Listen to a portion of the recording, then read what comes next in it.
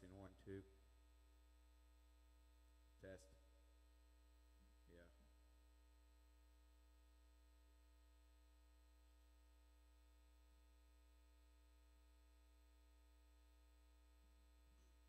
Testing. Testing one. Test. Testing.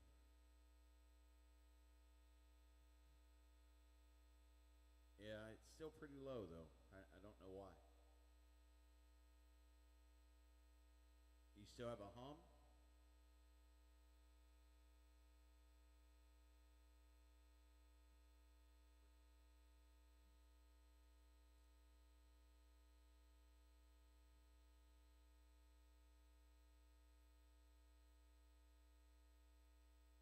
Test. Testing.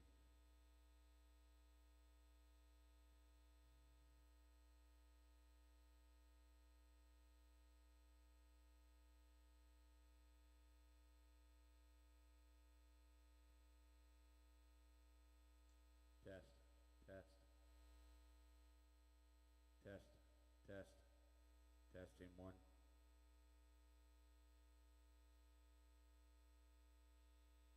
Bring it here, please. Testing one. We will resume as soon as we figure out this technical issue. Testing one, two, test. Testing one.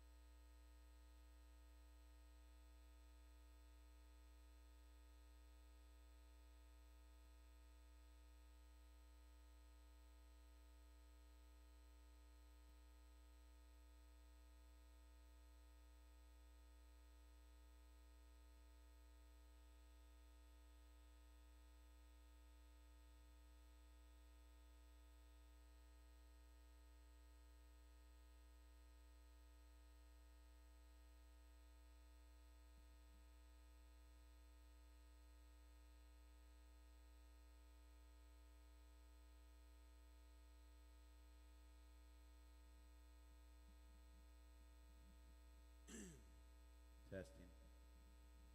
Testing.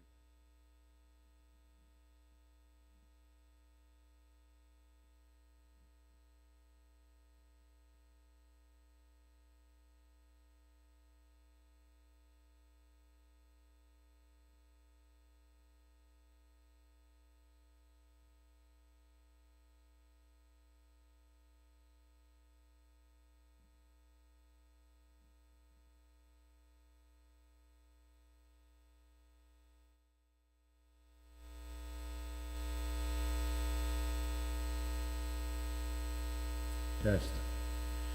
Test. Test. All right, that's back. Testing one, two. Can you hear me? Yes, you can.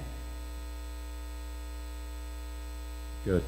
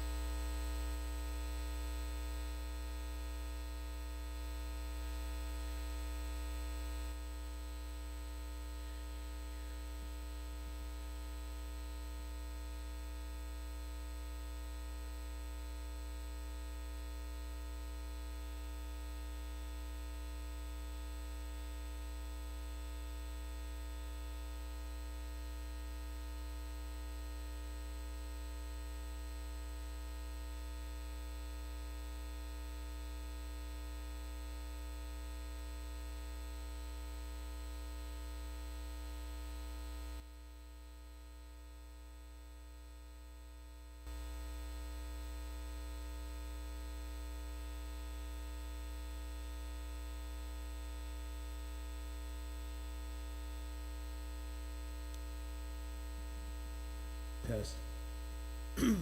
Testing one. Test. Test. Testing. Yeah, I'm working on it.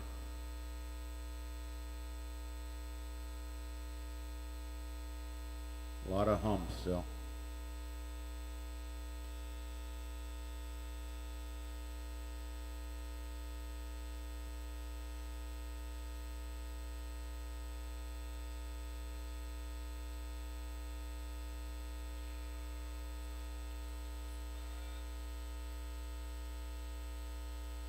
What's up?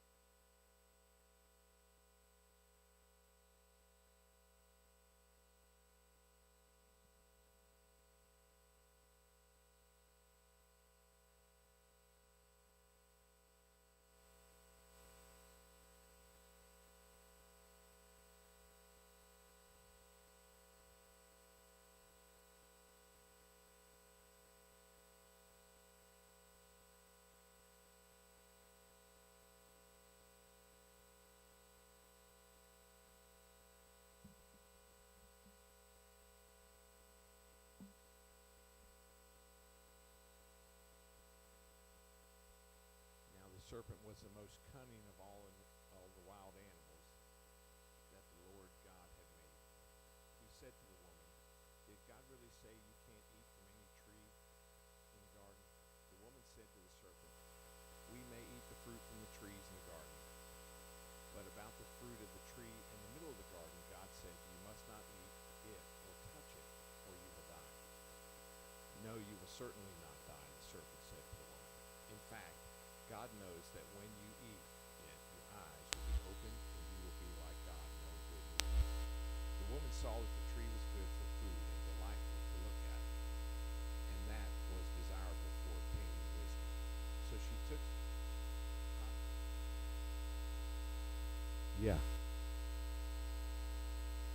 she took some of its fruit and ate it. She also gave some to her husband who was with her, and he ate it. Then the eyes of both of them were opened, and they knew they were naked. So they sewed fig leaves together and made coverings for themselves. Then the man and his wife heard the sound of the Lord walking in the garden at the time of the evening breeze, and they hid from the Lord God among the trees of the garden. So the Lord God called out to the man and said to him, "Where are you?" And he said, "I heard you in the garden, and I was afraid because I was naked, so I hid." Then he asked, "Who told you that you were naked? Did you eat from the tree that I commanded you not to eat from?" The man replied, "The woman you gave to be with me, she gave me some fruit from the tree, and I ate it." So the Lord God asked the woman, "What have you done?" And the woman said, "The serpent deceived me, and I ate it." So the Lord God said to the serpent, "Because you have done this, you are cursed more than any livestock and more than any wild animal. You will move on your belly and eat dust all the days of your life. I will put hostility between you and the woman, and between your offspring and her offspring. He will strike your head, and you will strike his heel." He said to the woman, "I will intensify your labor pains. You will bear children with painful effort. Your desire will be for your husband, yet he will rule over you." And he said to the man, "Because you listened to your wife and ate from the tree from which I commanded you, do not eat from it. The ground is cursed because of you. You will eat from it by means of painful labor all the days of your life. It will produce thorns and thistles for you, and you will eat plants of the field. You will eat bread by the sweat of your brow until you return to the ground, since you were taken from it. For you are dust, and you will return to dust." The man named his wife Eve because she was the mother of all the living. The Lord God made clothing from the skins for the man and his wife, and he clothed them. The Lord God said, "Since the man has become like one of us, knowing good and evil, he must not reach out, take from the tree of life, eat, and live forever." So the Lord God sent him away from the Garden of Eden to work the ground from which he was taken. He drove the man out and stationed a cherubim and the flaming, whirling sword east of the Garden of Eden to guard the way to the tree of life. The man was intimate with his wife Eve, and she conceived and gave birth to Cain. She said, "I have made a male child with the Lord's help." She also gave birth to his brother Abel. Now Abel became a shepherd of the flocks, but Cain worked the ground. In the course of time, Cain presented some of the Lord's produce as an offering to the Lord, and Abel also presented an offering, some of the firstborn of his flock and their fat portions. The Lord had regard for Abel and his offering, but he did not have regard for Cain and his offering. Cain was furious, and he looked despondent. Then the Lord said to Cain, "Why are you furious, and why do you look despondent? If you do what is right, won't you be accepted? But if you do not do what is right, sin is crouching at the door. Its desire is for you, but you must rule over it." Cain said to his brother Abel, "Let's go out to the field." And while they were in the field, Cain attacked his brother Abel and killed him.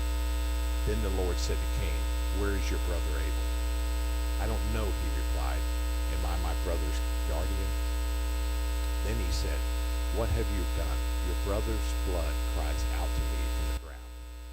So now you are cursed, alienated from the ground that opened its mouth to receive your brother's blood. work the ground, it will never again give you its yield. You will be a restless wanderer on the earth. But Cain answered the Lord, my punishment is too great to bear. Since you are banishing me today from the face of the earth, and I must hide from your presence and become a restless wanderer on the earth, whoever finds me will kill me. Then the Lord replied to him, in that case, whoever kills Cain will suffer vengeance 7 times over. And he placed a mark on Cain so that whoever found him would not kill him. Then Cain went out from the Lord's presence and lived in the land of Nod, east of Eden. Cain was intimate with his wife. She conceived and gave birth to Enoch. Then Cain became the builder of a city, and he named the city Enoch after his son. Irad was born to Enoch. Irad fathered Majul. Majul fathered Methuselah, and Methuselah fathered Lamech. Lamech took 2 wives for himself, one named Adah and the other named Zillah. Adah bore Jabal, and he was the first of the nomadic herdsmen. His brother was named Jubal. He was the first of all who play the lyre and the flute.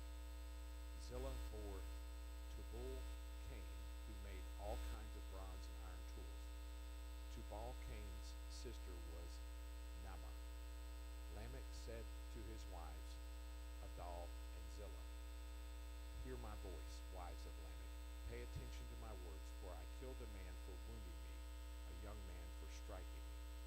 If Cain is to be avenged 7 times over, then for Lamech it will be 70 times. Adam was intimate with his wife again, and she gave birth to a son, named him Seth. For she said, God has given me another offspring in place of Abel, since Cain killed him. A son was born to Seth also, and he named him Enosh. At the time, people began to call on the name of the Lord. This is the document containing the family records of Adam on the day that God created man. He made him in the likeness of God. He created them male and female. When they were created, he blessed them and called them mankind. Adam was 130 years old when he fathered a son in his likeness according to his image and named him Seth. Adam lived 800 years after he fathered Seth, and he fathered other sons and daughters. So Adam's life lasted 930 years, then he died. Seth was 105 years old when he fathered Enosh. Seth lived 807 years after he fathered Enosh and fathered other sons and daughters. So Seth's life lasted 912 years, then he died. Enosh was 90 years old when he fathered Kenan. Enosh lived 815 years after he fathered Kenan, and he fathered other sons and daughters. So Enosh's life lasted 905 years, then he died. Kenan was 70 years old when he fathered Mahalalel. Kenan lived 840 years after he fathered Mahalalel, and he fathered other sons and daughters. So Kenan's life lasted 910 years, then he died. Mahalalel was 65 years old when he fathered Jared. Mahalalel lived 830 years after he fathered Jared, and he fathered other sons and daughters. So Mahalalel's life lasted 895 years, then he died. Jared was 162 years old when he fathered Enoch. Jared lived 800 years after he fathered Enoch, and he fathered other sons and daughters. So Jared's life lasted 962 years, then he died.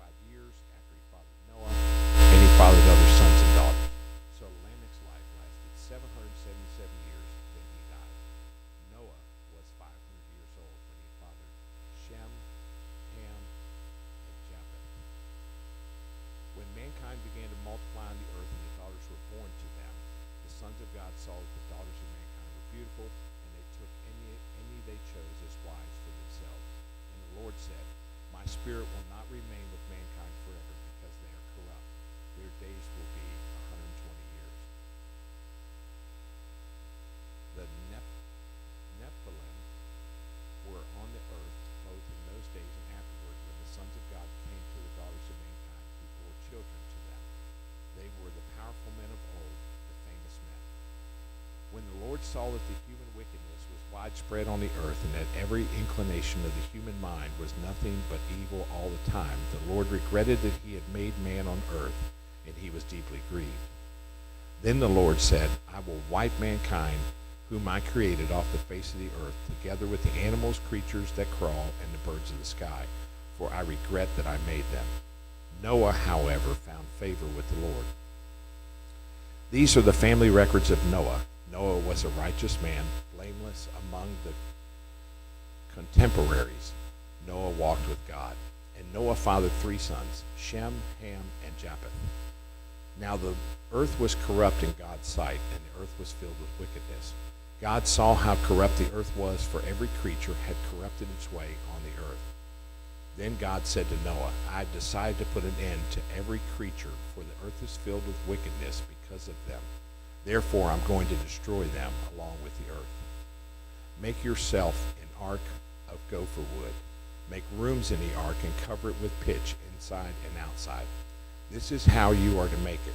The ark will be 450 feet long, 75 feet wide, and 45 feet high.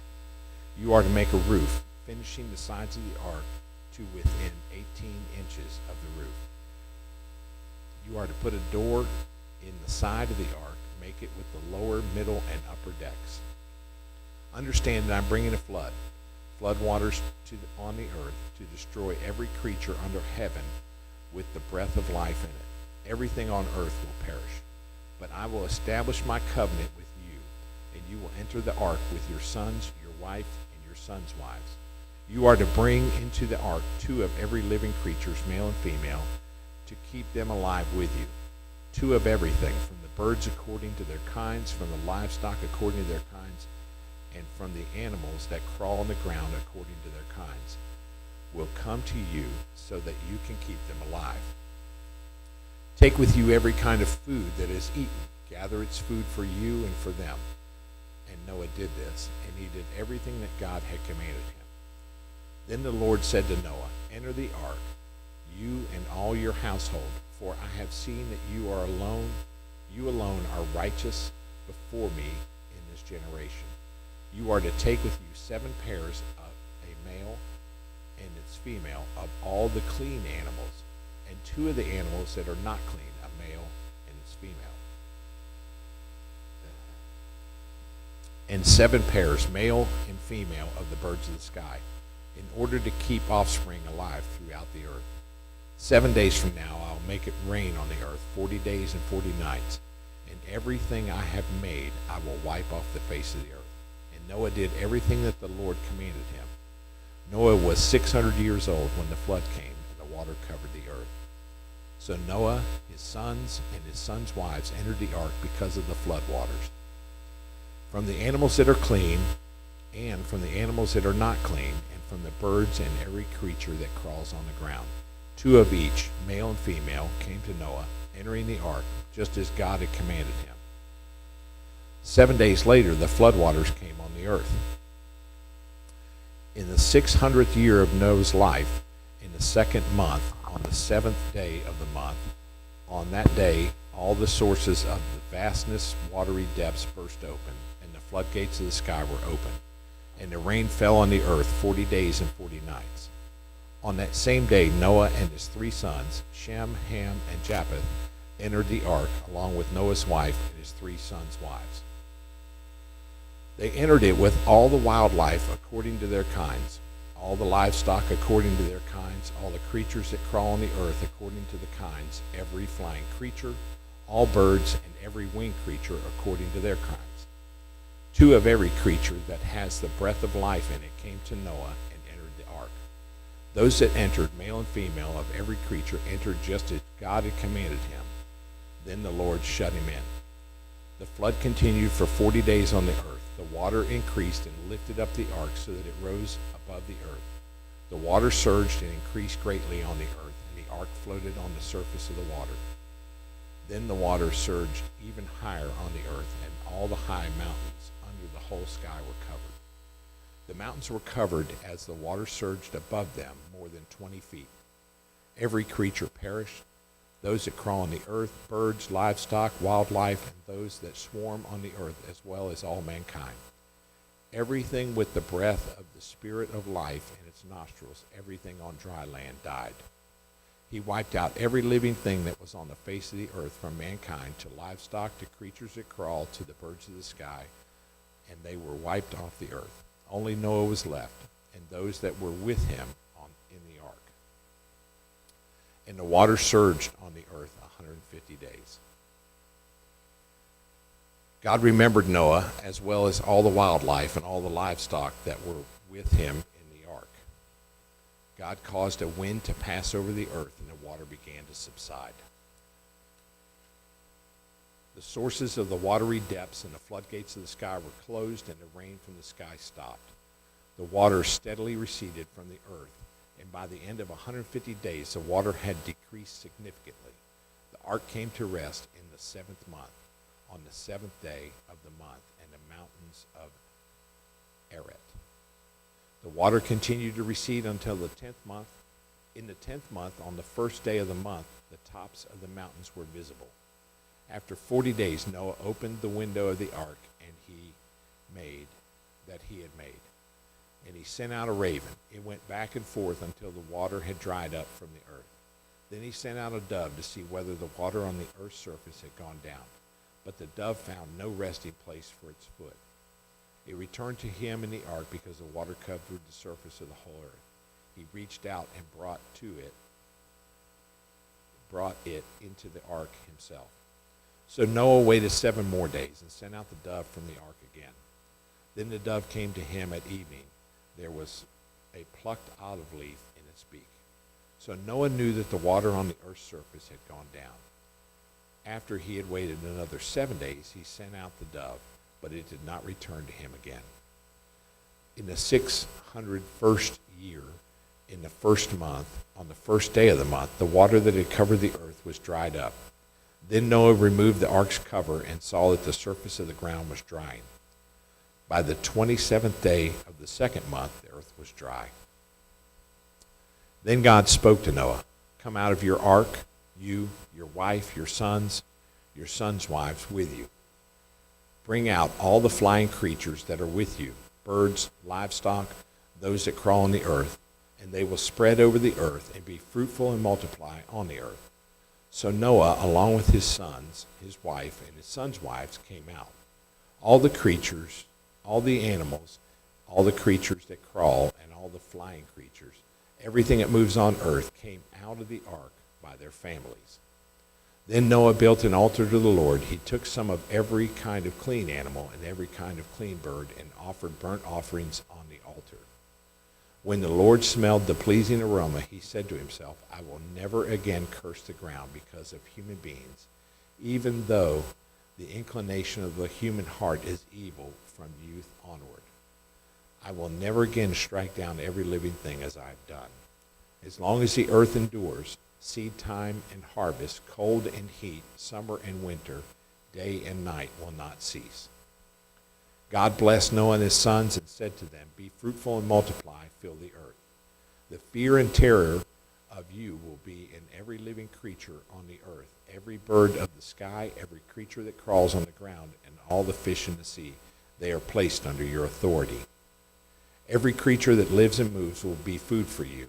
As I gave the green plants, I have given you everything. However, you must not eat meat with its lifeblood in it. I will require a penalty for your lifeblood. I will require it from any animal and from any human. If someone murders a fellow human, I will require that person's life. Whoever sheds human blood, by humans his blood will be shed, for God made humans in his image.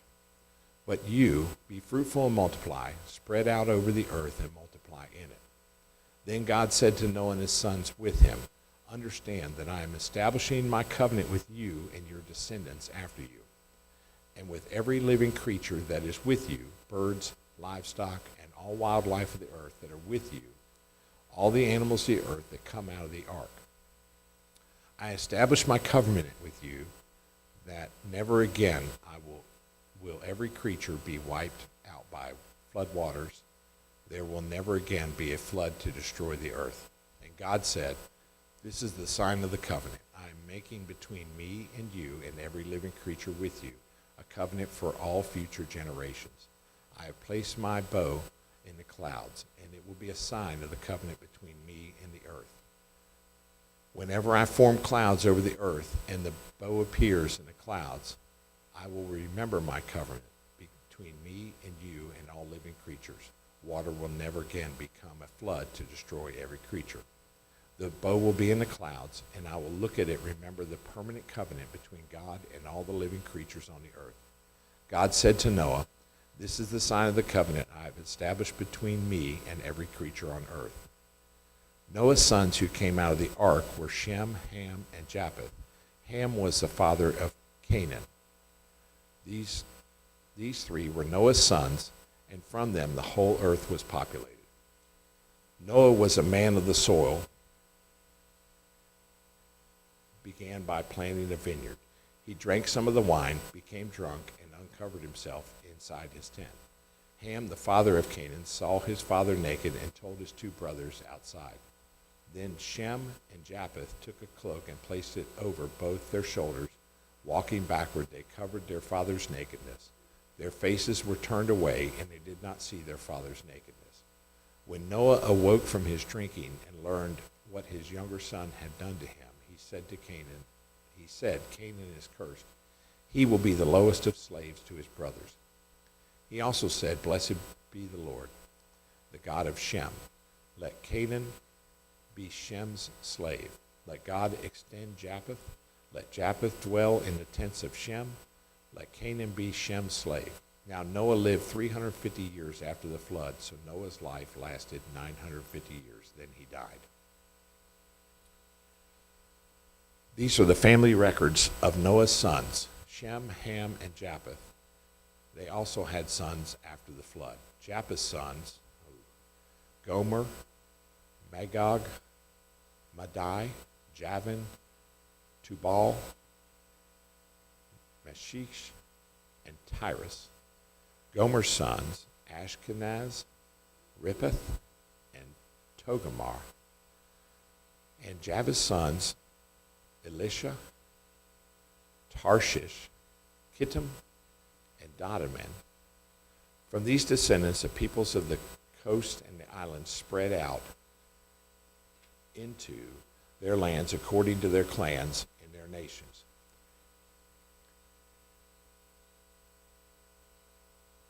Each with its own language. Ham's sons, Cush, you ready?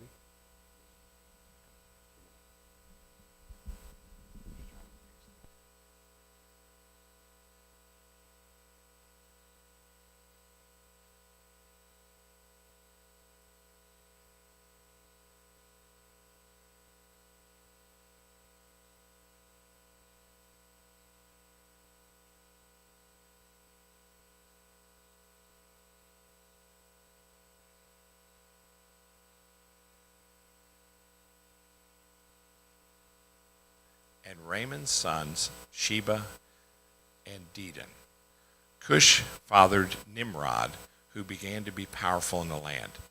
He was a powerful hunter in the sight of the Lord. That is why it is said, like Nimrod, a powerful hunter in the sight of the Lord. His kingdom started with Babylon, Erech, Akkad, and Calneh in the land of Shinar.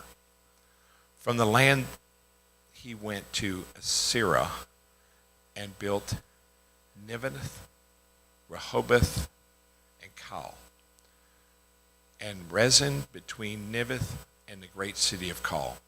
Mizraim fathered the people of Lud, Anam, Lebeth, and Naphtali. Canaan fathered Sidon, his firstborn, and Heth, as well as Jebusite, Amorites, and Girgashites, the Hivites, the Arkites, and the Sinites, the Avarites, the Zemarites, and the Hamatharites. Afterward, the Canaan clans scattered. The Canaan border went from Sidon toward Gar and as far as Gaza, and going toward Sodom, Gomorrah, Admah. These are Ham's sons by his clans, according to their languages and their lands and nations. And Shem, Japheth's older brother, also had sons. Shem was the father of all the sons of Eber. Shem's sons were Elam, Ashur, Arpachshad, Lud, and Aram. Aram's sons, Utz, Hul, Gether, and Mash. Arpachshad fathered Shalad, and Shalad fathered Eber. Eber had two sons. One was named Peleg, for during his days the earth was divided. His brother was named Joktan, and Joktan fathered Almadad, Shalef, and Hazameth,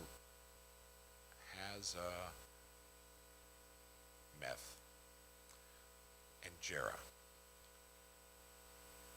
Hadaram, Uzal, Dikla, Obal, Abimal, Sheba,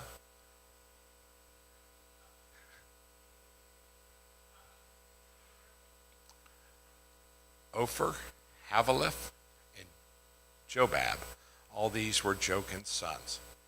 Their settlements extended from Mesha, Sephir, and the eastern hill country. These are Shem's sons by their clans, according to their languages and their lands and their nations. These are the clans of Noah's sons, according to their family records in their nations. The nations on earth spread out from these after the flood. The whole earth had the same language and vocabulary. As people migrated from the east, they found the valley and the land of Shinar and settled there. They said to each other, "Come, let us make oven-fired bricks." They said, "Come, let us build ourselves a city and a tower with its top in the sky. Let's make the name for ourselves. Otherwise, we will be scattered throughout the earth." Then the Lord came down to look over the city and the tower that the humans were building. The Lord said, "If they have begun to do this as one people, all having the same language, then nothing they plan to do will be impossible for them. Come, let us go down there and confuse their language so that they will not understand one another's speech." So from there the Lord scattered them throughout the earth, and they stopped building the city.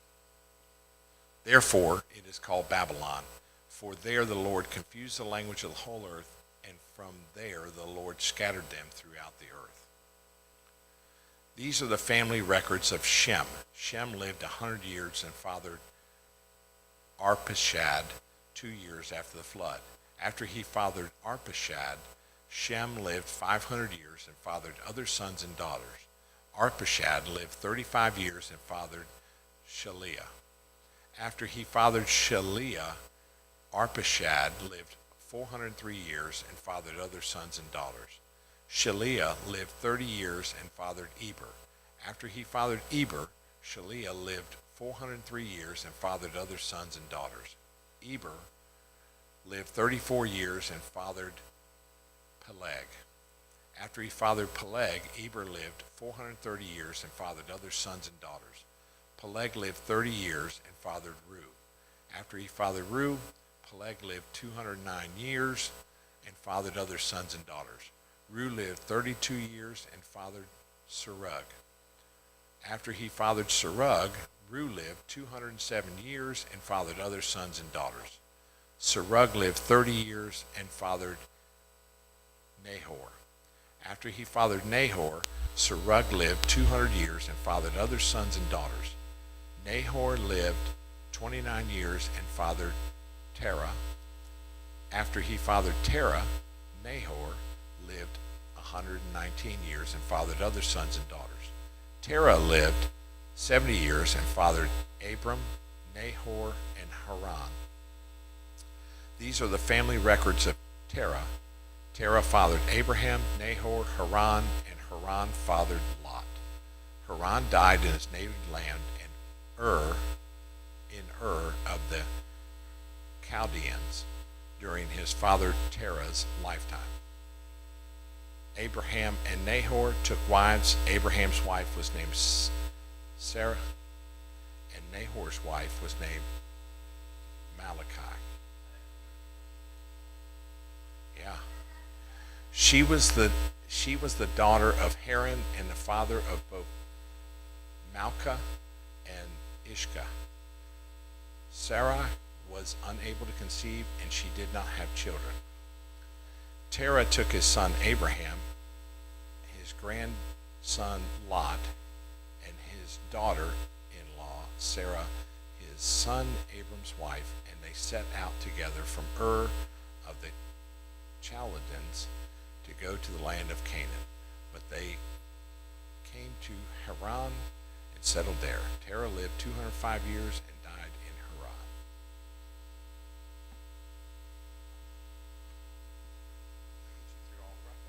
No, I still got the book of Numbers, but I appreciate it.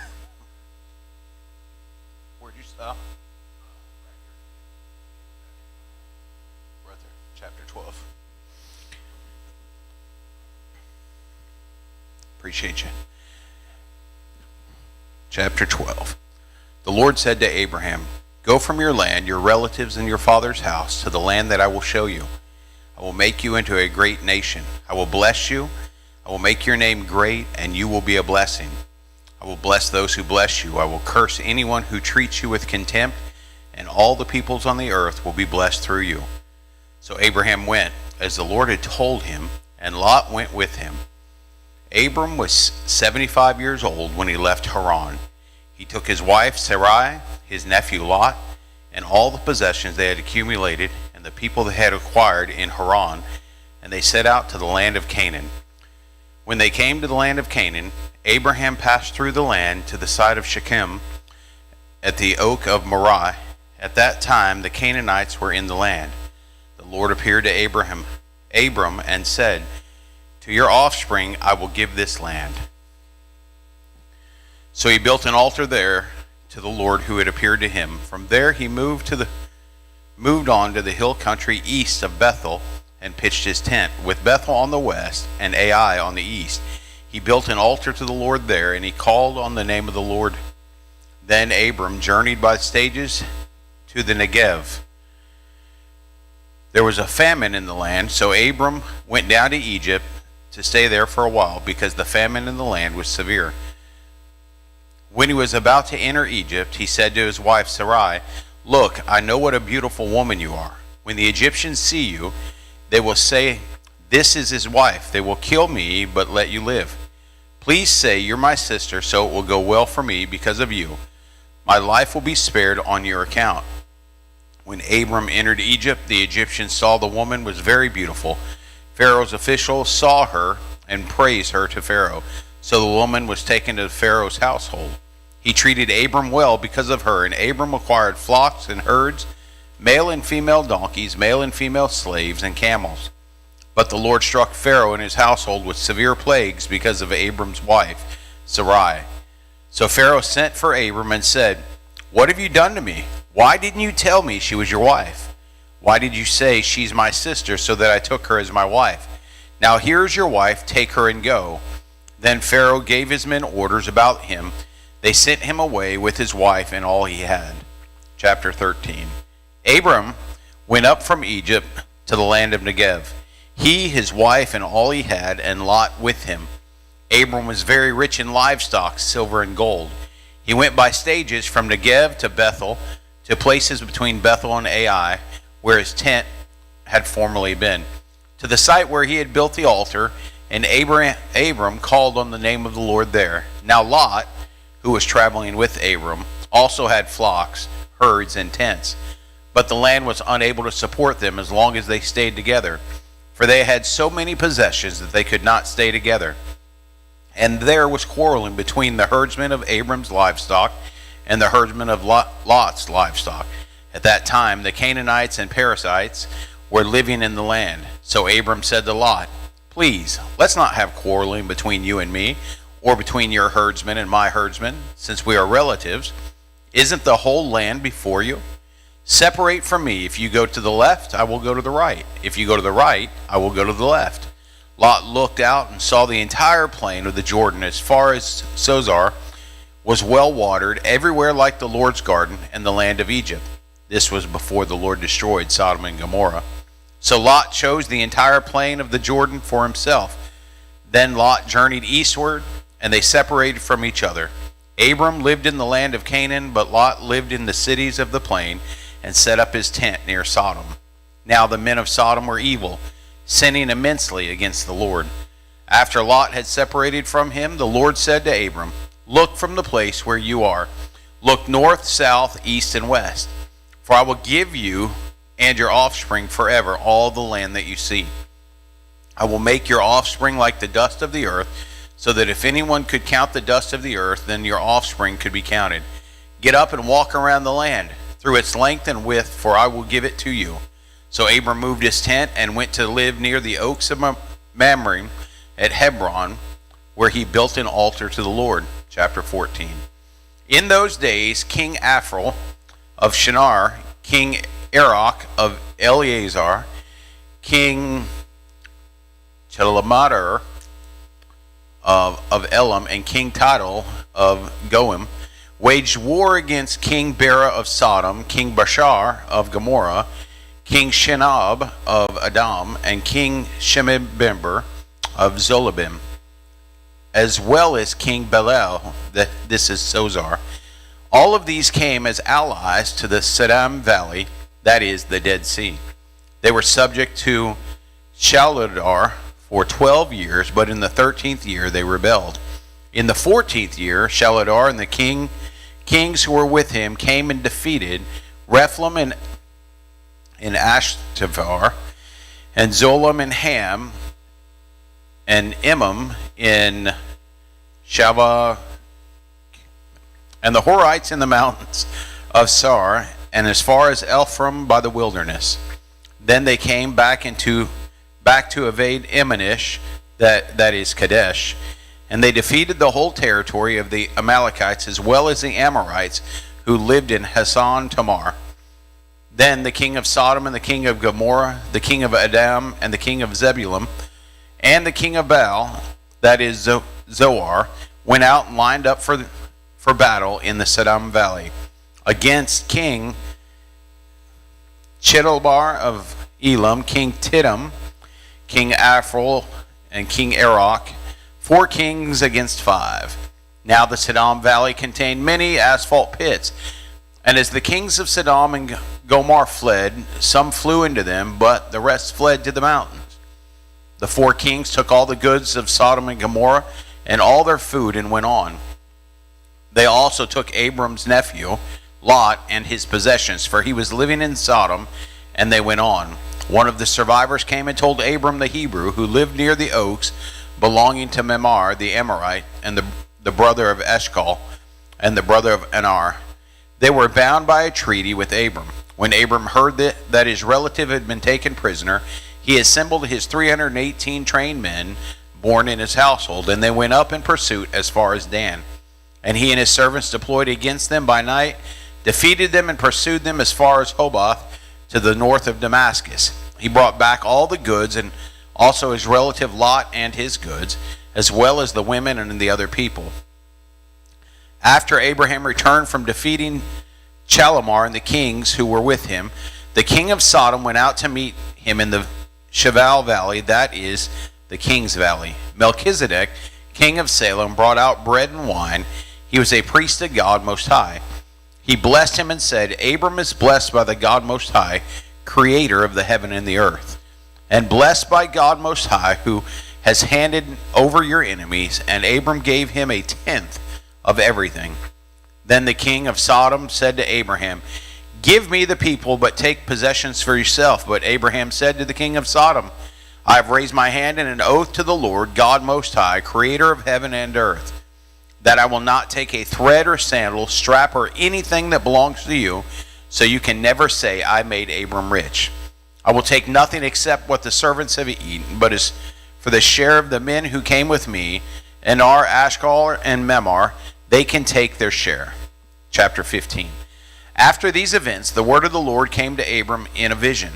Do not be afraid, Abram, I am your shield. Your reward will be very great. But Abram said, Lord God, what can you give me, since I am childless, and the heir of my household is Eleazar of Damascus? Abram continued, Look, you have given me no offspring, so a slave born in my house will be my heir. Now the word of the Lord came to him. This one will not be your heir. Instead, one who comes from your own body will be your heir. He took him outside and said, Look at the sky and count the stars, if you're able to count them. Then he said to them, Your offspring will be that numerous. Abram believed the Lord, and he credited it to him as righteousness. He also said to him, I am the Lord who brought you up from Ur of the Chaldeans to give you this land to possess. But he said, Lord God, how can I know that I will possess it? He said to him, Bring me a 3-year-old cow, a 3-year-old female goat, and a 3-year-old ram, a turtle dove, and a young pigeon. So he brought all of these to him, cut them in half, and laid the pieces opposite each other. But he said, Do not cut the birds in half. Birds of prey came down to the carcasses, but Abram drove them away. As the sun was setting, a deep sleep came over Abram, and suddenly great terror and darkness descended on him. Then the Lord said to Abraham, Know this for certain, your offspring will be resident aliens for 400 years in a land that does not belong to them, and will be enslaved and oppressed. However, I will judge the nation they serve, and after they will go out with many possessions. But you will go to your ancestors in peace and be buried at a good old age. In the 4th generation they will return here, for the iniquity of the Amorites has not yet reached its full measure. When the sun had set, it was dark. A smoking firepot, a flaming torch appeared and passed between the divided animals. On that day the Lord God made a covenant with Abram, saying, I give this land to your offspring, from the brook of Egypt to the great river, the Euphrates River, the land of the Kenites, Kizzites, and Kadamites, Hethites, Perizzites, Raphim, Amorites, Canaanites, Girgashites, and Jebusites. Chapter 16. Abraham's wife Sarai had not borne any children for him, but she owned an Egyptian slave named Hagar. Sarai said to Abraham, Since the Lord has prevented me from bearing children, go to my slave. Perhaps through her I can build a family. And Abram agreed to what Sarai said. So Abram's wife Sarai took Hagar, her Egyptian slave, and gave her to the husband, Abram, as a wife for him. This happened after Abram had lived in the land of Canaan 10 years. He slept with Hagar, and she became pregnant. When she saw that she was pregnant, her mistress became contemptible to her. Then Sarai said to Abram, You are responsible for my suffering. I put my slave in your arms, and when she saw that she was pregnant, I became contemptible to her. May the Lord judge between me and you. Abram replied to Sarai, Here, your slave is in your power. Do whatever you want to her. Then Sarai mistreated her so much that she ran away from her. The angel of the Lord found her by a spring in the wilderness, the spring on the way to Shur. He said, Hagar, slave of Sarai, where have you come from, and where are you going? She replied, I'm running away from my mistress Sarai. The angel of the Lord said to her, Go back to your mistress and submit to her authority. The angel of the Lord said to her, I will greatly multiply your offspring, and they will be too many to count. The angel of the Lord said to her, You have conceived and will have a son. You will name him Ishmael, for the Lord has heard your cry of affliction. This man will be like a wild donkey. His hand will be against everyone, and everyone's hand will be against him. He will settle near all his relatives. So she named the Lord who spoke to her, You are El-roi. She said, In this place I actually seen the one who sees me. This is why the well is called Beer-lahai. It is between Kadesh and Bered. So Hagar gave birth to Abram's son, and Abram named his son, whom Hagar bore, Ishmael. Abram was 86 years old when Hagar bore Ishmael to him. Chapter 17. When Abram was 99 years old, the Lord appeared to him, saying, I am God Almighty. Live in my presence and be blameless. I will set up a covenant between me and you, and I will multiply you greatly. Then Abram fell face down, and God spoke with him. As for me, here is my covenant with you. You will become the father of many nations. Your name will no longer be Abram. Your name will be Abraham. For I will make you the father of many nations. I will make you extremely fruitful, and will make nations and kings come from you. I will confirm my covenant that is between me and you and your future offspring throughout the generations. It is a permanent covenant to be your God and the God of your offspring after you. And you and your future offspring I will give the land where you are residing. All the land of Canaan is a permanent possession, and I will be their God. God also said to Abraham, as for you and your offspring after you throughout their generations, they are to keep my covenants. This is my covenant between me and you and your offspring after you, which you are to keep. Every one of your males must be circumcised. You must circumcise the flesh of your foreskin to serve as a sign of the covenant between you and me. Throughout your generations, every male among you is to be circumcised at 8 days old. Every male born in your household or purchased from the foreigner, and not your offspring, whether born in your household or purchased, he must be circumcised. My covenant will be the marker in your flesh as a permanent covenant. If any male is not circumcised in the flesh of his foreskin, that man will be cut off from his people. He has broken my covenant.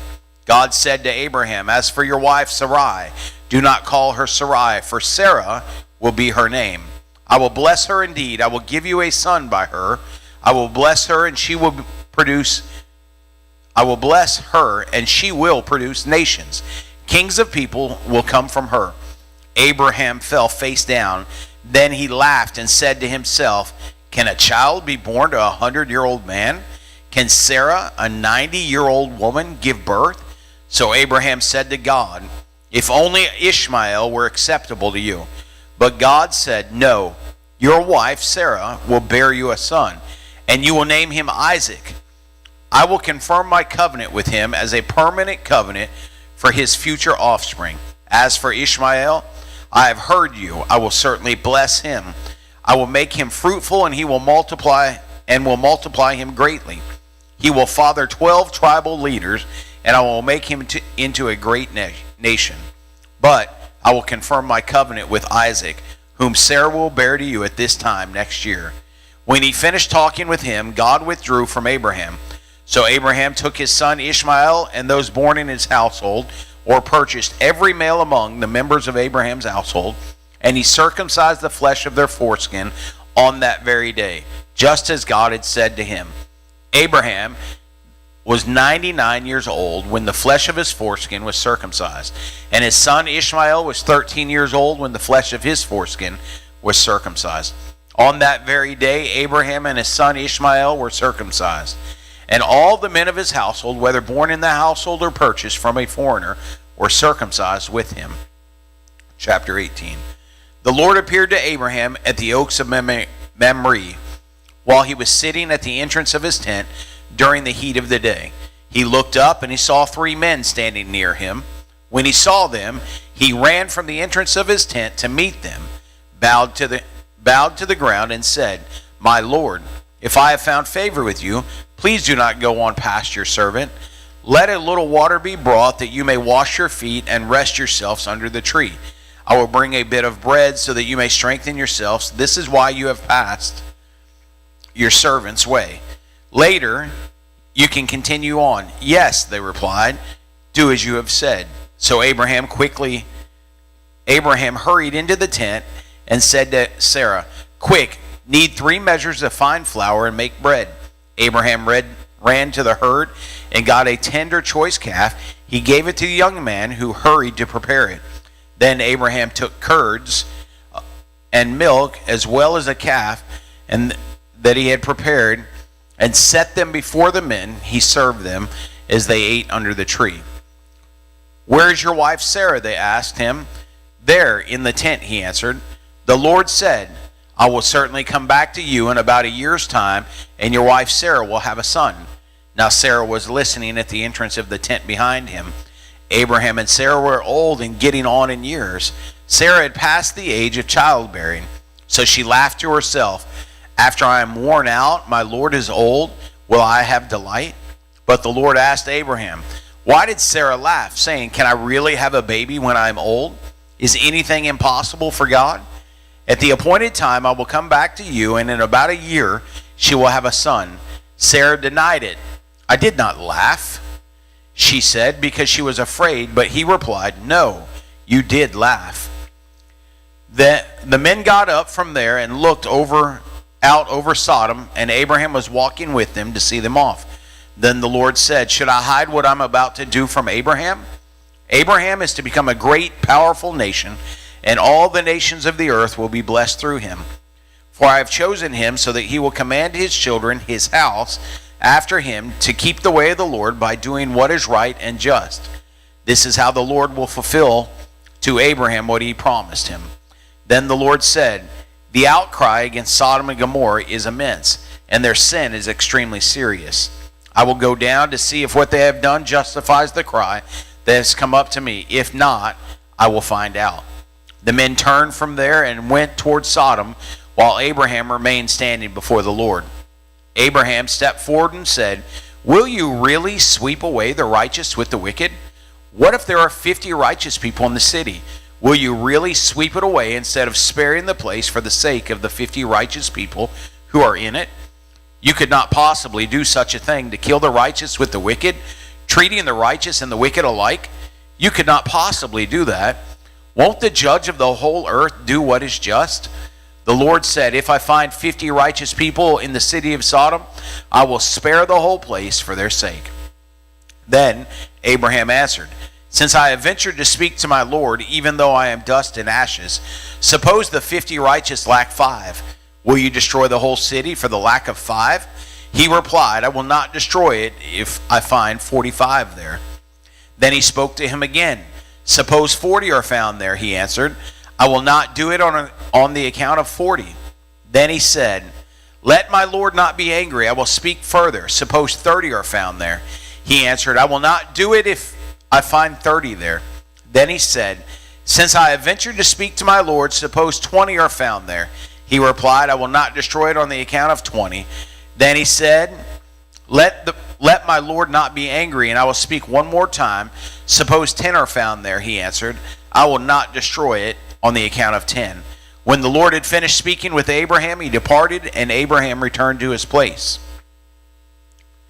Chapter 19. The 2 angels entered Sodom in the evening as Lot was sitting in Sodom's gate.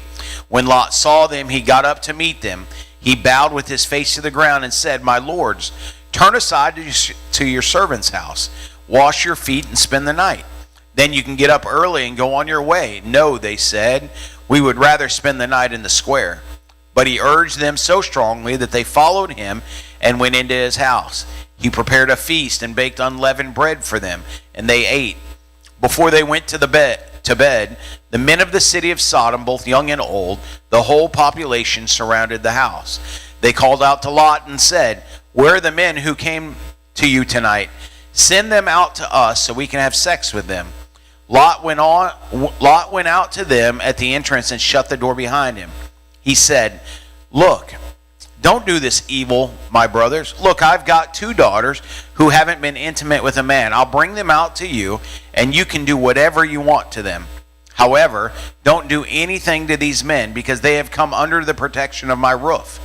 "Get out of the way," they said, adding, This one came here as an alien, but he's acting like a judge. Now we'll do more harm to you than to them." They put pressure on Lot and came up to break the door. But the angels reached out and brought Lot into the house with them and shut the door. They struck the men who were at the entrance of the house, both young and old, with blindness, so that they were unable to find the entrance. Then the angels said to Lot, "Do you have anyone else here, a son-in-law, your sons and daughters, or anyone else in the city who belongs to you? Get them out of this place, for we are about to destroy this place because of the outcry against its people. is so great before the Lord, that the Lord has sent us to destroy it. So Lot went out and spoke to his son-in-laws, who were going to marry his daughters. Get up, he said, get out of this place, for the Lord is about to destroy the city. But his son-in-laws thought he was joking.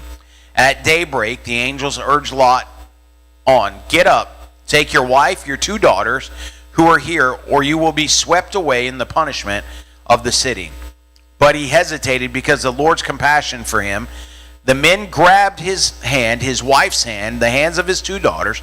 They brought him out and left him outside the city. As soon as the angels got them outside, one of them said, run for your lives, don't look back, and don't stop anywhere on the plain. Run to the mountains, or you will be swept away. But Lot said to them, no, my lords, please. Your servant has indeed found favor with you, and you have shown me great kindness by saving my life. But I can't run to the mountains. The disaster will overtake me, and I will die. Look, this town is close enough for me to flee to. It is a small place. Please let me run to it. It's only a small place, isn't it, so that I can survive? And he said to him, all right, I'll grant your request, but this matter too, and will not demolish the town you mentioned. Raiden, go get that phone off my desk. Hurry up, run to it. I cannot do anything until you get there. Therefore, the name of the city is Zoar. The sun had risen over the land when Lot reached Zoar. Then out of the sky the Lord rained on Sodom and Gomorrah, burning sulfur from the Lord. He demolished these cities and the entire plain, all the inhabitants of the cities, and whatever grew on the ground. But Lot's wife looked back and became a pillar of salt. Early in the morning, Abraham went to the place where he had stood before the Lord.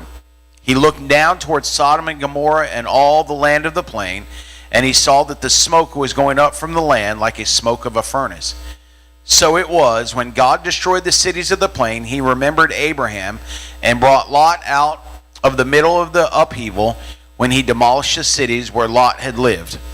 Lot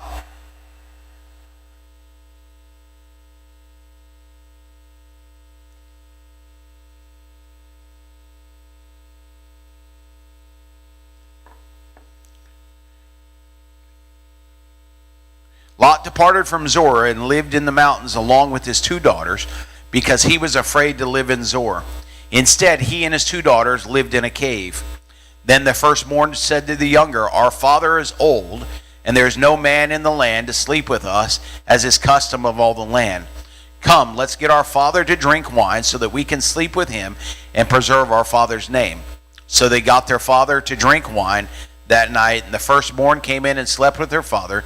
He did not know when she lay down or when she got up. The next day, when the firstborn said to the younger, look, I slept with my father last night. Let's get him drunk with wine again tonight, so you can go sleep with him, and we can preserve our father's line. That night they again got their father to drink wine. The younger went and slept with him. He did not know when she lay down or when she got up. So both of Lot's daughters became pregnant by their father. The firstborn gave birth to a son and named him Moab. He is the father of the Moabites of today. The younger also gave birth to a son, and she named him Ben-ammi, who is the father of the Ammonites of today. From there, Abraham traveled to the region of Negev and settled between Kadesh and Shur. While he was staying in Gerar, Abraham said to his wife Sarah, she is my sister. So King Abimelech of Gerar had Sarah brought to him. But God came to Abimelech in a dream by night and said to him, you are about to die because of the woman you have taken, for she is a married woman. Now Abimelech had not approached her, so he said, Lord, would you destroy a nation even though it is innocent? Didn't he himself say to me, she is my sister? And she herself said, he is my brother. I did this with a clear conscience and clean hands. Then God said to him in a dream, yes, I know that you did this with a clear conscience. I have also kept you from sinning against me. Therefore I have not let you touch her. Now return the man's wife, for he is a prophet, and he will pray for you, and you will live. But if you do not return her, know that you certainly will die. you and all who are yours. Early in the morning, Abimelech got up, called his servants together, and personally told them all these things, and the men were terrified. Then Abimelech called Abraham in and said to him, "What have you done to us? How did I sin against you, or that you have brought such enormous guilt on me and on my kingdom? You have done this. You have done these things to me that should never be done." Abimelech said to Abraham, "What made you do this?" Abraham replied, "I thought there is absolutely no fear of God in this place. They will kill me because of my wife. Besides, she really is my sister, the daughter of my father, though not the daughter of my mother, and she became my wife. So when God had me wander from my father's house, I said to her, 'Show your loyalty to me wherever we go, and say about me, he is my brother.' Then Abimelech took flocks and herds and male and female slaves, gave them to Abraham, and returned his wife Sarah to him. Abimelech said, 'Look, my land is before you. Settle wherever you want.' And he said to Sarah, 'Look, I am giving your brother 1,000 pieces of silver. It is a verification of your honor to all who are with you. You are fully vindicated.' Then Abraham prayed to God, and God healed Abimelech, his wife, his female slaves, so that they could bear children. For the Lord had completely closed all the wombs in Abimelech's household on the account of Sarah, Abraham's wife." Chapter 21. The Lord said to Sarah, as he had said to the Lord came to Sarah as he had said. The Lord did for Sarah what he had promised. Sarah became pregnant and bore a son to Abraham in his old age. At the appointed time, God told him. Abraham named his son, who was born to him, the one Sarah bore to him, Isaac. When his son Isaac was 8 days old, Abraham circumcised him as God had commanded him. Abraham was 100 years old when his son Isaac was born to him. Sarah said, "God has made me laugh, and everyone who hears will laugh with me." She also said, "Who would have told Abraham and Sarah would nurse children? Yet I have borne a son for him in his old age." The child grew and was weaned, and Abraham held a great feast on the day Isaac was weaned. But Sarah saw the son mocking, the one Hagar the Egyptian had borne to Abraham. So she said to Abraham, "Drive out this slave with her son, for the son of this slave will not be a co-heir with my son Isaac." This was very distressing to Abraham because of his son. But God said to Abraham, "Do not be distressed about the boy and your slave. Whatever Sarah says to you, listen to her, because your offspring will be traced through Isaac. And I will also make a nation of the slave's son, because he is your offspring." Early in the morning, Abraham got up, took bread and a water skin, put them on Hagar's shoulders, and sent her and the boy away. She left and wandered the wilderness of Beersheba. When the water in the skin was gone, she left the boy under one of the bushes and went and sat at a distance about a bow shot away, for she said, "I can't bear to watch the boy die." While she sat at the distance, she wept loudly. God heard the boy crying, and the angel of God called to Hagar from heaven and said to her, "What's wrong, Hagar? Don't be afraid, for God has heard the boy crying from the place where he is. Get up, help the boy up, grasp his hand, for I will make him a great nation." Then God opened her eyes, and she saw a well. So she went and filled the water skin and gave the boy to drink. God was with the boy, and he grew, and he settled in the wilderness and became an archer. He settled in the wilderness of Paran, and his mother got a wife for him from the land of Egypt. At that time, Abimelech, accompanied by Phicol, the commander of his army, said to Abraham, "God is with you in everything you do.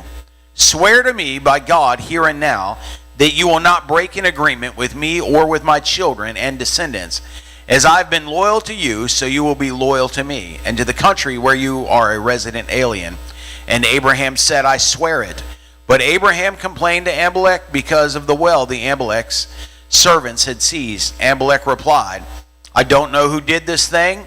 You didn't report anything to me, so I hadn't heard about this until today." Abraham took flocks and herds and gave them to Abimelech, and the two of them made a covenant. Abraham separated 7 ewe lambs from the flock, and Abimelech said to Abraham, "Why have you separated these 7 ewe lambs?"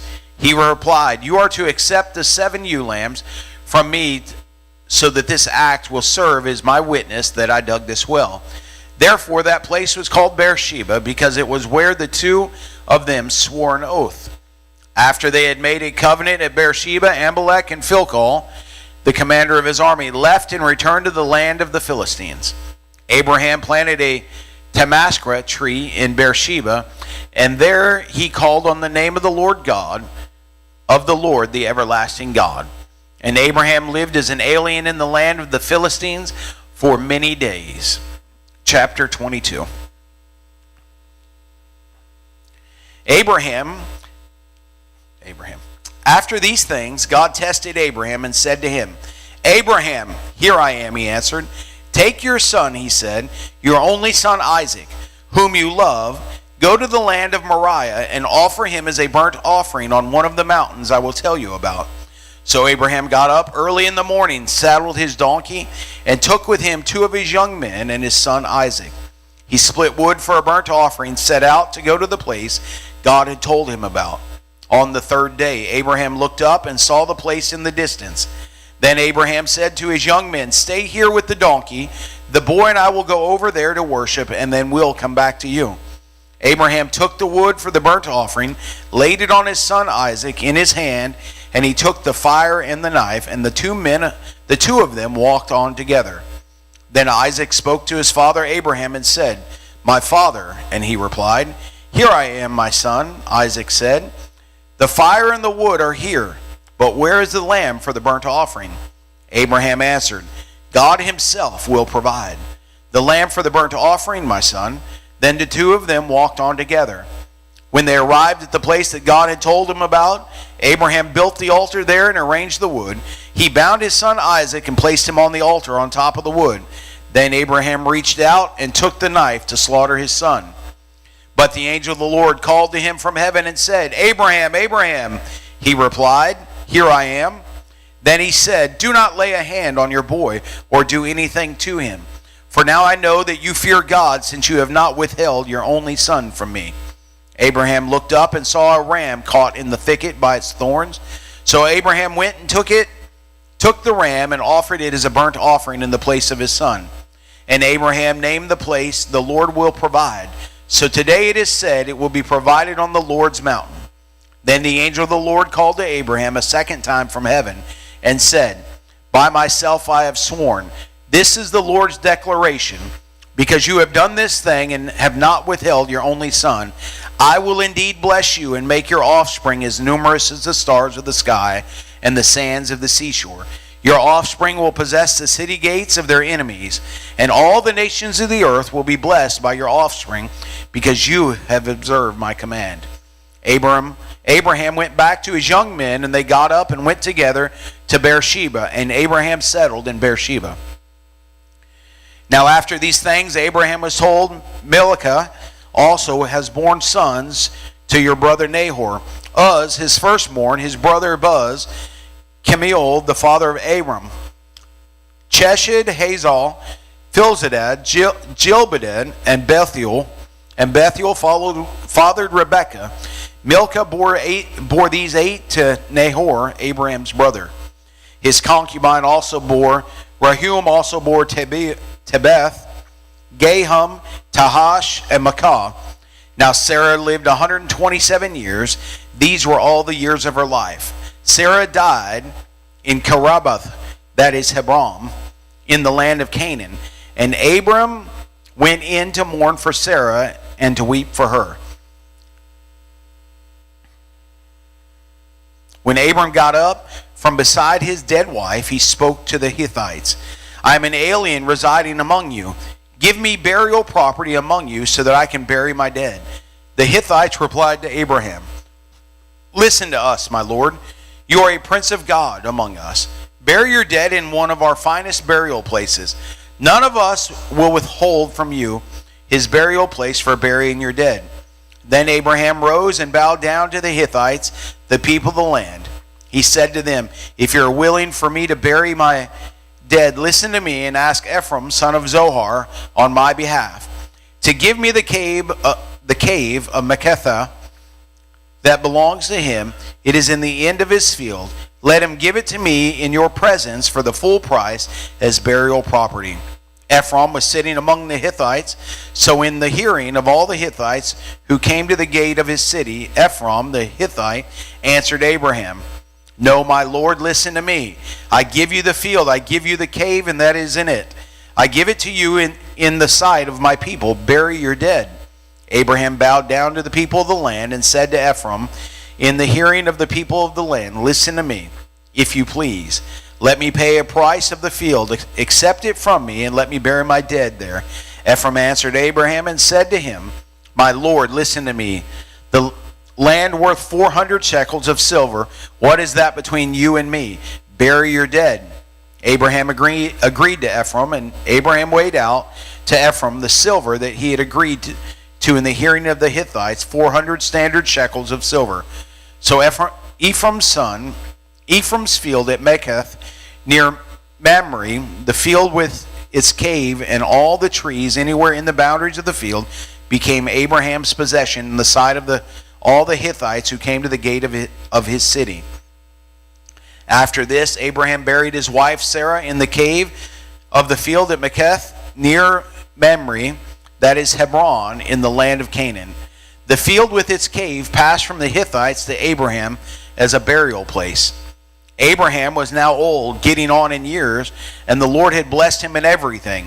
Abraham said to his servant, the elder of his household, who managed all that he owned, Place your hand under my thigh, and I will have you swear by the Lord, God of heaven, God of earth, that you will not take a wife for my son from the daughters of the Canaanites among whom I live, but will go to the land and my family to take a wife for my son Isaac.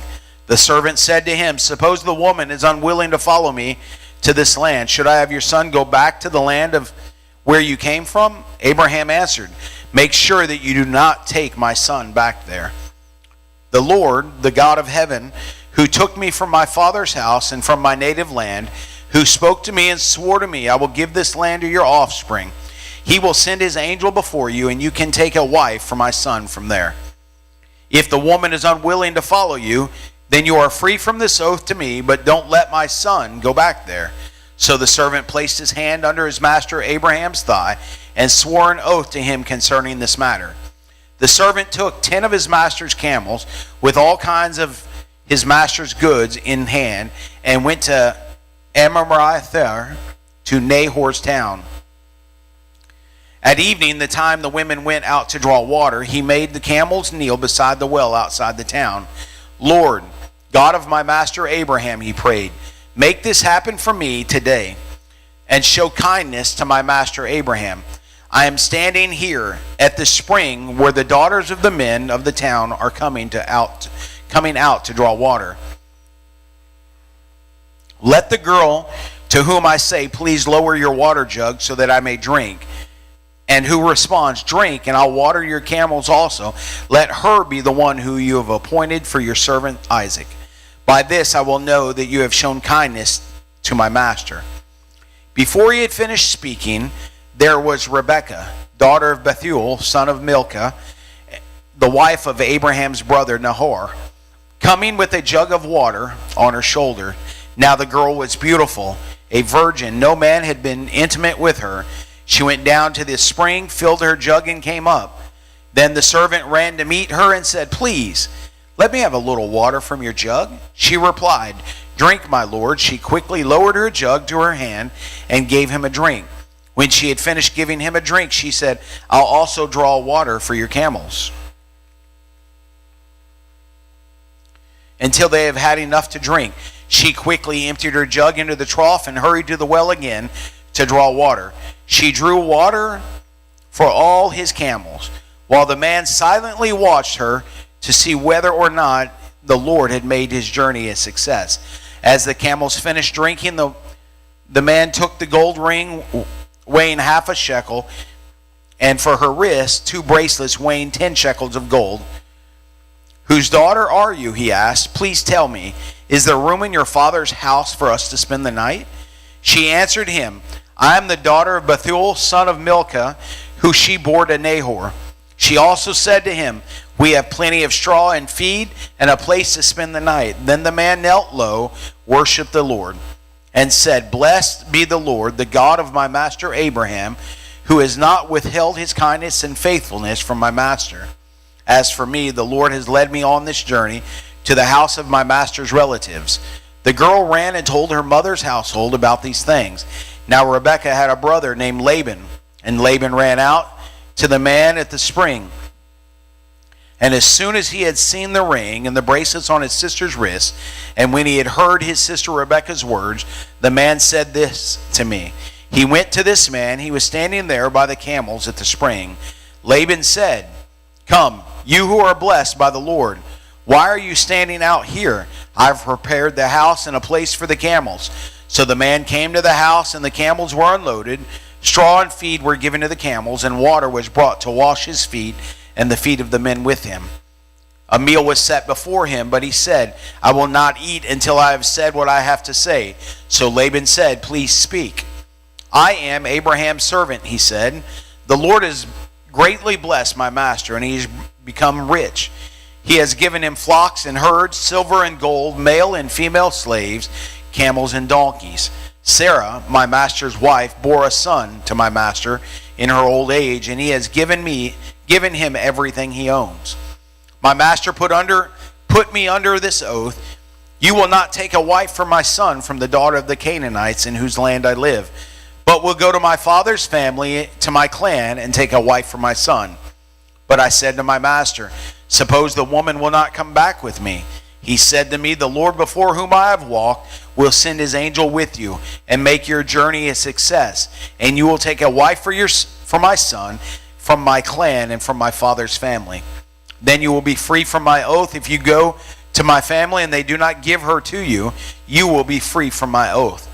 Today, when I came to the spring, I prayed, Lord, God of my master Abraham, if only you will take my journey, if only you will make my journey successful.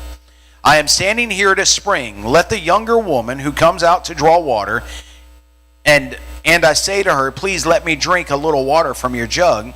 And who responds to me, Drink, and I'll draw water for your camels also. Let her be the woman the Lord has appointed for my master's son. Before I had finished praying silently, there was Rebekah coming with her jug on her shoulder. She went down to the spring, drew the water. So I said to her, Please let me have a drink. She quickly lowered her jug from her shoulder and said, Drink, I'll water your camels also. So I drank, and she also watered the camels. Then I asked her, Whose daughter are you? And she responded, The daughter of Bethuel, the son of Nahor, who Michal born to him. So I put the ring on her nose and bracelets on her wrist. Then I knelt low, worshiped the Lord, and blessed the Lord, the God of my master Abraham, who guided me on the right way to take the granddaughter of my master's brother for his son. Now, if you are going to show kindness and faithfulness to my master, tell me. If not, tell me, and I will go elsewhere. Laban and Bethuel answered, This is from the Lord. We have no choice in the matter. Rebekah is here in front of you. Take her and go, and let her be the wife of your master's son, just as the Lord has spoken. When Abraham's servant heard their words, he bowed to the ground before the Lord. Then he brought out the objects of silver and gold and garments and gave them to Rebekah, and also gave precious gifts to her brother and her mother. Then he and the men with him ate and drank and spent the night. When they got up in the morning, he said, Send me to my master. But the brother and the mother said, Let the girl stay with us for about 10 days, then she can go. But he responded to them, Do not delay me. Since the Lord has made my journey a success, send me away so that I may go to my master. So they said, Let's call the girl and ask her opinion. Then they called Rebekah and said to her, Will you go with this man? She replied, I will go. So they sent away their sister Rebekah with the one who had nursed and raised her, and Abraham's servant and his men. They blessed Rebekah, saying to her, Our sister, may you become thousands upon thousands. May your offspring possess the city gates of their enemies. Then Rebekah and her female servants got up and mounted the camels and followed the man. So the servant took Rebekah and left. Now Isaac was returning from Beerleh, for he was living in the Negev region. In the early evening, Isaac went out to walk in the field. Looking up, he saw camels coming. Rebekah looked up, and when she saw Isaac, she got down from her camel and asked the servant, "Who is that man in the field coming to meet us?" The servant answered, "It is my master." So she took her veil and covered herself. Then the servant told Isaac everything he had done, and Isaac brought her into the tent of his mother Sarah and took Rebekah to be his wife. Isaac loved her, and she was comforted after his mother's death. And he was comforted after his mother's death.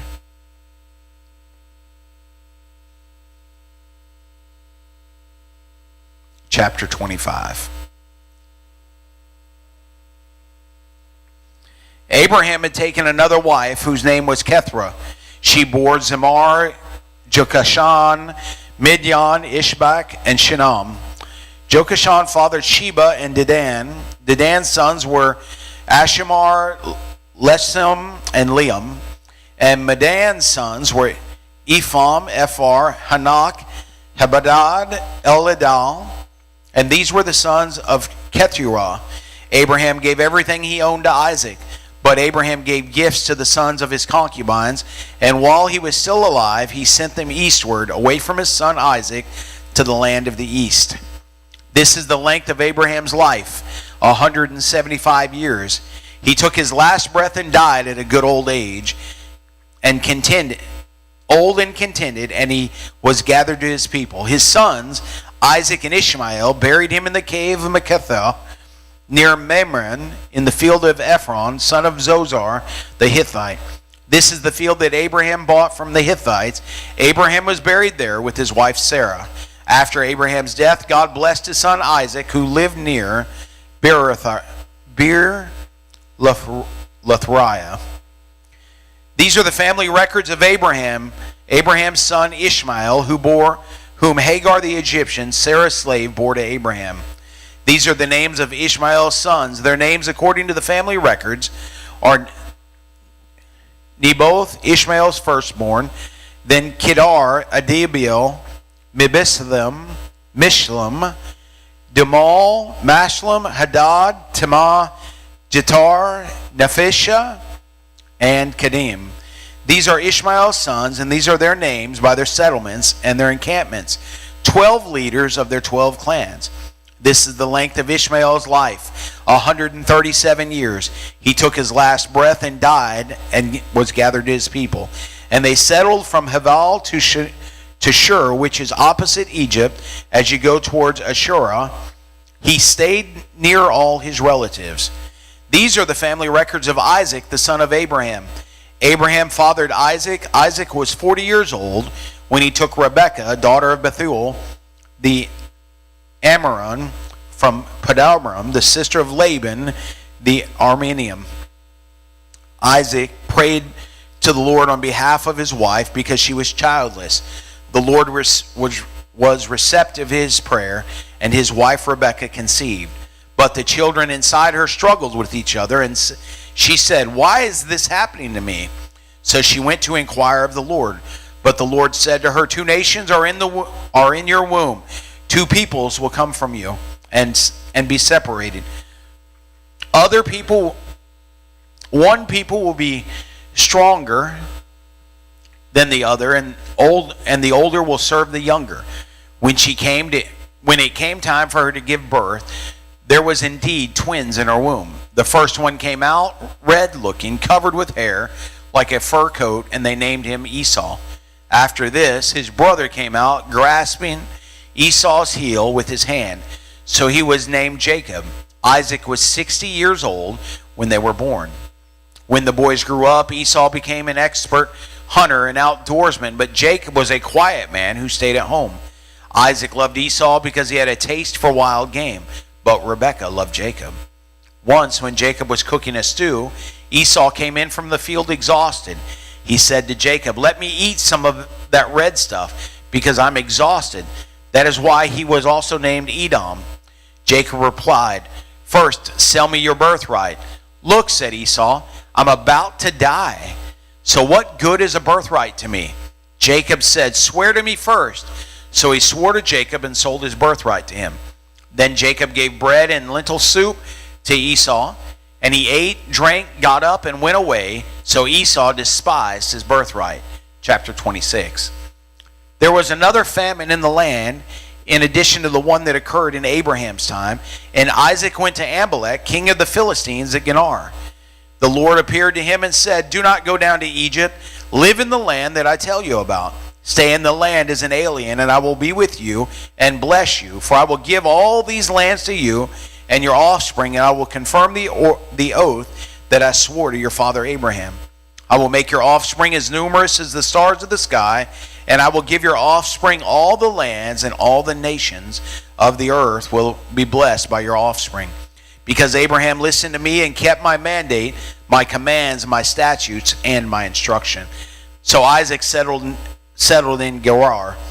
When the men of the place asked about his wife, he said, "She is my sister," for he was afraid to say my wife, thinking, "The men of this place will kill me on the account of Rebekah, for she is a beautiful woman." When Isaac had been there for some time, Amalek, king of the Philistines, looked down from the window and was surprised to see Isaac caressing his wife, Rebekah. Amalek sent for Isaac and said, "So she really is your wife? How could you say she is my sister?" Isaac answered him, "Because I thought I might die on account of her." Then Amalek said, "What have you done to us? One of the people could have easily slept with your wife, and you would have brought guilt on us." So Amalek warned all the people, "Whoever harms this man or his wife will certainly be put to death." Isaac sowed the seed in the land, and in that year he reaped 100 times what he has sown. The Lord blessed him, and the man became rich and kept getting richer until he was very wealthy. He had flocks of sheep, herds of cattle, and many slaves, and the Philistines were envious of him. Philistines stopped up all the wells that his father's servants had dug in the days of his father Abraham, filling them with dirt. And Amalek said to Isaac, "Leave us, for you are much too powerful for us." So Isaac left there, camped in Gerar Valley, and lived there. Isaac reopened the wells that had been dug in the days of his father Abraham, and that the Philistines had stopped up after Abraham had died. He gave them the same names his father had given them. Then Isaac's servants dug in the valley and dug a well of spring water there. But the herdsmen of Gerar quarreled with Isaac's herdsmen and said, "The water is ours." So he named the well Eshek, because they argued with him. Then they dug another well and quarreled over that one also. So he named it Sittanah.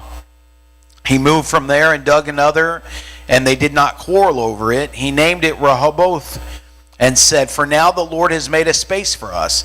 We will be fruitful in the land." From there he went up to Beersheba. The Lord appeared to him that night and said, "I am the God of your father Abraham. Do not be afraid, for I am with you. I will bless you and multiply your offspring because of my servant Abraham." So he built an altar there and called on the name of the Lord and pitched his tent there. Isaac's servants also dug a well there. Now Amalek came to him from Gerar with Azuzah, his advisor, and Phicol, the commander of his army. Isaac said to them, "Why have you come to me? You hated me and sent me away from you." They replied, "We have clearly seen how the Lord has been with you. We think there should be an oath between two parties, between us and you. Let us make a covenant with you. You will not harm us, just as we have not harmed you. You have done only what was good to you. You have done only what was good to you, sending you away in peace. You are now blessed by the Lord." So he prepared a banquet for them, and they ate and drank. They got up early in the morning and swore an oath to each other. Isaac sent them on their way, and they left him in peace. On that day, Isaac's servants came to him to tell about the well they had dug, saying to him, "We have found water." He called it Sheba. Therefore, the name of the city is still Beersheba today. When Esau was 40 years old, he took as his wives Judah, daughter of Beri, the Hittite, and Basemath, daughter of Elion, the Hittite. They made life bitter for Isaac and Rebekah. Chapter 27. When Isaac was old and his eyes were so weak that he could not see, he called his older son Esau and said to him, "My son." And he answered, Here I am. He said, "Look, I am old and do not know the day of my death. So now take your hunting gear, your quiver and bow, and go out into the field and hunt some game for me. Then make me a delicious meal that I love and bring it to me so that I can bless you before I die. Are you up? Come on.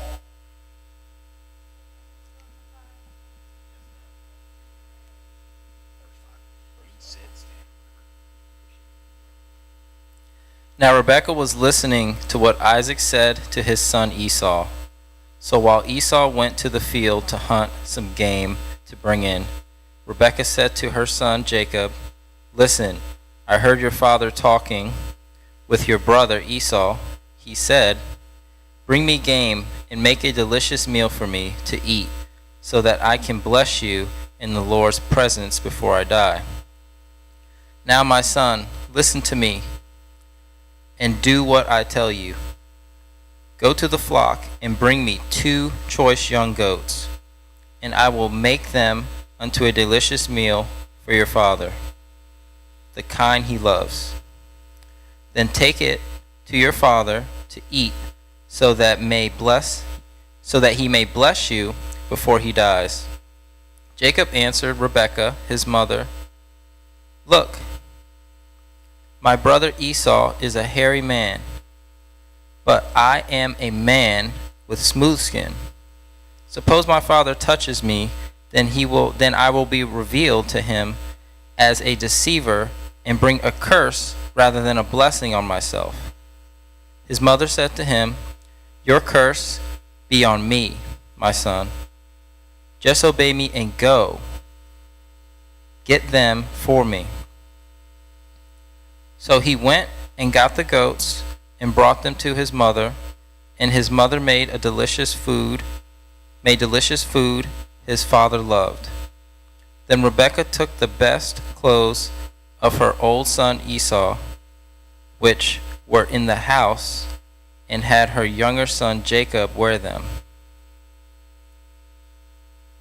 She put the skins of the young goats on his hands and the smooth part of his neck. Then she handed the delicious food and the bread she had made to her son Jacob. When he came to his father, he said, "My father." And he answered, "Here I am." "Who are you, my son?" Jacob replied to his father, "I am Esau, your firstborn. I have done as you told me. Please sit up and eat some of the game, so that you may be blessed." But Isaac said to his son, How did you ever find it so quickly, my son?" He replied, "Because the Lord God made it happen for me." Then Isaac said to Jacob, "Please come closer so I can touch you, my son. Are you really my son Esau or not?" So Jacob came closer to his father Isaac, and he touched him. He said, "Your voice is the voice of Jacob, but the hands are the hands of Esau." He did not recognize him because his hands were hairy, like those of his brothers Esau. So he blessed him. Again he asked, "Are you really my son Esau?" And he replied, "I am." Then he said, "Bring it closer to me and let me eat some of my son's game so that I can bless you." Jacob brought it closer to him, and he ate. He brought him wine, and he drank. Then his father Isaac said to him, "Please come closer and kiss me, my son." So he came closer and kissed him. When Isaac smelled his clothes, he blessed him and said, "Oh, the smell of my son is like the smell of the field that the Lord has blessed. May God give to you from the dew of the sky and from the riches of the land an abundance of grain and new wine. Many people serve you, and nations bow and worship to you. Be master over your relatives. May your mother's sons bow and worship to you. Those who curse you will be cursed, and those who bless you will be blessed." As soon as Isaac had finished blessing Jacob, and Jacob had left the presence of his father Isaac, his brother Esau arrived from his hunting. He had also made some delicious food and brought it to his father. He said to his father, "Let my father get up and eat some of his son's game, so that you may be blessed." But his father Isaac said to him, "Who are you?" He answered, "I am Esau, your firstborn." Isaac began to tremble uncontrollably. "Who was it then?" he said. "Who hunted game and brought it to me? I ate it all before you came in, and I blessed him. Indeed, he will be blessed." When Isaac heard his father's words, he cried out with a loud and bitter cry and said to his father, "Bless me too, my father." But he replied, "Your brother came deceitfully and took your blessing." So he said, "Isn't it rightly named Jacob? For he has cheated me twice now. He took my birthright, and look, now he has taken my blessing." Isaac was asking, "Haven't you saved a blessing for me?" And Isaac answered Esau, "Look, I have made him a master over you, have given him over to all his relatives and his servants, and have sustained him with grain and new wine. What then can you do for me, my son?" Esau said to his father, "Do you have only one blessing, my father? Bless me too, my father." And Esau wept loudly. His father Isaac answered him, "Look, your dwelling place will be away from the riches of the land, away from the dew of the sky above. You will live by your sword, and you will serve your brother. But when you have rebelled and will break his yoke from your neck." Esau held a grudge against Jacob because the blessing of his father he had given him. And Esau determined in his heart the days of mourning of his father were approaching. "And I will kill my brother Jacob." And the words of her older son Esau reported to Rebekah. She summoned her younger son Jacob and said to him, "Listen, your brother Esau is consoling himself by planning to kill you. So now, my son, listen to me. Flee at once to my brother Laban in Haran, and stay with him for a few days until your brother's anger subsides, until your brother's rage returns away from you, and he forgets what you have done to him. Then I will send for you and bring it back from there. Why should I lose you both in one day?" So Rebekah said to Isaac, "I'm sick of my life because these Hittite girls. If Jacob marries someone from around here, like the Hittite girls, what good is my life?" So Isaac summoned Jacob, blessed him, and commanded him, "Do not marry a Canaanite girl. Go at once to Paddan Aram, to the house of Bethuel, your mother's father. Marry one of the daughters of Laban, and marry one of the daughters of Laban, your mother's brother. May God Almighty bless you and make you fruitful and multiply you, so that you become an assembly of peoples. May God give you, your offspring, the blessing of Abraham, so that you may possess the land where you live, as a foreigner. The land God gave to Abraham. So Isaac sent Jacob to Paddan Aram, to Laban, son of Bethuel, the Aramean, the brother of Rebekah, the mother of Jacob and Esau. Esau noticed that Isaac blessed Jacob and sent him to Paddan Aram to get a wife there. When he blessed him, Isaac commanded Jacob, "Do not marry the Canaanite girl." And Jacob listened to his father and mother and went to Paddan Aram. Esau realized that his father Isaac disapproved of the Canaanite woman. So Esau went to Ishmael and married, and in addition to his other wives, Mahalaleth, daughter of Ishmael, Abraham's son. So was the sister of Nebaioth. Jacob left Beersheba and went toward Haran.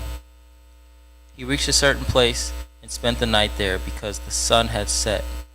He took one of the stones from the place, put it there at his head, and lay down in that place. And he dreamed a stairway was set on the ground with its top reaching the sky, and God's angels were going up and down on it. The Lord was standing there beside him, saying, "I am the Lord, the God of your father Abraham, and the God of Isaac. I will give you your offspring the land on which you are laying. Your offspring will be like the dust of the earth, and you will spread out toward the west and east, the north and the south. All the peoples of the earth will be blessed through you and your offspring. Look, I am with you and will watch over you wherever you go. I will bring you back to the land, for I will not leave you until I have done what I have promised you." When Jacob awoke from his sleep, he said, "Surely the Lord is in this place, and I did not know it." He was afraid and said, "What an awesome place this is. This is none other than the house of God. This is a gate of heaven." Early in the morning, Jacob took the stone that was near his head and set it up as a marker. He poured oil on it and named the place Bethel. Previously, the city was named Luz. Then Jacob made a vow, "If God will be with me and watch over me during this journey I'm making, me with food to eat and clothing to wear, and if I return safely to my father's family, then the Lord be my God. This stone I have set up as a marker will be God's house and will give to you a tenth of all that you give me." Jacob resumed his journey and went to the eastern country. He looked and saw a well in a field. 3 flocks of sheep were laying there beside it because the sheep were watered from the well. But a large stone covered the opening of the well. The shepherds would roll the stone from the opening of the well and water the sheep when all the flocks were gathered there. Then they would return the stone to its place over the well's opening. Jacob asked the men all at the well, "My brothers, where are you? Where are you from?" "We're from Haran," they answered. "Do you know Laban, Nahor's grandson?" Jacob asked them. They answered, "We know him." "Is he well?" Jacob asked. "Yes," they said. "And here is his daughter Rachel, coming with his sheep." Then Jacob said, "Look, it is still broad daylight. It is not time for the animals to be gathered. Water the flock and then go, let them graze." But they replied, "We can't until all flocks have been gathered and the stone is rolled from the well's opening. Then we will water the sheep." While he was still speaking with them, Rachel came with her father's sheep, for she was a shepherdess. As soon as Jacob saw his uncle Laban's daughter Rachel with his sheep, he went up and rolled the stone from the opening and watered his uncle Laban's sheep. Then Jacob kissed Rachel and wept loudly. He told Rachel that his father's relatives Rebekah's son. She ran and told her father. Then Laban heard the news about his sister's son Jacob. He ran to meet him, hugged him, and kissed him. And he took to his house, and Jacob told him all that happened. Laban said to him, "Yes, you are my own flesh and blood." After Jacob, he stayed with him a month. Laban said to him, "Just because you're my relative, should you work for me for nothing? Tell me what your wages should be." Then Laban had 2 daughters, and the older was named Leah, the younger named Rachel. Leah had tender eyes, and Rachel was shapely and beautiful. Jacob loved Rachel, so he answered Laban, "I'll work for you for 7 years for your younger daughter, Rachel." Laban replied, Better that I give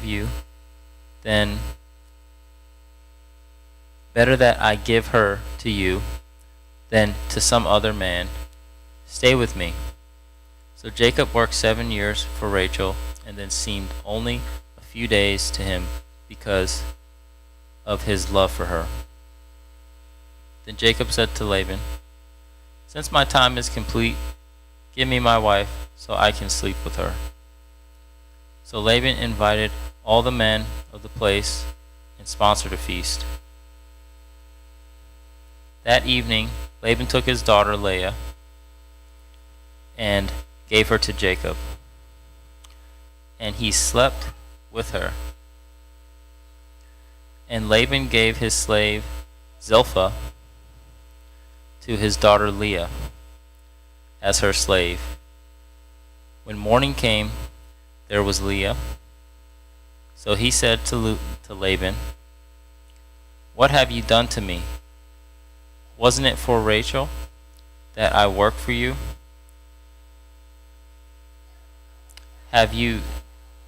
Why have you deceived me?" Laban answered, "It is not the custom in our country to give the younger daughter in marriage before the firstborn.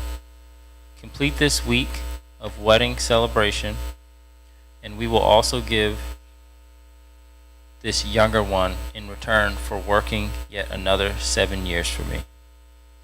And Jacob did that. He finished the week of celebration, and Laban gave him his daughter Rachel as his wife, and Laban gave the slave Bilhah to his daughter Rachel as her slave. Jacob slept with Rachel also, and indeed he loved Rachel more than Leah. And he worked for Laban another 7 years. When the Lord saw that Leah was neglected, he opened her womb, but Rachel was unable to conceive. Leah conceived, gave birth to a son, and his name was Reuben. For he said, "The Lord has seen my affliction. Surely my husband will love me now." She conceived again, gave birth to a son, and said, "The Lord heard that I am neglected, so he has given me a son also," and named him Simeon. She conceived again, gave birth to a son, and said, "At last my husband will become attracted to me, because I have bore 3 sons for him." Therefore he was named Levi. And she conceived again and gave birth to another son, and said, "This time I will praise the Lord." Therefore she named him Judah. And Leah stopped having children.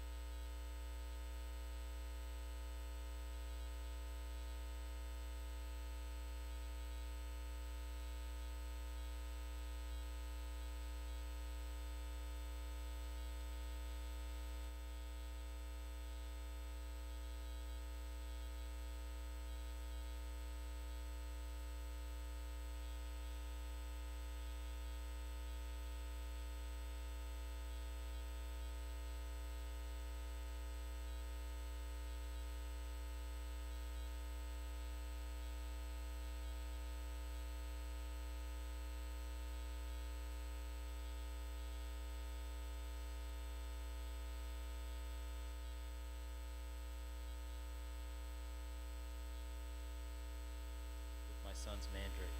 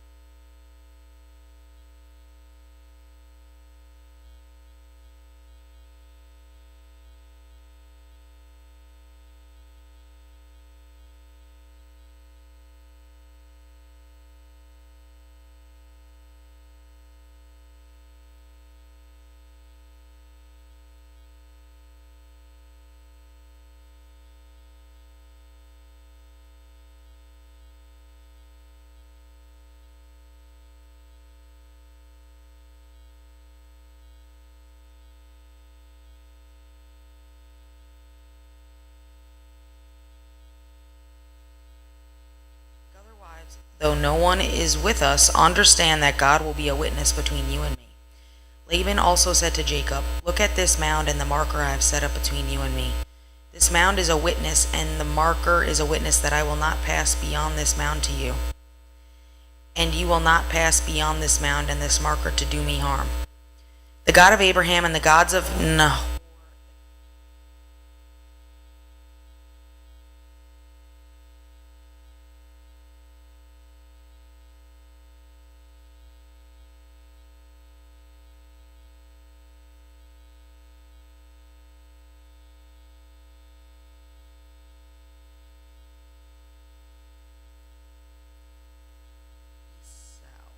Jacob went on his way, and God's angels met him. When he saw them, Jacob said, "This is God's camp." So he called that place Mahanaim. Jacob sent messengers ahead of him to his brother Esau in the land of Seir, the territory of Edom. He commanded them, "You are to say to my lord Esau, this is what your servant Jacob says. I have been staying with Laban and have been delayed until now. I have oxen, donkeys, flocks, and male and female slaves. I sent this message to inform my lord in order to seek your favor." When the messengers returned to Jacob, they said, "We went to your brother Esau. He is coming to meet you, and he has 400 men with him." Jacob was greatly afraid and distressed. He divided the people with him into 2 camps along with the flocks, herds, and camels. He thought, "If Esau comes to one camp and attacks it, the remaining one can escape." Then Jacob said, "God of my father Abraham and God of my father Isaac, the Lord who said to me, 'Go back to your land and to your family, and I will cause you to prosper.' I am unworthy of all the kindness and faithfulness you have shown your servant. Indeed, I crossed over the Jordan with my staff, and now I have become 2 camps. Please rescue me from my brother Esau, for I am afraid of him. Otherwise he may come and attack me, the mothers, and their children. You have said, 'I will cause you to prosper, and I will make your offspring like the sand of the sea, too numerous to be counted.'" He spent the night there and took part of what he had brought with him as a gift for his brother Esau: 200 female goats, 20 male goats, 200 ewes, 20 rams, 30 milk camels with their young, 40 cows, 10 bulls, 20 female donkeys, and 10 male donkeys. He entrusted them to his slaves as separate herds and said to them, "Go on ahead of me and leave some distance between the herds." And he told the first one, "When my brother Esau meets you and asks, 'Who do you belong to? Where are you going? And whose animals are these ahead of you?' then tell him, 'They belong to your servant Jacob. They are a gift sent to my lord Esau, and look, he is behind us.'" He also told the second one, the third, and everyone who was walking behind the animals, "Say the same thing to Esau when you find him. You are also to say, 'Look, your servant Jacob is right behind us,' for he thought, 'I want to appease Esau with the gift that is going ahead of me. After that I can face him, and perhaps he will forgive me.' So the gift was sent on ahead of him while he remained in the camp that night. During the night Jacob got up and took his 2 wives, his 2 slave women, and his 11 sons, and crossed the ford of Jabbok. He took them and sent them across the stream along with all his possessions.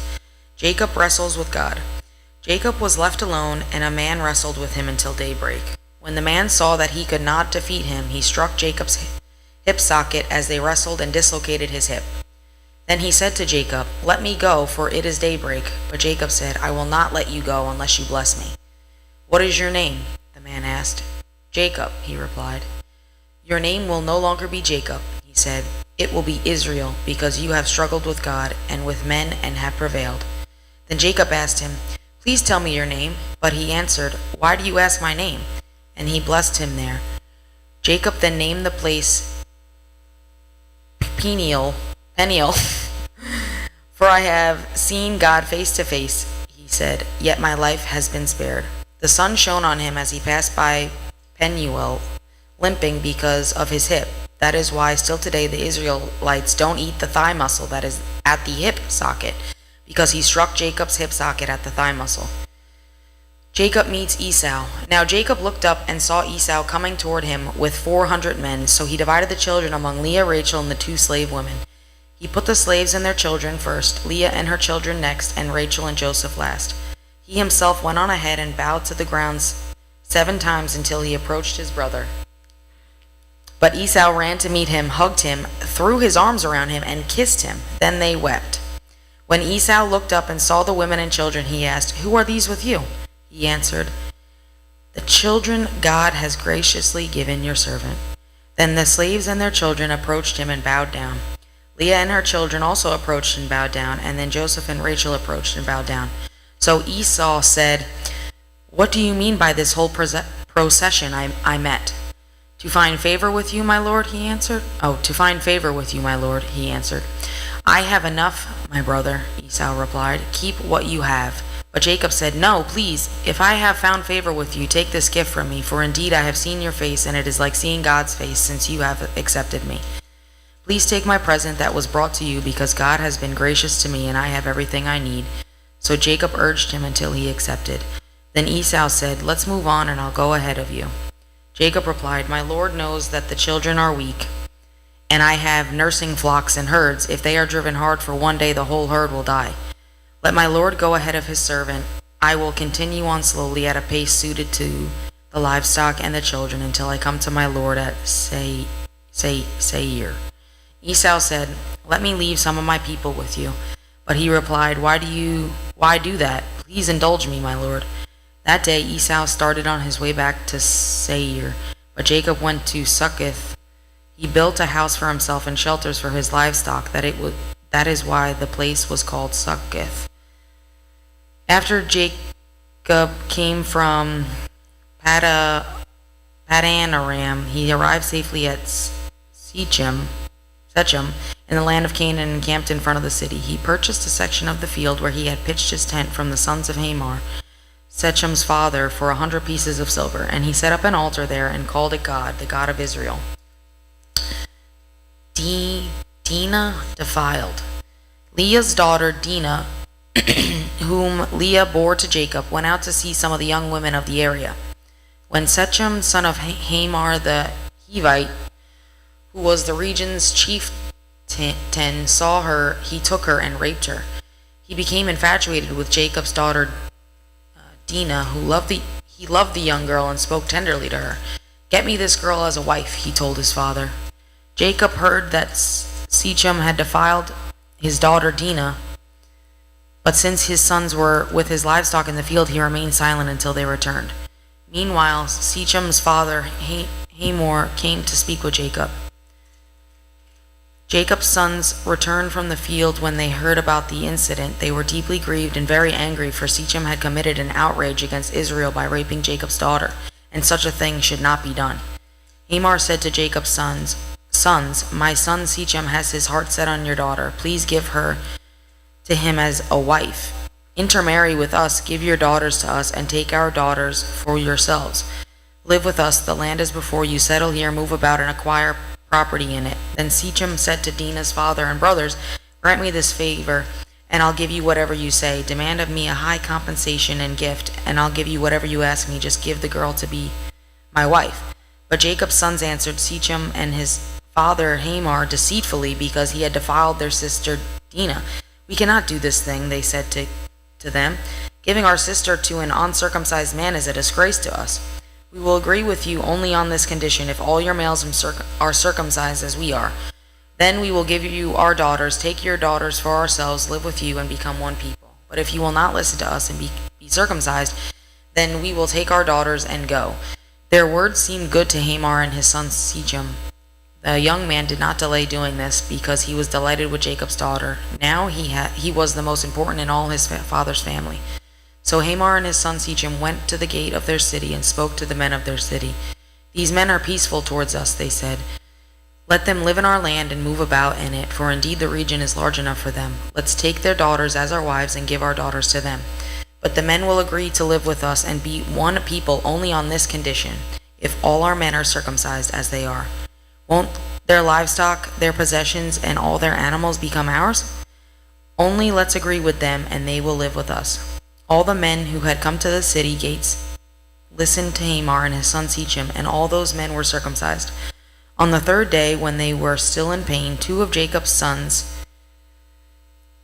Simeon and Levi, Dinah's brothers, took their swords, went into the unsuspecting city, and killed every male. They killed Hamor and his son Shechem with their swords, took Dinah from Shechem's house, and went away. Jacob's sons came to the slaughter and plundered the city because their sister had been defiled. They took their flocks, herds, donkeys, and whatever was in the city and in the field. They captured all their possessions, dependents and wives, and plundered everything in the houses. Then Jacob said to Simeon and Levi, "You have brought trouble on me, making me odious to the inhabitants of the land, the Canaanites and the Perizzites. We are few in number. If they unite against me and attack me, I and my household will be destroyed." But they answered, "Should he treat our sister like a prostitute?" Return to Bethel. God said to Jacob, "Get up, go to Bethel and settle there. Build an altar there to the God who appeared to you when you fled from your brother Esau." So Jacob said to his family and all who were with him, "Get rid of the foreign gods that are among you. Purify yourselves and change your clothes. We must get up and go to Bethel. I will build an altar there to the God who answered me in my day of distress. He has been with me everywhere I have gone." Then they gave Jacob all their foreign gods and their earnings, and Jacob hid them under the oak near Shechem. When they set out, a terror from God came over the cities around them, and they did not pursue Jacob's sons. So Jacob and all who were with him came to Luz, that is Bethel, in the land of Canaan. Jacob built an altar there and called the place El Bethel, because it was there that God had revealed himself to him when he was fleeing from his brother. Deborah, the one who had nursed and raised Rebekah, died and was buried under the oak south of Bethel. So Jacob named it Allon-Bacuth. God appeared to Jacob again after he returned from Paddan Aram, and he blessed him. God said to him, "Your name is Jacob. You will no longer be named Jacob, but your name will be Israel." So he named him Israel. God also said to him, "I am God Almighty. Be fruitful and multiply. A nation, indeed, an assembly of nations will come from you, and kings will descend from you. I will give to you the land that I gave to Abraham and Isaac, and I will give the land to your future descendants." Then God withdrew from him at the place where he had spoken to him. Jacob set up a marker at the place where he had spoken to him, a stone marker. He poured a drink offering on it and poured oil on it. Jacob named the place where God had spoken with him Bethel. Rachel's death. They set out from Bethel when they were still some distance from Ephrath. Rachel began to give birth, and her labor was difficult. During her difficult labor, the midwife said to her, "Don't be afraid, for you have another son." With her last breath, for she was dying, she named him Benoni. But his father called him Benjamin. So Rachel died and was buried on the way to Ephrath, that is Bethlehem. Jacob set up a marker on her grave. It is the marker at Rachel's grave still today. Israel's sons. Israel set out again and pitched his tent beyond the Tower of Eder. While Israel was living in that region, Reuben went in and slept with his father's concubine Bilhah, and Israel heard about it. Jacob had 12 sons. Leah's sons were Reuben, Jacob's firstborn, Simeon, Levi, Judah, Issachar, and Zebulun. Rachel's sons were Joseph and Benjamin. The sons of Rachel's slaves, Bilhah, were Dan and Naphtali. The sons of Leah's slave, Zilpah, were Gad, and Asher. These are the sons of Jacob who were born to him in Paddan Aram. Isaac's death. Jacob came to his father Isaac at Mamre in Kiriath Arba, that is Hebron, where Abraham and Isaac had stayed. Isaac lived 180 years. He took his last breath and died, and was gathered to his people, old and full of days. His sons Esau and Jacob buried him. Esau's family. These are the family's records of Esau, that is Edom. Esau took his wives from the Canaanite women. Adah, daughter of Elon the Hethite, Aholibamah, daughter of Anna and granddaughter of Zibeon the Hivite, and Basmath, daughter of Ishmael and sister of Nebaioth. Adah bore Eliphaz to Esau. Basmath bore Ruel and And Oholibamah bore Jehush, Jalam, and Korah. These were Esau's sons, who were born to him in the land of Canaan. Esau took his wives, sons, daughters, and all the people of his household, as well as his herds, all his livestock, and all the property he had acquired in Canaan. He went to a land away from his brother Jacob, for their possessions were too many for them to live together. And because of their herds, the land where they stayed could not support them. So Esau, that is Edom, lived in the mountains of Seir. These are the family records of Esau, father of the Edomites in the mountains of Seir. These are the names of Esau's sons: Eliphaz, son of Esau's wife Adah, and Ruel, son of Esau's wife Basmath. The sons of Eliphaz were Teman, Omar, Zepho, Gatam, and Kenaz. Timnah, a concubine of Esau's son Eliphaz, bore Amalek to Eliphaz. These are the sons of Esau's wife Adah. These are Ruel's sons, Nahath, Zerah, Shammah, and Misa. These are the sons of Esau's wife Basmath. These are the sons of Esau's wife Aholibamah, daughter of Anna and granddaughter of Zibeon. She bore Jeush, Jalam, and Korah to Edom. These are the chiefs among Esau's sons, the sons of Eliphaz, Esau's firstborn: Chief Taman, Chief Omar, Chief Zepho, Chief Kenaz, Chief Korah, Chief Gatam, and Chief Amalek. These are the chiefs descended from Eliphaz in the land of Edom. These are the sons of Adah. These are the sons of Ruel, Esau's son: Chief Nahath, Chief Zerah, Chief Shammah, and Chief Misa. These are the chiefs descended from Ruel in the land of Edom. These are the sons of Esau's wife Basemath. These are the sons of Esau's wife Aholibamah, Chief Jeush, Chief Jalam, and Chief Korah. These are the chiefs descended from Esau's wife Aholibamah, daughter of Anna. These are the sons of Esau, that is Edom, and these are their chiefs. Seir's family. These are the sons of Seir the Horite, the inhabitants of the land: Lotan, Shabal, Zibeon, and Anna, Dishan, Ezer, and Dishan. These are the chiefs among the Horites, the sons of Seir in the land of Edom. The sons of Lotan were Hori and Haman. Timnah was Lotan's sister. These are Shabal's sons: Alvin, Manahath, Ebal, Sepho, and Anam. These are Zibeon's sons: Aiah and Anah. This was Anah who found the hot springs in the wilderness while he was pasturing the donkeys of his father Zibeon. These are the daughters of Anah, Dishan, and Aholibamah, daughter of Anah. These are Dishan's sons: Hemdan, Ishban, Ithran, and Sharan. These are Ezer's sons: Bilhan, Zavan, and Achan. These are Dishan's sons: Uz and Aran. These are the chiefs among the Horites: Chief Lotan, Chief Shabal, Chief Zibeon, Chief Anah, Chief Dishan, Chief Ezer, and Chief Dishan. These are the chiefs among the Horites, clan by clan, in the land of Zair. Rulers of Edom.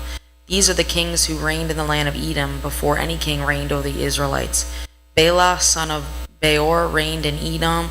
The name of his city was Dinhabah. When Bela died, Jobab, son of Zerah from Bozrah, reigned in his place. When Jobab died, Husham from the land of the Temanites reigned in his place.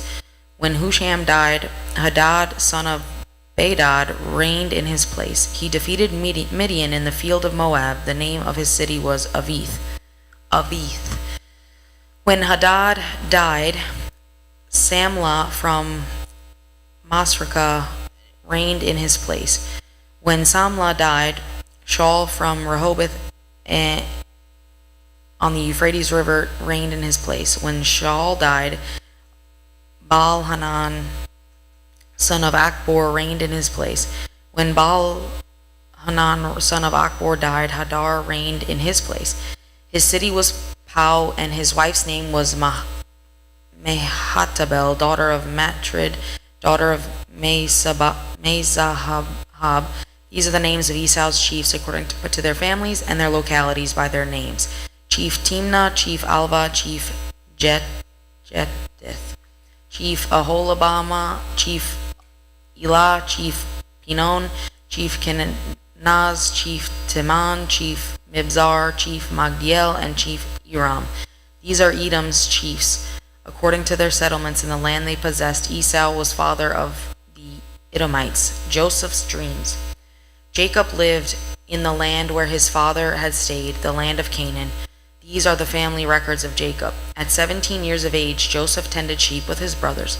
The young man was working with the sons of Bilhah and Zilpah, his father's wives, and he brought a bad report about them to their father. Now Israel loved God.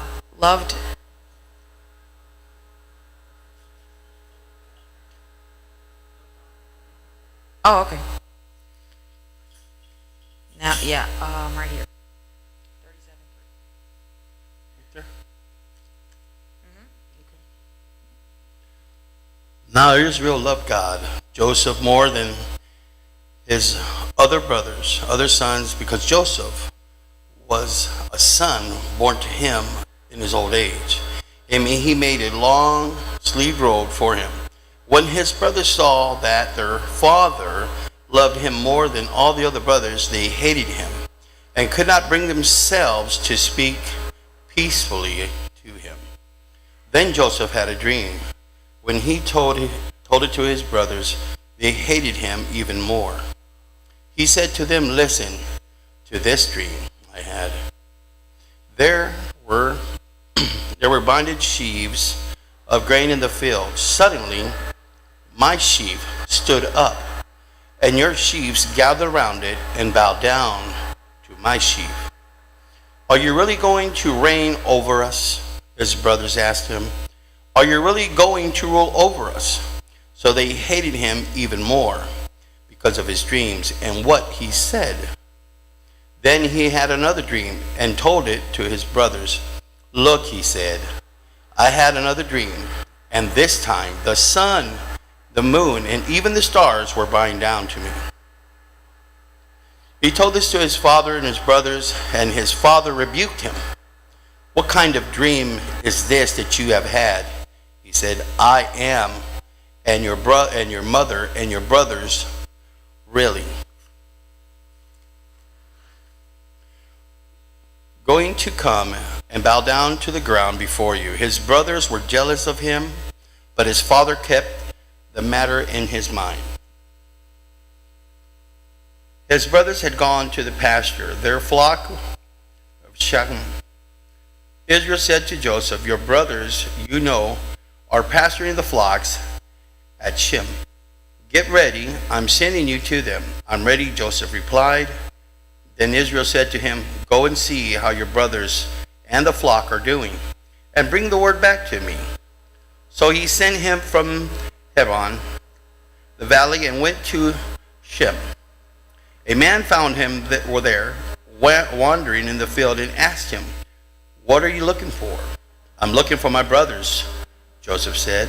"Can you tell me where they are pasturing their flock?" "They moved them from here," the man said. "They heard them say, 'Let us go to Dothan.'" So Joseph set out after his brothers and found them in Dothan.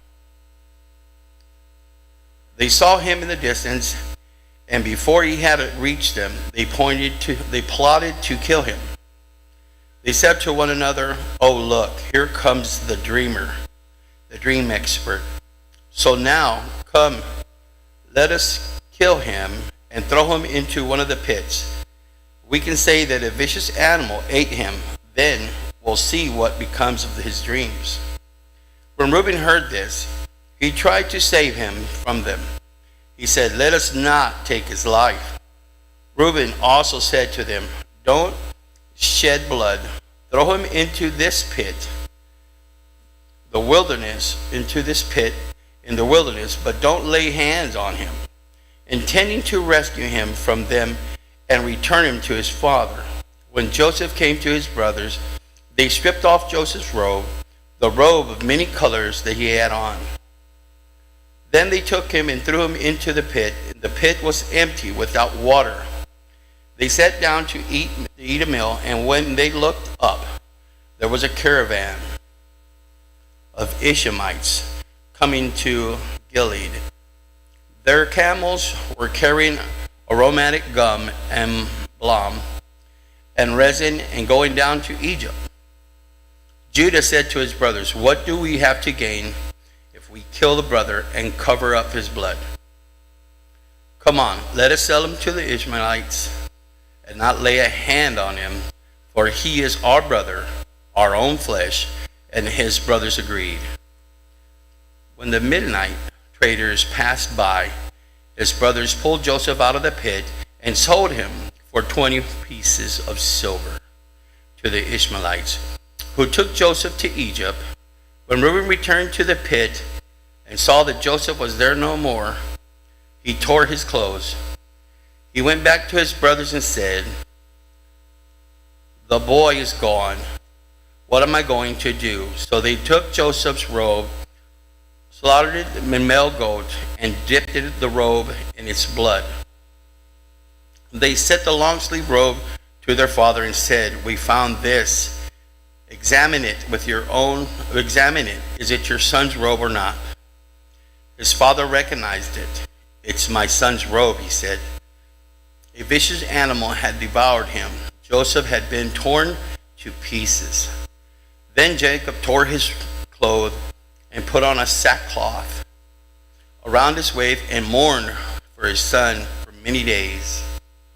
All his sons and daughters tried to comfort him, but he refused to be comforted. "No," he said, "I will go down to Shiloh to my son's mourning." And after his father wept for him. Meanwhile, the Midianites sold Joseph to the Egypt Potiphar, an officer of Pharaoh and the captain of the guards. Chapter 38. At this time, Judah left the brothers and settled near an Edomite named Hira. There Judah saw the daughter of a Canaanite named Shua. He took her as a wife and slept with her. She conceived and gave birth to a son, and he named him She convinced him again and gave birth to a son and named him Onan. She gave birth to another son and named him Shelah. It was at Shebetz that she gave birth to him. Judah got a wife for and his firstborn, and named was Tamar.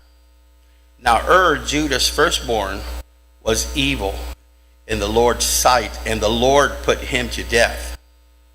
Judah said to Onan, "Sleep with your brother's wife, perform your duty as her brother-in-law, and produce an offspring for your brother." But Onan knew that the offspring would be not his, so whenever he slept with his brother's wife, he relieved the semen on the ground so that he would not produce an offspring for his brother. What he did was evil in the Lord's sight, so he put him to death also.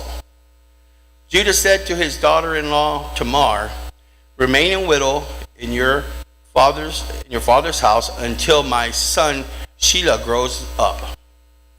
For he thought he might die too, like his brothers. So Tamar went to live in her father's house. After a long time, Judah's wife, the daughter of Shua, died. When Judah had finished mourning for his friends, Hira the Edomite went up to Tamar, his sheep herders. Tamar was told, "Your father-in-law is going up to Tamar to shear his sheep." So she took off her widow's clothes, veiled her face, and covered herself, and sat at the entrance of Enam, which is on the way to Tamar. For she saw that though Shelah had grown up, she had not been given to him as a wife. When Judah saw her, he thought she was a prostitute, for she had covered her face. He went over to her and said, Come, let me sleep with you. For he did not know that she was his daughter-in-law. She said, what will you give me for sleeping with me? I will send you a young goat for my flock. He replied, but she said, only if you leave something with me until you send it. What should I give you? He asked. She answered, your signet ring, your cord, and the staff in your hand. So he gave them to her and slept with her. And she became pregnant by him. She got up and left and removed her veil and put her widow's clothes back on. When Judah sent the young goat by his friends, the Aldamite, in order to get back the items that he had left to the woman, he could not find her. He asked the men in the place, where is the cult prostitute who was beside the road in Enon? There has been no cult prostitute here, they answered. So the Edomite returned to Judah, saying, I couldn't find her. And besides, the men of the place said that there had been no cult prostitute here. Judah replied, let her keep the items for herself, otherwise we become a laughing stock. After all, I did send a young goat, but they couldn't find her. About 3 months later, Judah was told, your daughter-in-law Tamar has been acting like a prostitute. Now she is pregnant. Bring her out, Judah said, and let her be burned to death. As she was being brought out, she sent her father-in-law the message, I am pregnant by the man whom these items belonged. And she added, examine.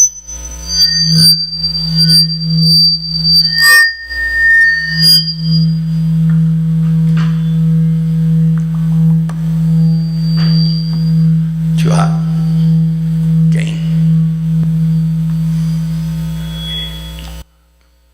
House value. There you go. Examine these things, whose signet ring, cord, and staff these are. Judah recognized them and said, she is more than in the right than I sent. I did not give her my son Shelah, and he did not know her immediately again. When the time came to give birth, there were twins in their womb.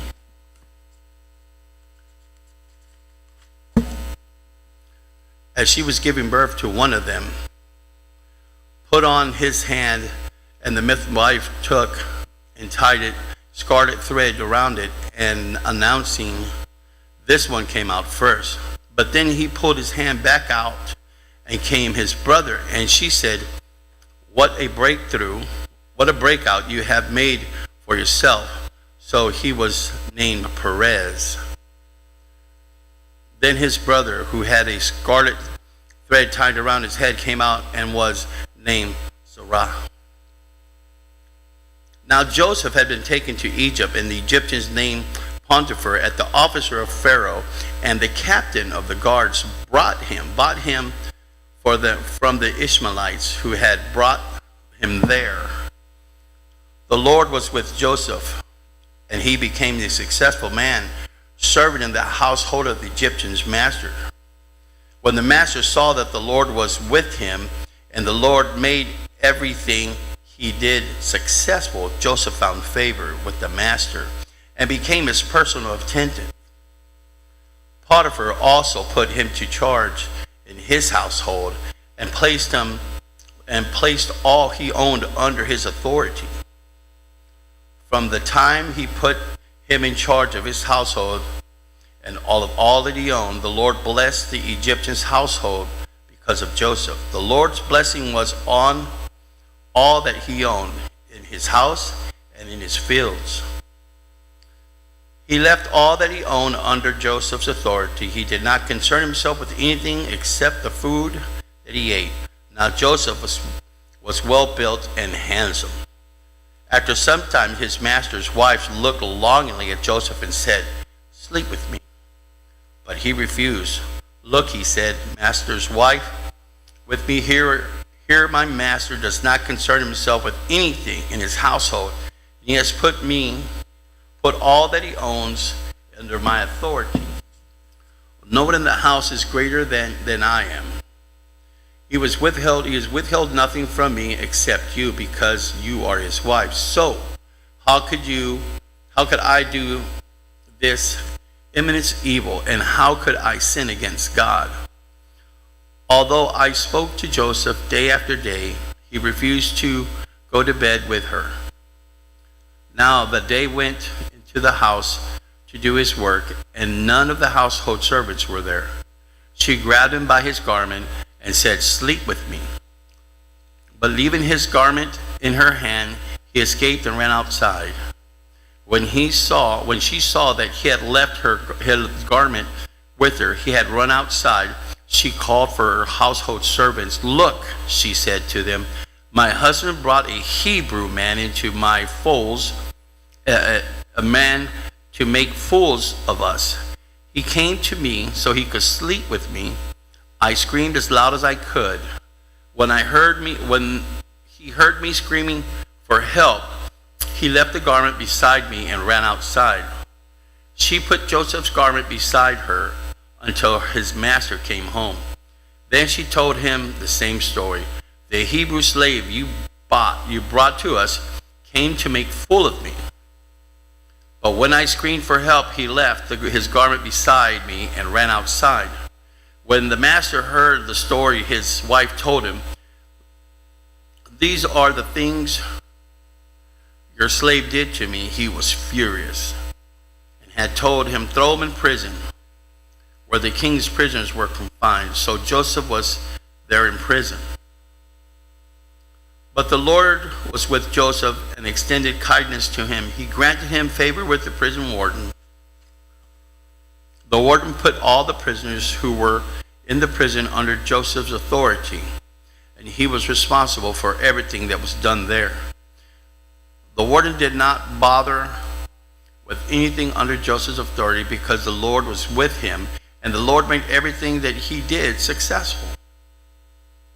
After this, the king of Egypt's cupbearer and baker offended their master, the king of Egypt. Pharaoh was angry with his two officers and chief cupbearer and chief baker, and put them in the custody of the house of the captain of the guards in the prison where Joseph was confined. The captain of the guards assigned Joseph to them as their personal attendant, and they were in custody for some time. The king of Egypt's cupbearer and baker were confined in prison. Each had a dream. Both had a dream on the same night, and each dream had its own meaning. When Joseph came to them in the morning, he saw that they looked distraught. He asked the Pharaoh's officer who were in his custody with him in his master's house, "Why do they look so sad today?" "We had dreams," they said to him, "but there is no one who can interpret them." Then Joseph said to them, "Don't interpretations belong to God? Tell me your dreams." So the chief cupbearer told his dream to Joseph. "In the dream, there was a vine in front of me. On the vine there were 3 branches, and soon as it budded, blossoms came out, and the clusters ripened into grapes. Pharaoh's cups was in my hand, and I took the grapes and squeezed them into Pharaoh's cups, and placed the cup in Pharaoh's hand." In this interpretation, Joseph said to him, 3 branches are 3 days. The 3 days of Pharaoh's will lift you up and your head, and restore you into the position. You will put Pharaoh's cup in his hand, the way you used to when you were there as his cupbearer. But when all is gone well for you, remember that I was with you. Please show kindness to me by mentioning to Pharaoh, and to get me out of this prison. For I was kidnapped from the land of the Hebrews, and even here I have done nothing that they should put me in this dungeon." When the chief baker saw the interpretation was positive, he said to Joseph, "I also had a dream. 3 baskets of white bread were on my head. In the top basket were all sorts of baked goods for Pharaoh, but the birds were eating them. out of the basket of my head. This is interpretation, Joseph replied. The 3 baskets are 3 days. In just 3 days, Pharaoh will lift your head up from you and hang you on a tree. The birds will eat your flesh from your body. On the 3rd day, which Pharaoh's birthday, he gave the feast to all his servants. He elevated the chief cupbearer and chief baker among the servants.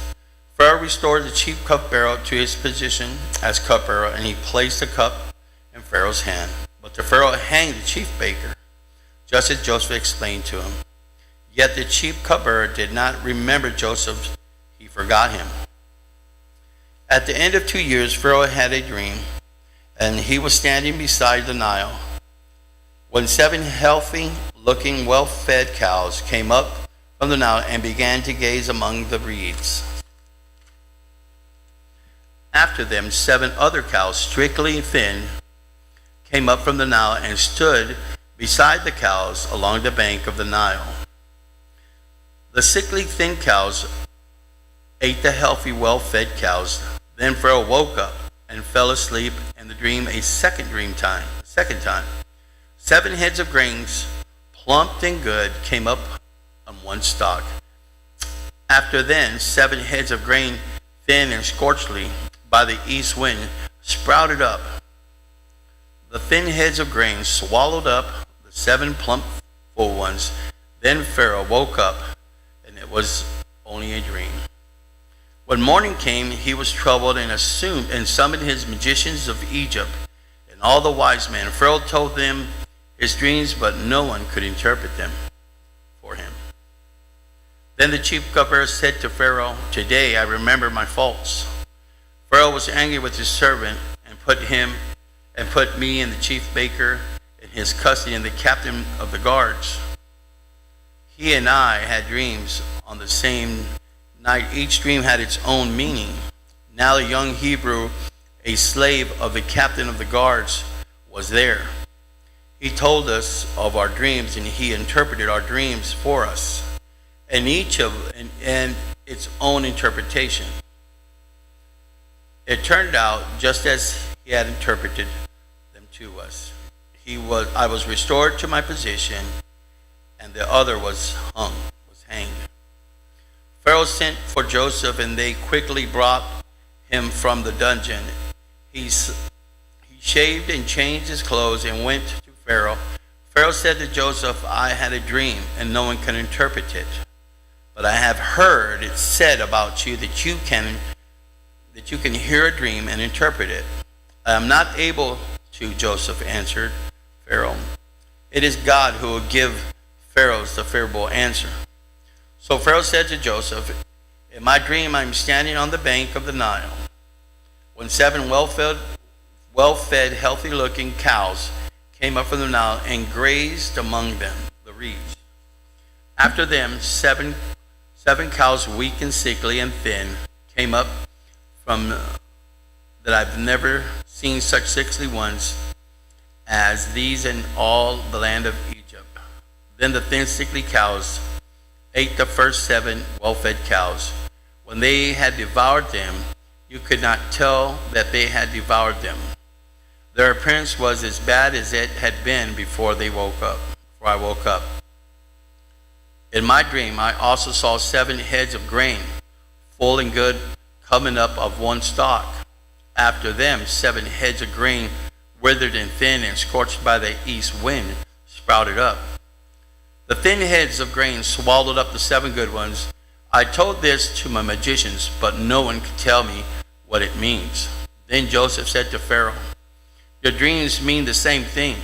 God revealed to Pharaoh what it's about to do. The 7 good cows are 7 years, and the 7 good heads are 7 years. The dreams mean the same thing. The 7 sickly cows came up then after the 7 years, and they say, and the 7 worthless heads of grain scorched by the east winds are 7 years of famine. It is just as I told Pharaoh. God has shown Pharaoh what he is about to do. 7 years of great abundance are coming throughout the land of Egypt.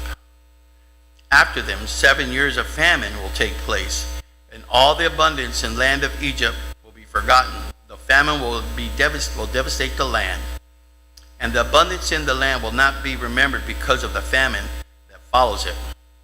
For the famine will be very severe. Since the dream was given twice to Pharaoh, it means that the matter has been determined by God, and he will carry it out soon. So now let Pharaoh look at the discerning and wise men and set him over the land of Egypt. Let Pharaoh do this. Let him appoint an overseer over the land and take a fifth of the harvest of the land during the 7 years of abundance. Let them gather all the excess food during these good years that are coming. Under Pharaoh's authority, store the grain in the city so they can preserve it as food. The food will be a reserve for the land during the 7 years of famine that will take place in the land of Egypt. Then the country will not be wiped out by famine. The proposal pleased Pharaoh and all his servants. And he said to them, "Can we find anyone like this, a man who has God's spirit in him?" So Pharaoh said to Joseph, "Since God has made all this known to you, there is no one as discerning and wise as you are. You will be over my household, and all my people will obey your commands. Only I, as king, will be greater than you." Pharaoh also said to Joseph, "I see the placing you over all. I am placing you over all of the land of Egypt." Pharaoh removed his signet ring from his hand and put it on Joseph's hand, clothed him with linen and garments, and placed gold chains around his neck. He had Joseph ride in his second chariot, and the servants called out before him, "Make way." So he placed him over all the land of Egypt. Pharaoh said to Joseph, "I am Pharaoh, and no one will be able to raise a hand or foot in all the land of Egypt without your permission." Pharaoh gave Joseph his name, Zephaneah, and gave him a wife, and it's that a daughter, Potiphar, priest at On. And Joseph went throughout the land of Egypt. Joseph was 30 years old when he entered the service of Pharaoh's king of Egypt. Joseph left Pharaoh's presence and traveled throughout the land of Egypt. During the 7 years of abundance of the land producing outstanding harvest, Joseph gathered all the excess food in the land of Egypt during the 7 years and put them in the cities. He put the food in every city from around the fields around it. So Joseph stored up the grain in such abundance, like the sand of the sea, that he stopped measuring it because it was beyond measure. 2 sons were born to Joseph before the years of the famine arrived: Asenath, the daughter, and Potiphar, the priest. At one bore them to him. Joseph named the firstborn Manasseh and said, "God has made me forget all my hardship and all my whole family." And the second one was named Ephraim and said, "God has made me fruitful in the land of my affliction." Then the 7 years of abundance in the land came to an end. And then the 7 years of famine began just as Joseph had said. There was a famine in every land, but the whole land of Egypt there was food. When the whole land of Egypt was stricken of famine, the people cried out to Pharaoh for food. Pharaoh told all Egypt, "Go to Joseph and do whatever he tells you." Now the famine spread out across the whole region, so Joseph opened the storehouse and sold grain to the Egyptians. For the famine was severe in the land of Egypt. every land came to Joseph in Egypt to buy grain, for the famine was severe in every land. 42. When Joseph learned that there was grain in Egypt, he said to his sons, when Jacob learned that there was grain in Egypt, he said to his sons, why do you keep looking at each other? Listen, he went on, I've heard that there is grain in Egypt. Go down there and buy some for us, and that we will live and not die. So 10 of Joseph's brothers went down to buy grain from Egypt. But Jacob did not send Joseph's brother Benjamin with his brothers, for he thought something might happen to him. The sons of Israel were among those who came to buy grain, for the famine was in the land of Canaan. Joseph was in charge of this country, so he sold grain to its people. His brothers came and bowed down before him with their faces to the ground. When Joseph saw his brothers, he recognized them, but he treated them like they were strangers and spoke harshly to them. Where do you come from? He asked. From the land of Canaan to buy food, they replied. Although Joseph recognized his brothers, they did not recognize him. Joseph remembered in his dreams about them and what he had said to them. You are spies. You have come to see the weakness of the land. No, my lord, the servants have come to buy food, they said. We are all the sons of one man. We are honest. Your servants are not, we are servants, not spies. Now, no, he said to them, you have come to see the weakness of the land. But they replied, we, your servants, were 12 brothers and the sons of one man in the land of Canaan. The youngest is now with our father, and no one no longer living. Then Joseph said to them, I have spoken, you are spies. This is how you will be tested. As surely as Pharaoh lives, you will not leave this place unless your youngest brother comes here. Send one among you to go for your brother, and the rest will be imprisoned, as that your words can be tested to see if they are true. If they are not, then as surely as Pharaoh lives, you are spies. So Joseph imprisoned them together for 3 days. On the third day, Joseph said to them, I fear God. Do this to you will live. If you are honest, let one of you be confined to the guardhouse, while the rest of you go and take grain to relieve the hunger of your household. Bring your youngest brother to me, so that the word can be confirmed. Then you won't die. And they consented to do this. They said to each other, obviously we were being punished for what we did to our brother. We saw his deep distress. He pleaded with us. We would not listen. That's why his trouble has come to us. But Reuben replied, didn't I tell you not to harm the boy? But you wouldn't listen. Now we must account for his blood. They did not recognize that Joseph understood them, since there wasn't an interpreter between them. He turned away from them and wept. When he turned back and spoke to them, he took Simeon from them and had him bound before their eyes. Joseph gave them orders to fill their containers with grain and return each man its silver to his sack, and give them provisions for the journey. This order was carried out. They loaded the grain in their donkeys, and then they left there. At the place where they lodged for their night, one of them opened up the sack to get feed for his donkeys and saw the silver that there was at the top of his bag. He said to his brother, My silver has been returned. It is here in my bag.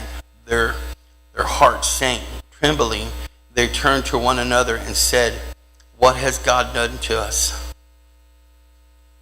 When they reached their father Jacob in the land of Canaan, they told all of them that all that had happened to them.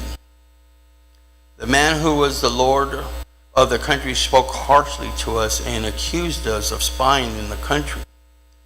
But we told him, we are honest and not spies. We were 12 brothers, the sons of the same father. One is no longer living, and the youngest is now with our father in the land of Canaan. The man who is the Lord of the country said to us, this is how I know if you are honest. Leave one brother with me and take the food and relieve your hunger for your household and go. Bring back your youngest brother to me, and I will know that you are not spies, but honest men. I will give your brothers back to you if you can trade in the country. As they began emptying their sacks, there in each man's sack was a bag of silver. When they and their father saw their bags of silver, they were afraid. The father Jacob said to them, it's me that you make childless. Joseph is gone, Simeon is gone. Now you want to take Benjamin, everything that happens to me. Then Reuben said to the father, you can kill my 2 sons if I don't bring him back to you. Put him in my care, and I will return him to you. But Jacob answered, my son will not go down with you, for his brother is dead, and he is left. If anything happens to him in the journey, you will bring me my gray hairs down to Shiloh in sorrow. Chapter 43. Now the famine in the land was severe. When they had used up the grain they had brought back from Egypt, their father said to them, go back and buy a little food. But Judah said to him, the man specifically warned us, you will not see me again unless your brother is with you. If you will send your brother with us, we will go down and buy food for you. But you will not send, we will not go. For the man said to us, you will not see me again unless your brother is with you. Why have you caused me so much trouble? Israel asked. Why do I tell the man that you had another brother? They answered, the man kept asking about our family. It is our father still alive. Do you have another brother? And we answered him according to how could we know that he would say, bring your brother here. Then Judah said to his father Israel, send the boy with me, and we will be on our way, so that we may live and not die. Neither we nor you nor our descendants. I will be responsible for him. You can hold me personally accountable if you don't bring him back to you and set me before you. I will be guilty before you forever. If we have not delayed, we could have come back twice by now. Then the father Israel said to them, if it must be so, then do this. Put some of the best products in the land in your packs and take them down with them. The man is a gift. I'm little balm and a little honey, an aromatic gum and resin.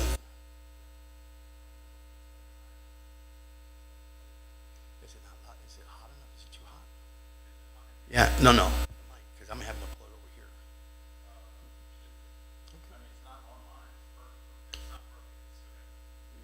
Okay, we're good. Take twice as much silver with you and return the silver that was returned with you at the top of the bags, perhaps it was a mistake.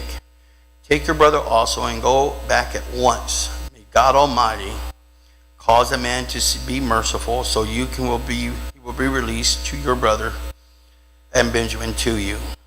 As for me, if I am deprived of my son, then I am deprived. The men took the gift, double the amount of silver, and Benjamin. They immediately went down to Egypt and stood before Joseph.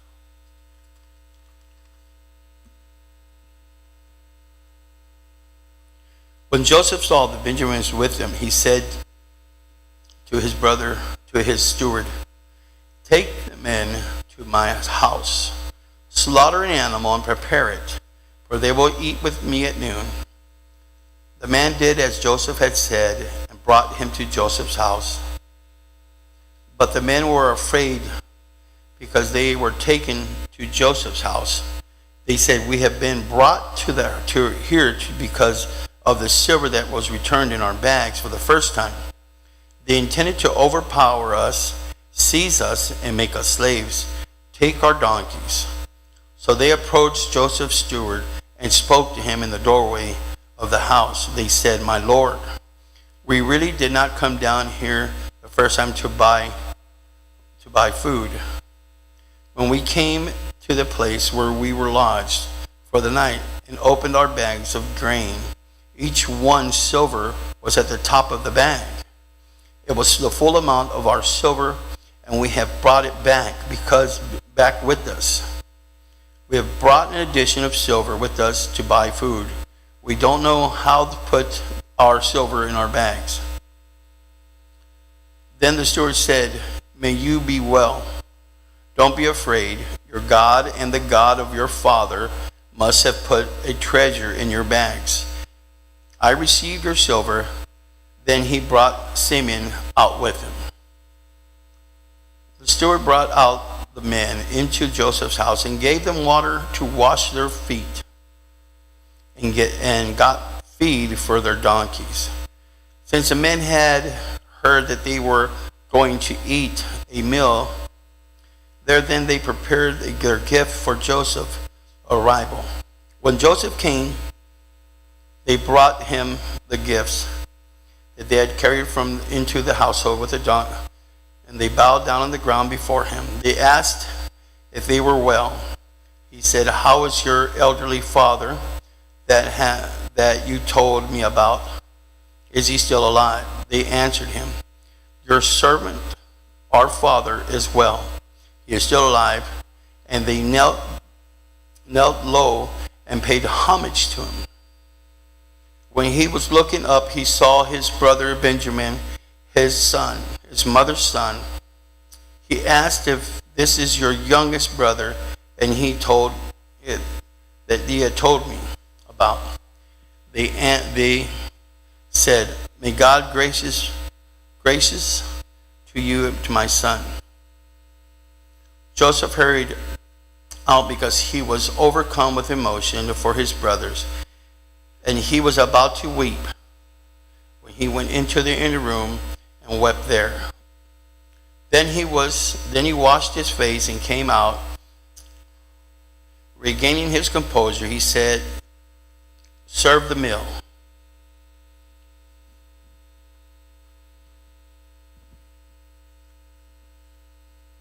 They served him by himself, his brothers themselves, and the Egyptians who were eating with them by themselves, because Egyptians could not eat with their Hebrews, since that is what was distributable to them.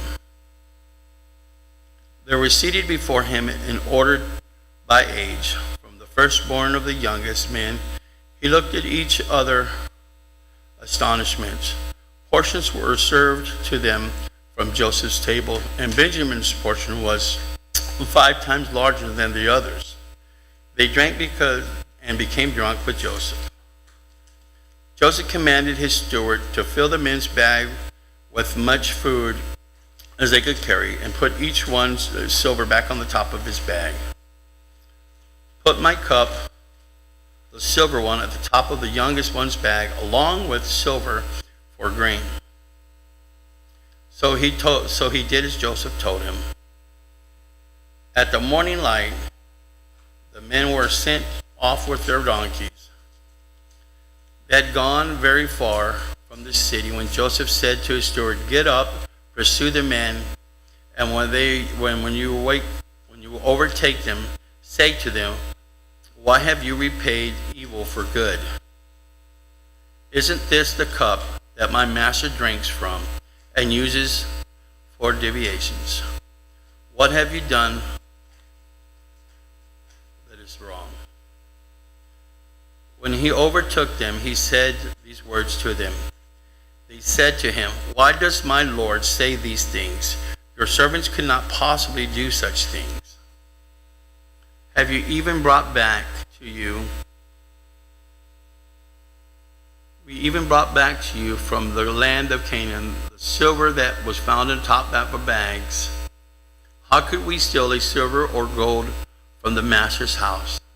If it is found in one of our servants, he must die, and the rest of us will become the Lord's slaves."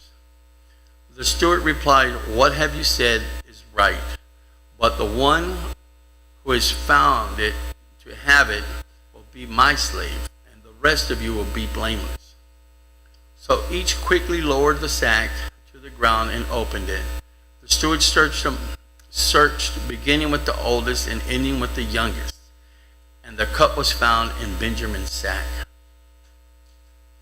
Then they tore their clothes of each other's. One loaded his donkey and returned it to the city. When Judah, his brother, reached Joseph's house, he was still there. They fell to the ground before him. "What have you done?" Joseph said to them. "Didn't you know that the man like me could uncover the truth by the deviation?" "What can I say to my Lord?" Judah replied. How can we plead? How can we justify ourselves as God exposed your servants' iniquity? We are now my Lord's slaves, both we and our whole possessions." The cup was found. Then Joseph said, "I swear that I will not do this. The man who was possession of the cup was found will be my slave. The rest of you can go in peace to your father." But Judith approached him and said, "My Lord, please let your servant speak personally to my Lord. I do not be angry with your servants, for you are like Pharaoh." My Lord asked his servants, "Do you have a father or a brother?" And we answered, "My Lord, we have an elderly father and a younger brother, a child of his old age. My brother is dead. This is the only one of his mother's sons left, and his father loves him." Then you said to our servants, "Bring him to me, so that I can see him." But when we said to my Lord, "The boy cannot leave his father. If we were to leave, his father would die." Then you said to your servant, "If your younger brother does not come down with you, you will not see me again." This is what happens when we went back to your servant, my father. We reported it to him in the words of my Lord. But our father said, "Go again and buy a little food." We told him, "We cannot go down unless our younger brother goes with us. If your younger brother isn't with us, we cannot see him." Your servant, my father, said to us, "You know that my wife bore me 2 sons. One is gone from me." I said he must have been torn to pieces, and I have never seen him again. If you also take this one from me and do anything happens to him, you will bring my gray hairs down to Shiloh in sorrow. So if I come to your servants, my father, and my boy will not be with us, my life is wrapped up with this boy. When he sees the boy, it is not with us, he will die. When when your servants will have brought the gray hairs to your servants to your father down to Shiloh in sorrow. Your servants became accountable to my fathers for the boy, saying, if I do not return to him, I will always bear the guilt of sinning against my father, you, my father. Now please let your servant remain here as my Lord's slave. In place of the boy, let him go back with his brothers, for I can go back to my father without the boy. I cannot bear to see the grief that will overwhelm my father.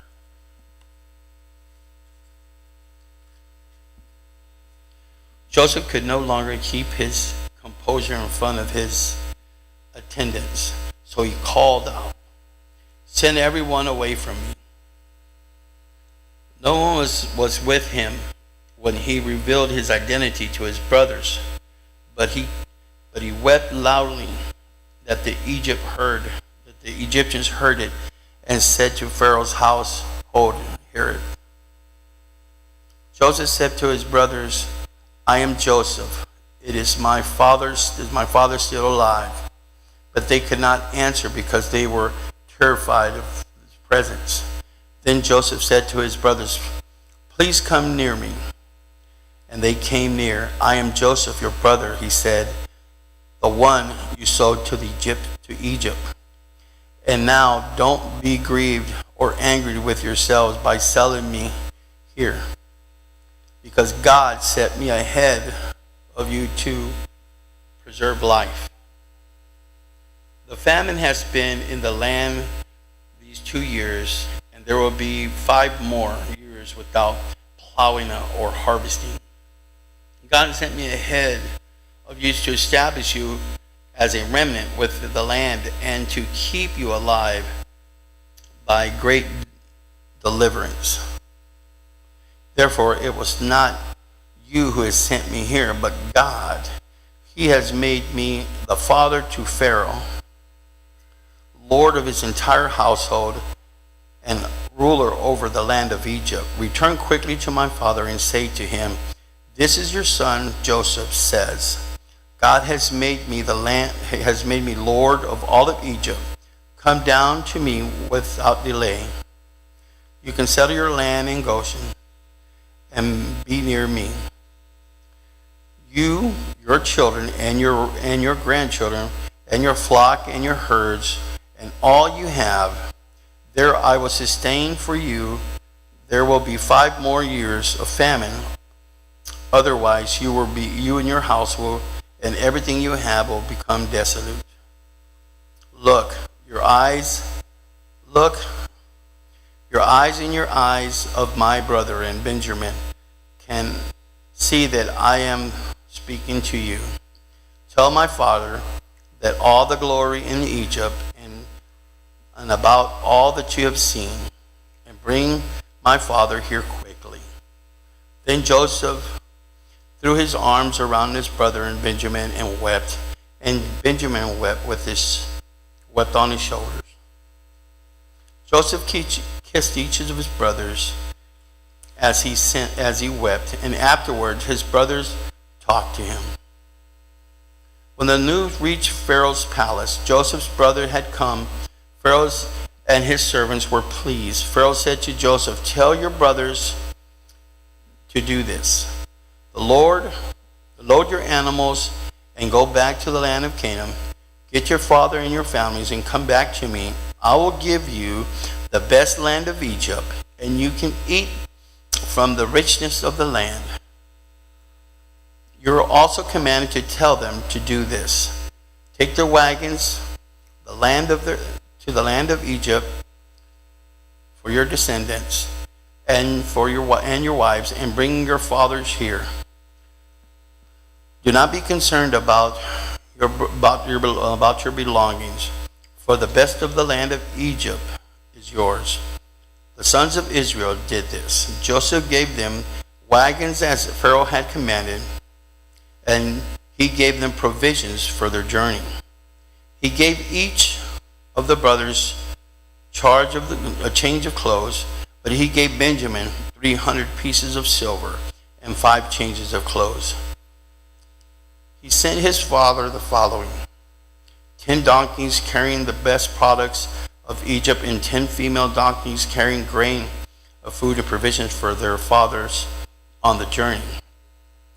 So when Joseph sent his brothers and on their way, as they were leaving, he said to them, "Don't argue on the way." So they went up from Egypt into the land of their fathers, Jacob, and in the land of Canaan. They said, "Joseph is still alive, and he is ruler over the land of Egypt." Jacob was stunned. He did not believe them, but they told Jacob that all of that Joseph had said to them. And when he saw the wagons that Joseph had sent as transport for him, the spirit of their father Jacob revived. Then Israel said, "Enough, my son. Joseph is still alive. I will go to see him before I die." Israel set out with all that he had and came to Beersheba. And there he offered sacrifices to God and his father Isaac.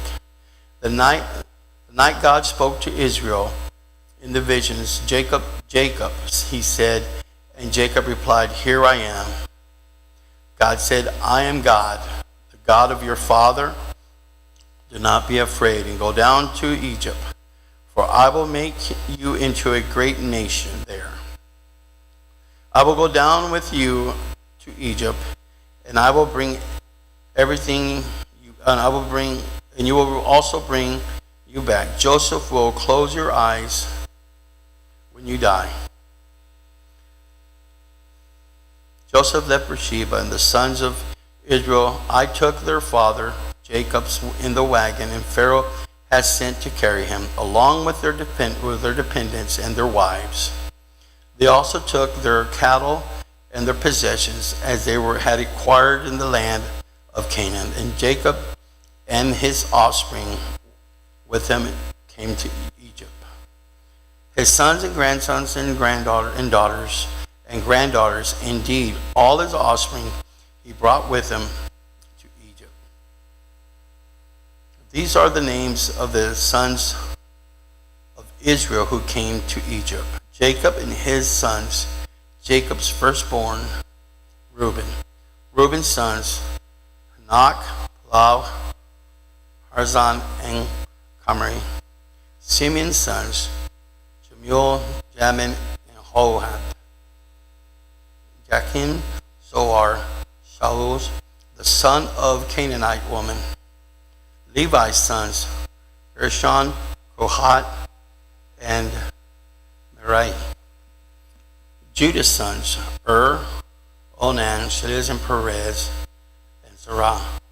But and Onan died in the land of Canaan. The sons were Perez, were Herzon, and Hamul. Ashar's sons, Tola, Puva, and Jahub, and Shimon. Zebulun, the sons of Sered, Elon, and Jahil. These were Leah's sons, born of Jacob, and Padam Arms, as well as his daughter, Dinah. The total number of persons were 33. Gad's sons were Ziphon, Haggai, Shammai, Ezebon, Eri, Arodi, and Arieh. Asher's sons, Imnah, Ishchab, Ishivi, Bela, and their sister, Sirah. Berai's, the sons were Herbert and Malachi. These were the sons of Zephiah,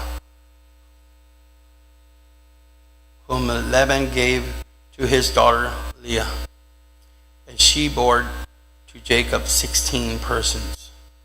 The sons of Jacob's wife Rachel was Joseph and Benjamin. Manasseh and Ephraim were born to Joseph in the land of Egypt. They were born to him by Asnel, the daughter of Portias, the priest at On. Benjamin's sons, Belai, Becher, Ashbel, Garnara, Nalum, Naamam, Eliai, Rush, Mapum, Hopum, and Ard. These were Rachel's sons, who were born of Jacob, 14 persons. Dan's son, Hashim. Naphtali's sons, Shasiel, Guni, Shazir, and Shalzim. These were the sons of Balaam, whom Laban gave to his daughter Rachel. She bore to Jacob 7 persons, the total number of persons belonging to Jacob, his direct descendant, not including the wives of Jacob's sons, who came to Egypt in 66. And Joseph's sons, who were born to him in Egypt, 2 persons. All of those who Jacob's household had come to Egypt, 70 persons.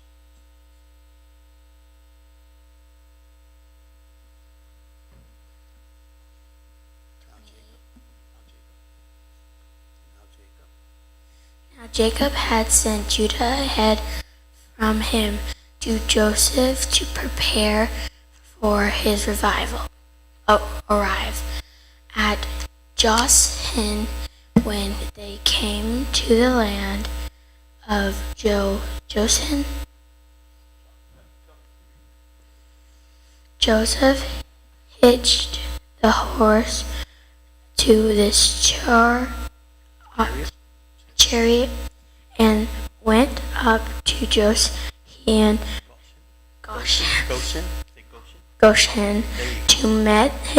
to meet his father Israel.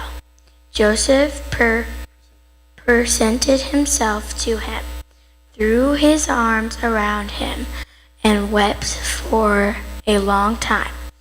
Then Israel said to Joseph, I'm ready to die now because I have seen your face and you are still alive.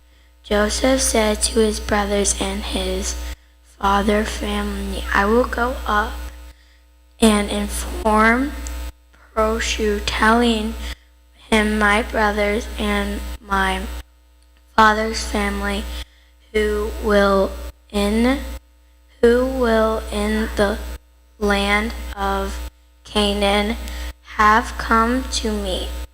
The men and shepherds, they also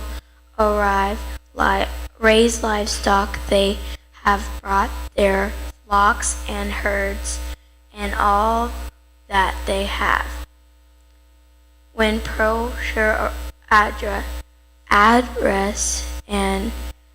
addressed you and asked, what is your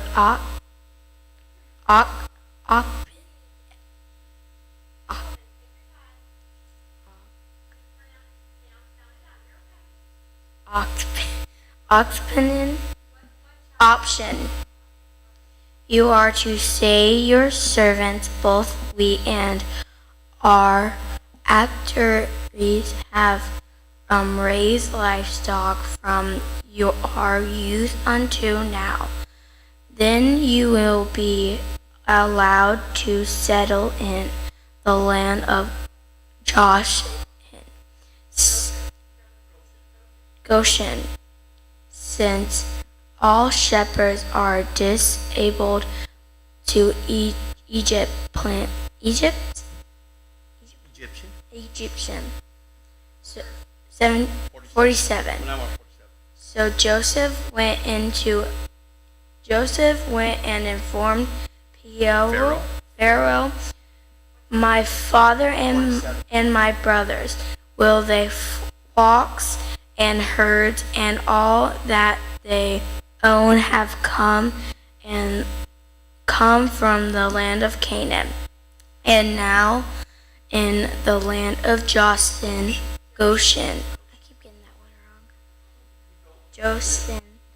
He took 5 of his brothers and presented them to Pharaoh. And Pharaoh asked his brothers, "What is your occupation?"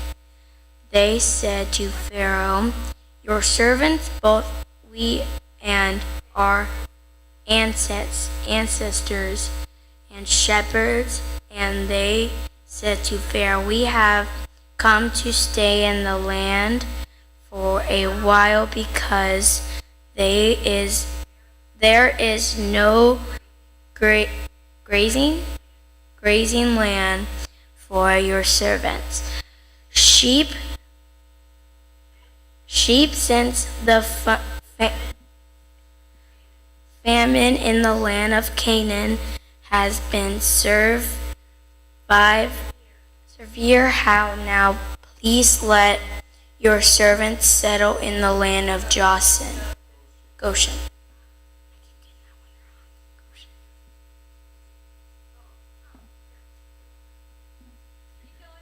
I'm just getting the chair.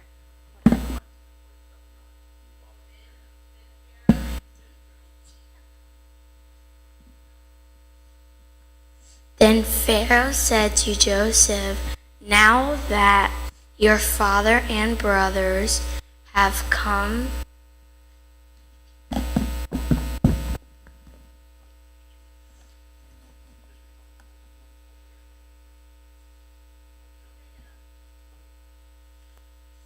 to the land of Egypt, this opened before you. Settle your father and brothers in the best part of the land. They can live in the land of Goshen.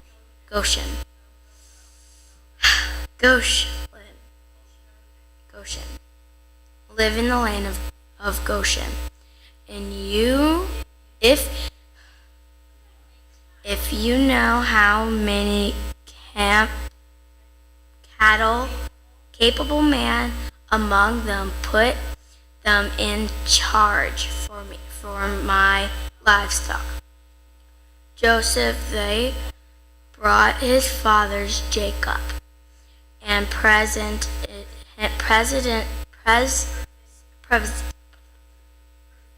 sorry for you people who are on live. Presented him to Pharaoh, and Jacob blessed Pharaoh. Pharaoh said to Jacob, "How many years have you lived?" Jacob said to Pharaoh, "My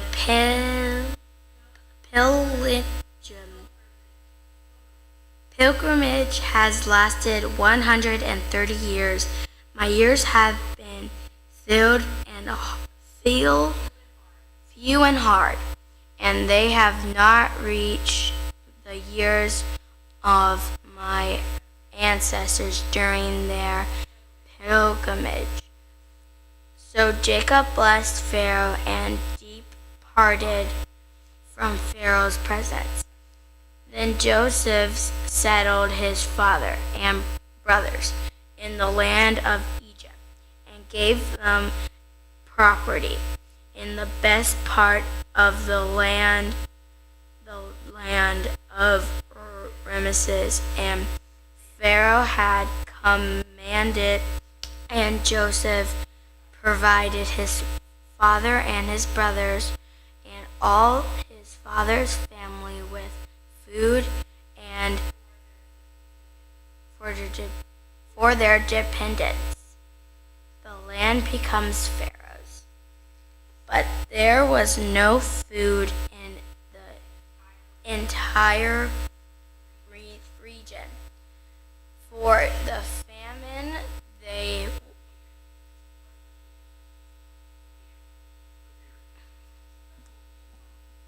was severe. The land of Egypt and the land of Canaan were exhausted, and the famine. Joseph collected all the silver to be found in the land of Egypt, and the land of Canaan is exchanged for the grain they were purchasing, and he brought the silver to Pharaoh's palace.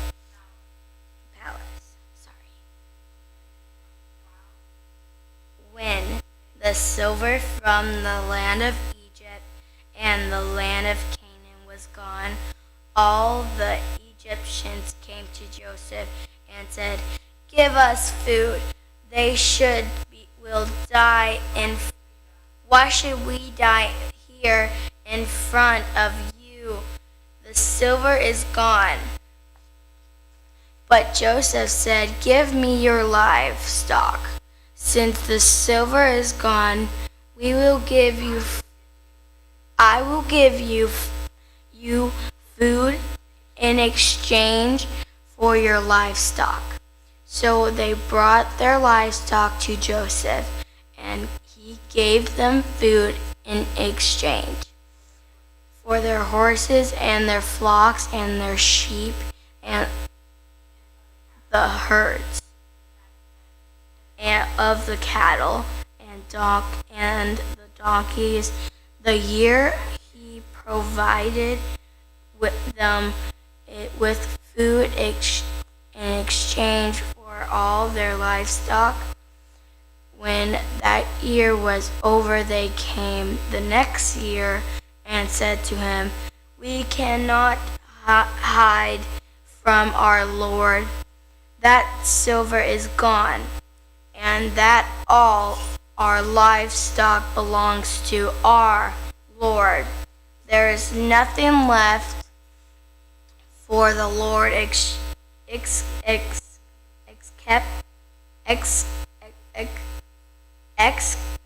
expect our bodies and our land. Why should we die here in front of you? Both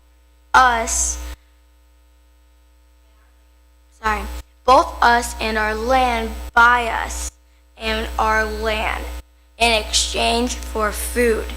Then we with our land will become Pharaoh's.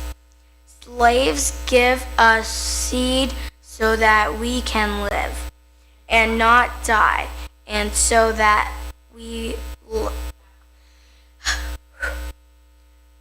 the land won't become desolate."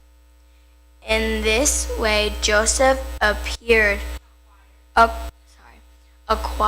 all the land in Egypt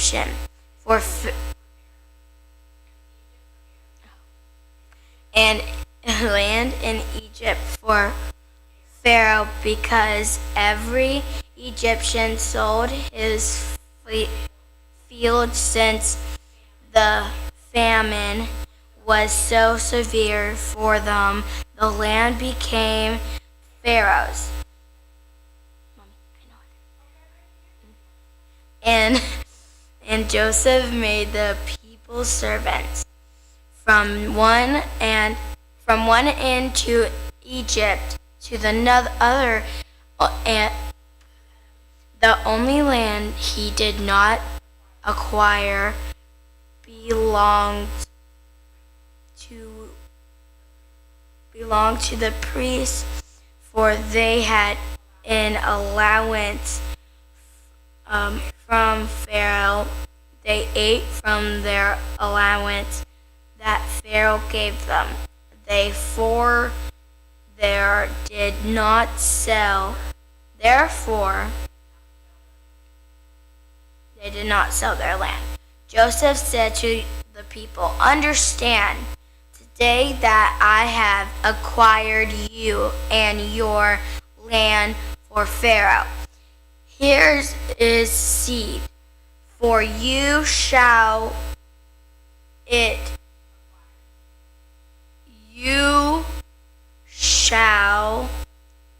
in the land. As harvest you are given a fifth of it to Pharaoh, and for 40 50s from 4 and 4 fifths. What? And 4. Joseph said to the people, "Understand today I have acquired you and your land of for Pharaoh. Here is seed for you. You sow. Oh, I said shall instead of sow. Sow it in the land. At harvest, you are to given a fifth of it to Pharaoh, and 4/5 it will be yours as seed you for the field, and as food for yourselves, and horse.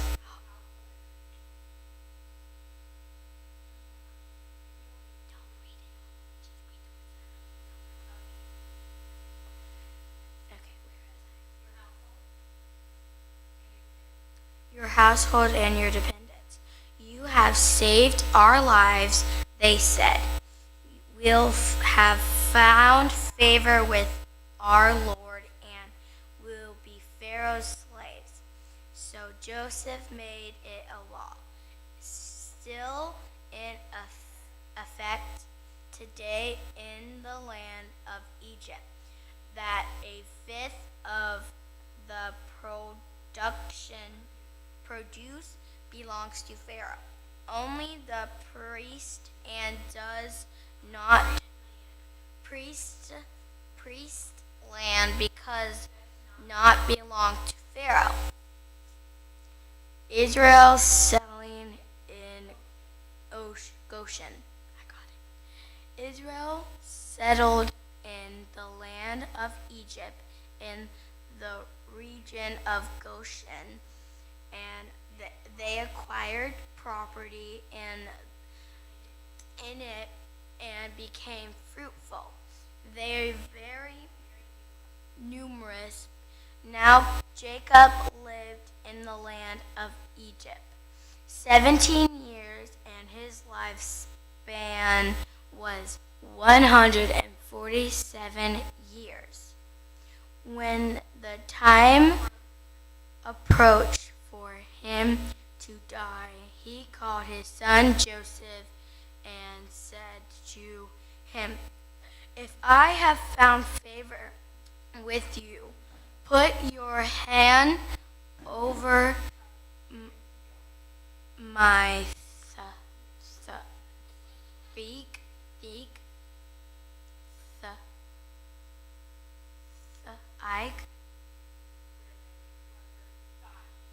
thigh and promise me that you will deal with the kindness. You will deal with me in kindness and faithfulness. Do not bury me in Egypt. When I rest with my ancestors, carry me away from Egypt and bury me in the burial place." Joseph answered, "I will do what you have asked." And Jacob said, "Serve to me." So Joseph swear to me. So Joseph swore to him, and Israel bowed in thanks at the head of his bed. Jacob blessing Ethra and Messiah. 48. So time after his Joseph was told, "Your father is weaker." So he set out with his two sons, Messiah and Ephraim. When Jacob was told, "Your son Joseph has come to Israel,"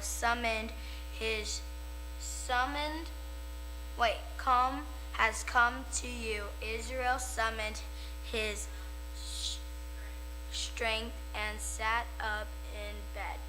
Jacob said to Joseph, God Almighty appeared to me at last in the land of Canaan and blessed me. He said to me, I will make you fruitful and numerous, and I will make you many nations come from you. I will make many nations come from you, and I will give the land as a permanent possession to your future descendant. Your 2 sons born I will to you in the land of Egypt, before I will come to you in Egypt. Before I came to you in Egypt, all now mine are now mine. Ephraim and Manasseh belong to him, just as belong to him.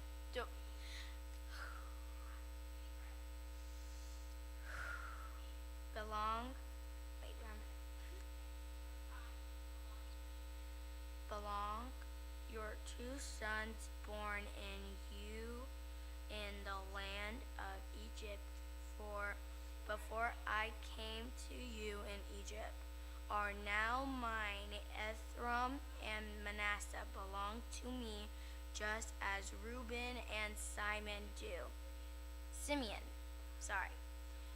Do children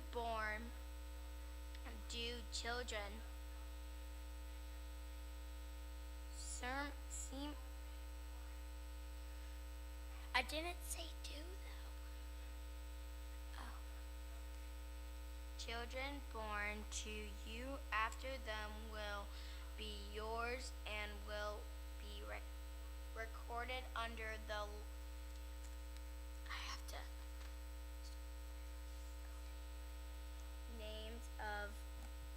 Names of their brothers, and with regard to their inheritance. When I was returning from Pandan, or is it Padan? Padan. Okay, so I got it right. To my sorrow, Rachel died along the way. So, some distant from Ephrath in the land of Canaan I buried her there among the way to Ethra, that is Bethlehem. When I saw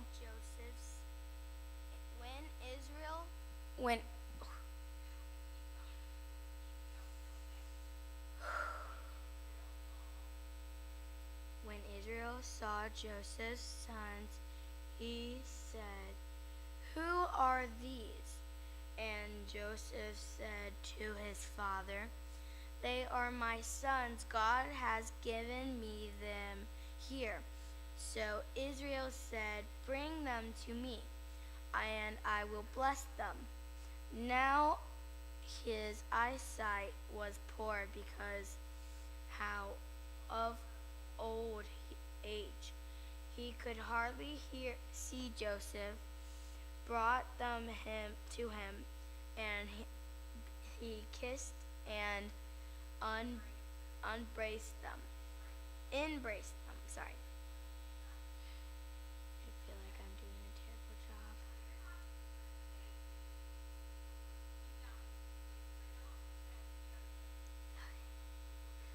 Israel said to Joseph, I've never expected to see your face again, but now God has even let me see your offspring. When Joseph took them from his father's knees and bore bowed.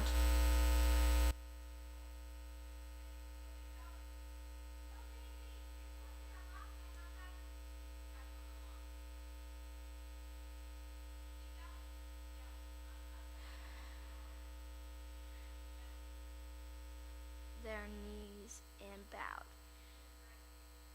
With his face to the ground, then Joseph took them both with the right hand of Ephraim?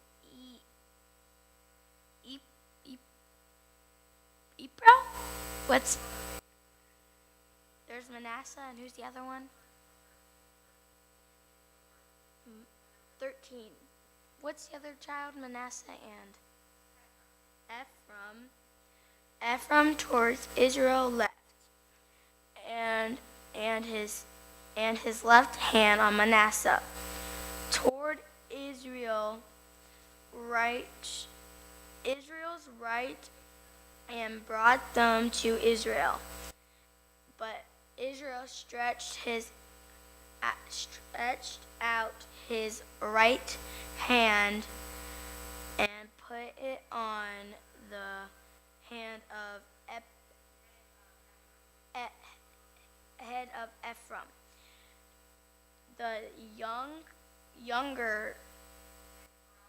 The younger and crossing his hands put his left on Manasseh's head. Although Manasseh was the firstborn, then he blessed Joseph and said, "The God before whom my father Abraham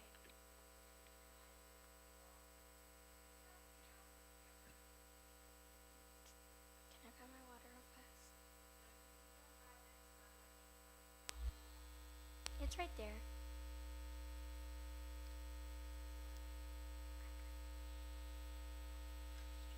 The other one. That's Joe's. I hope I do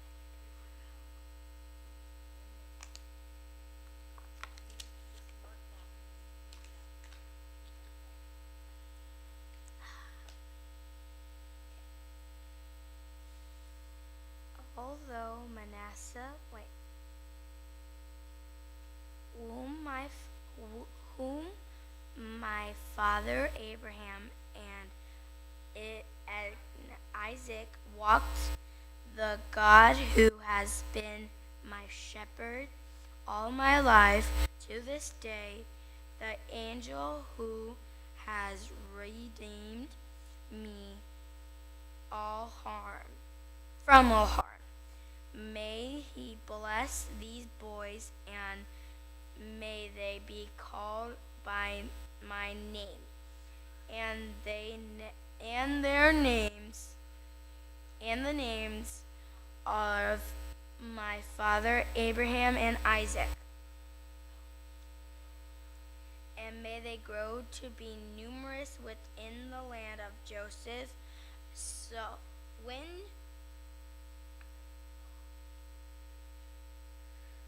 when Joseph saw that his fathers had placed the right hand on Ephraim's head and placed his right hand on Ephraim's head, he thought it was a mistake, and took his father's hand and moved it from Ephraim's head to Manasseh's.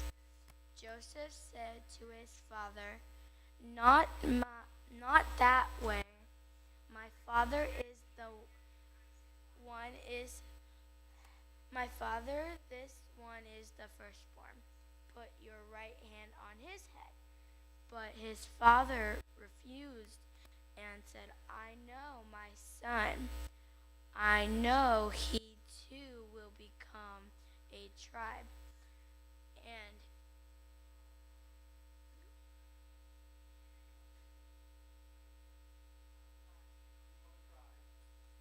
gotta get back where I was. Sorry. Will become a tribe. and he too will be great.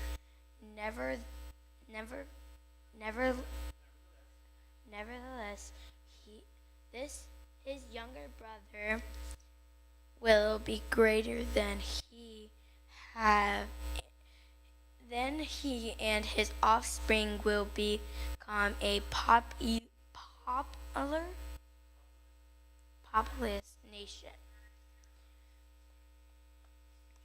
So he blessed them and said, putting Ephraim before Manasseh. Ephraim?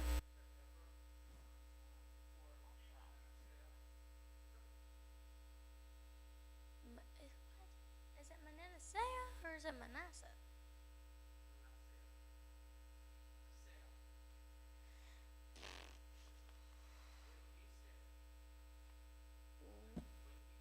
When he said the nation Israel will in yoke and blessing, and you saying, may God make like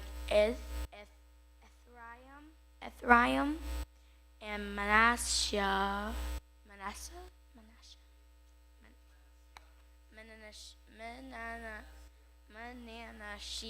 It's a hard word. Israel said to Joseph, look, I am about to die, but God will be with you and will bring you back to the land of your fathers. Over and above what I am giving you, your brothers, I am giving you the one mountain slope, and that took from the Amorites with my sword and bow.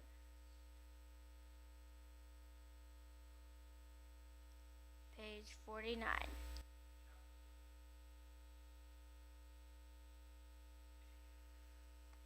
When Jacob called his sons and said, greater, gather around, and I will tell you what will happen to you in the days to come.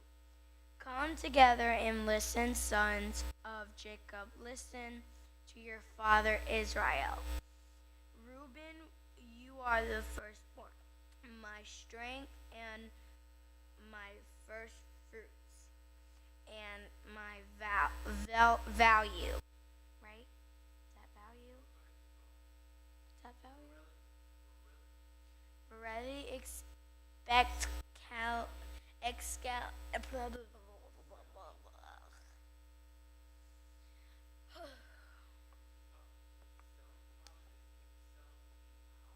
feel like I got the hard page. Excelling in promise and excelling in power. Turbulent as water, you will as turbulent as water, and ouch. You will not what? Excel because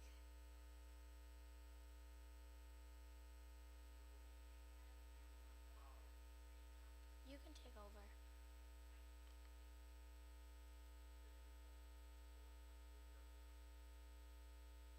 No? It's loud. Okay. I'll just start it for you. It's okay. You did a great job.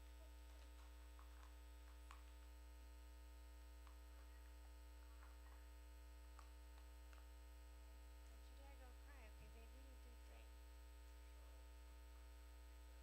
I'm very proud of you.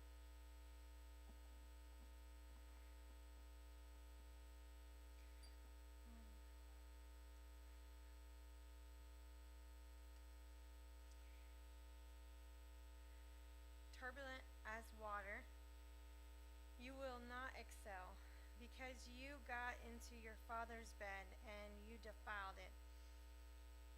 He got into my bed. Simeon and Levi are brothers.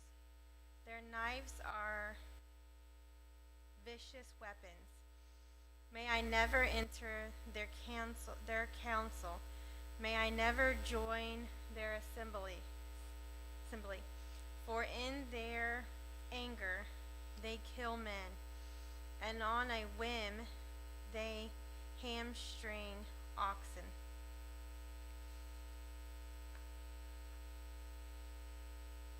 Their anger is cursed, for it is strong, and their fury,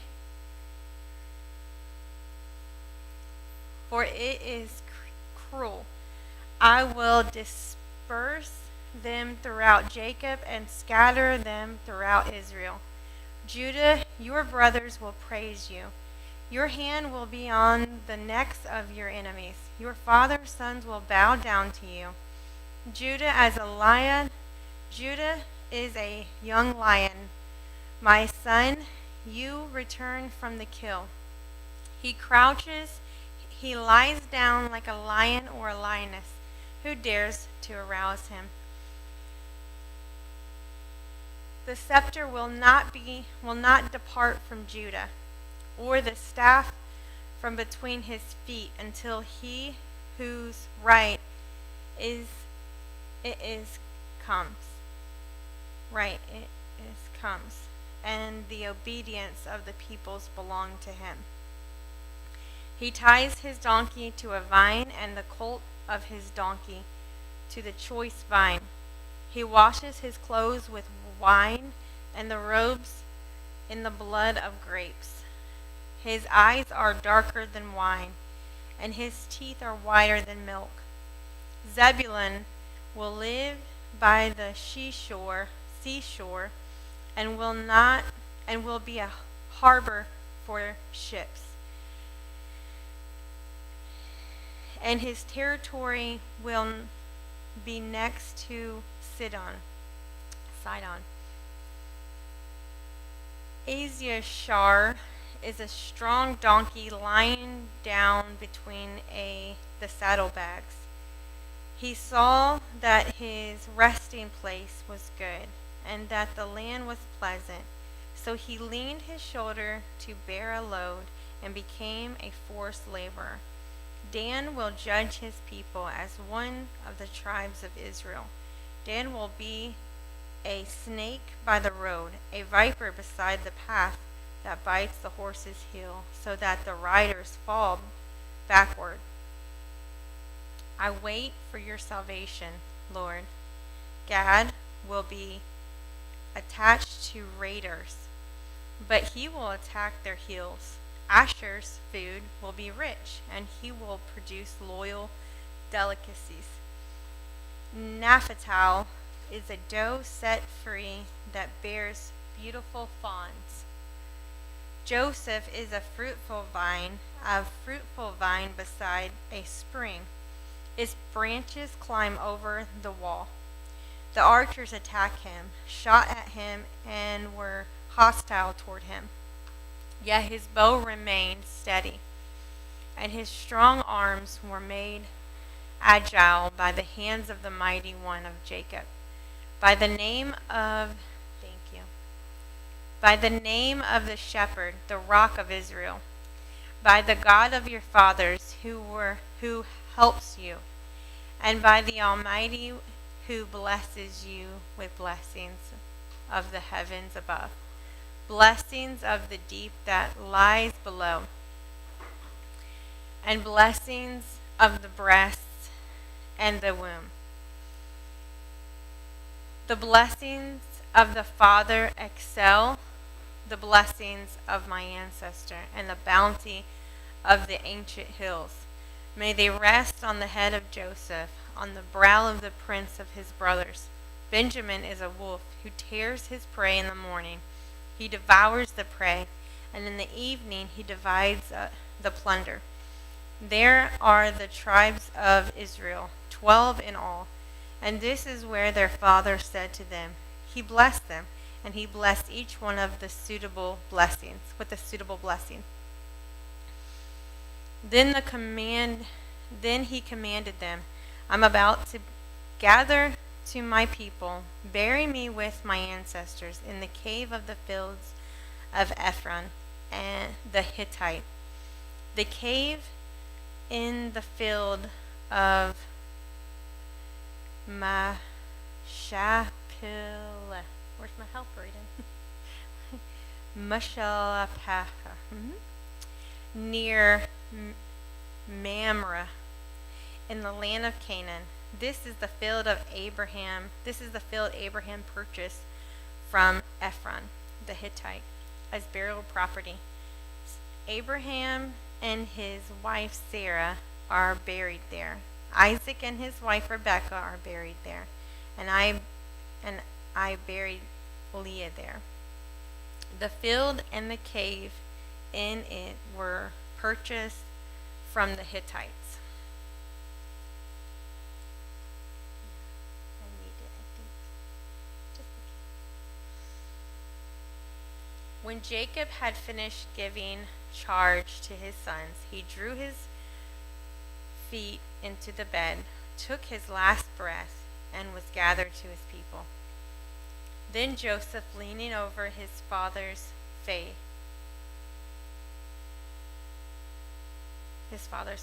wept and kissed him. He commanded his servants, who were physicians, to embalm his father. So they embalmed Israel. They took 40 days.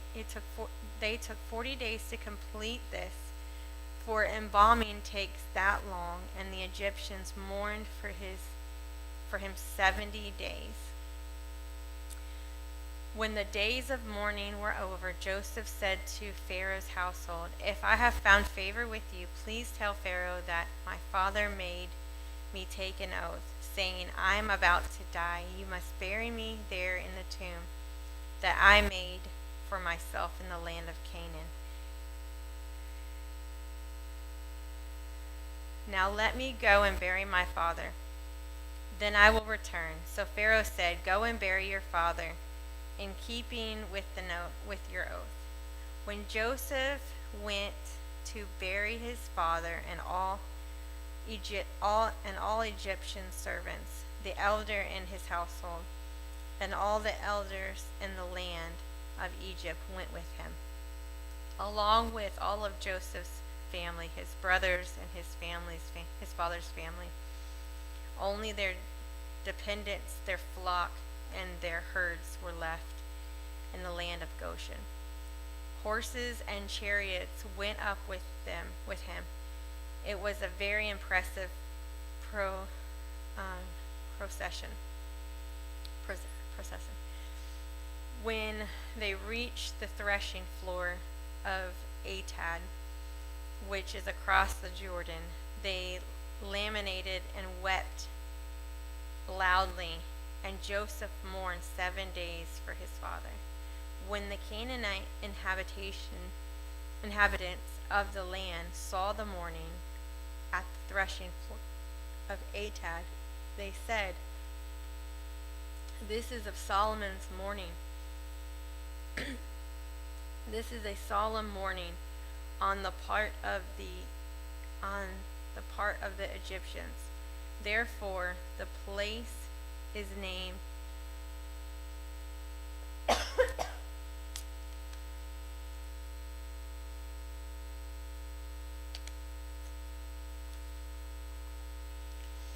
Abel Mizraim.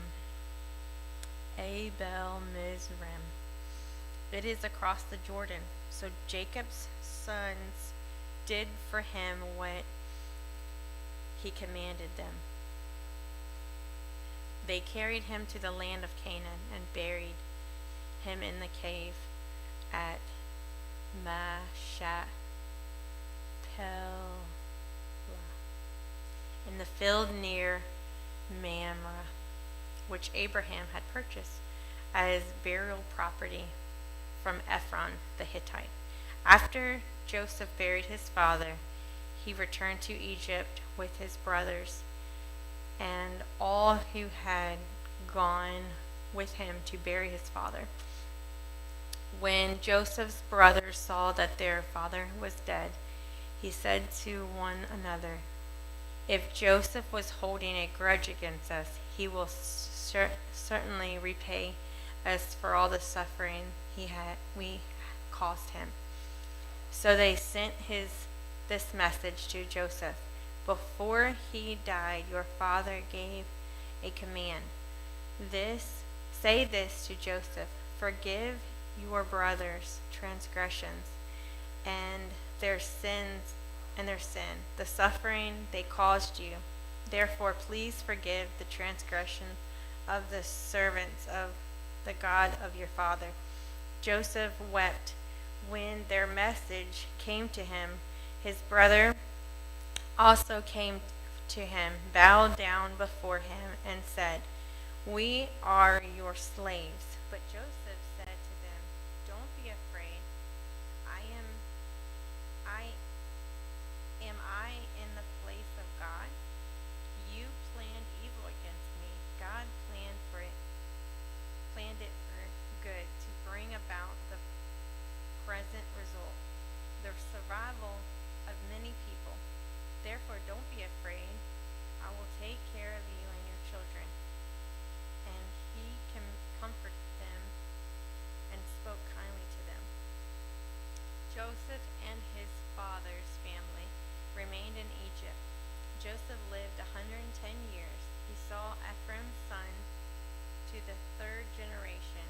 The sons of Manasseh, son Machar,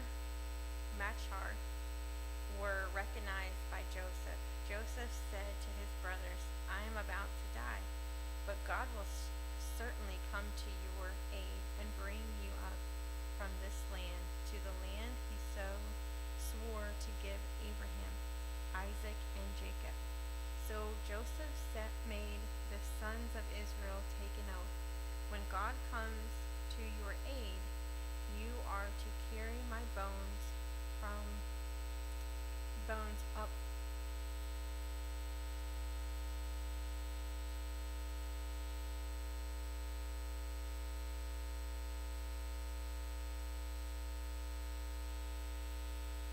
Scene 1, 2.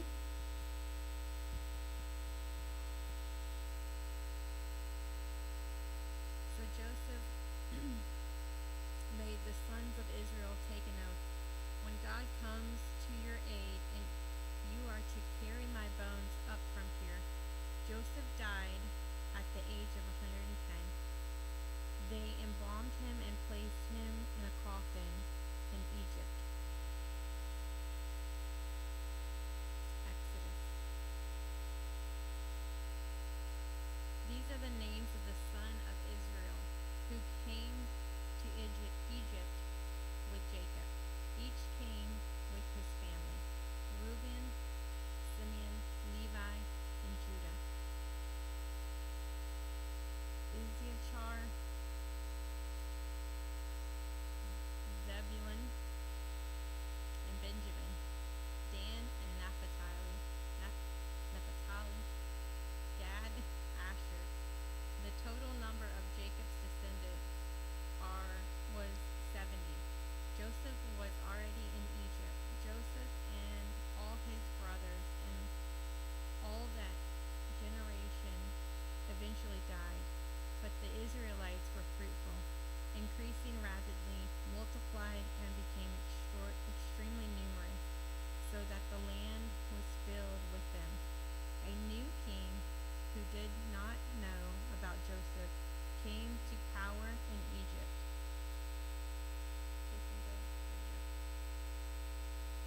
He said to his people, look, the Israelite people are more numerous and powerful than we are. Come, let's deal shrewdly with them. Otherwise, they will multiply further.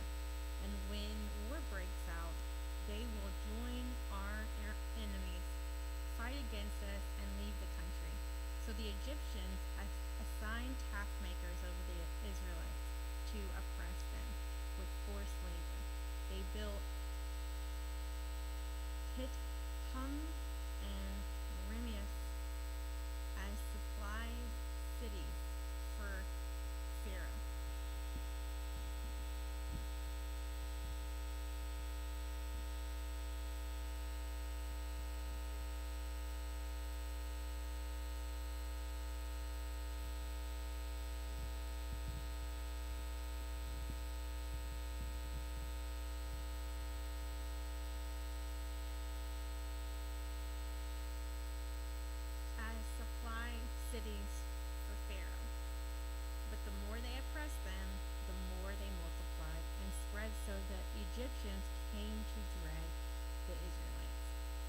worked with the Israelites ruthlessly and made their lives bitter with difficult labor in brick and mortar and all kinds of field work.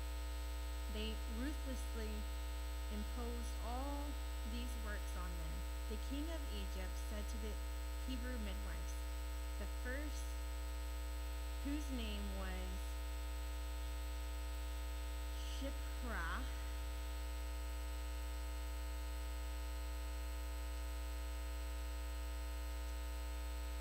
they said no, no, sir. Do you hear any sound? No? I'm getting texts that there's no sound again. Okay.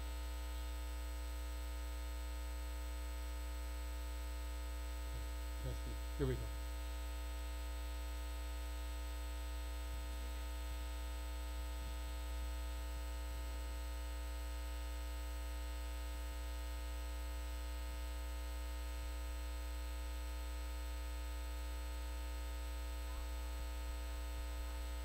Okay.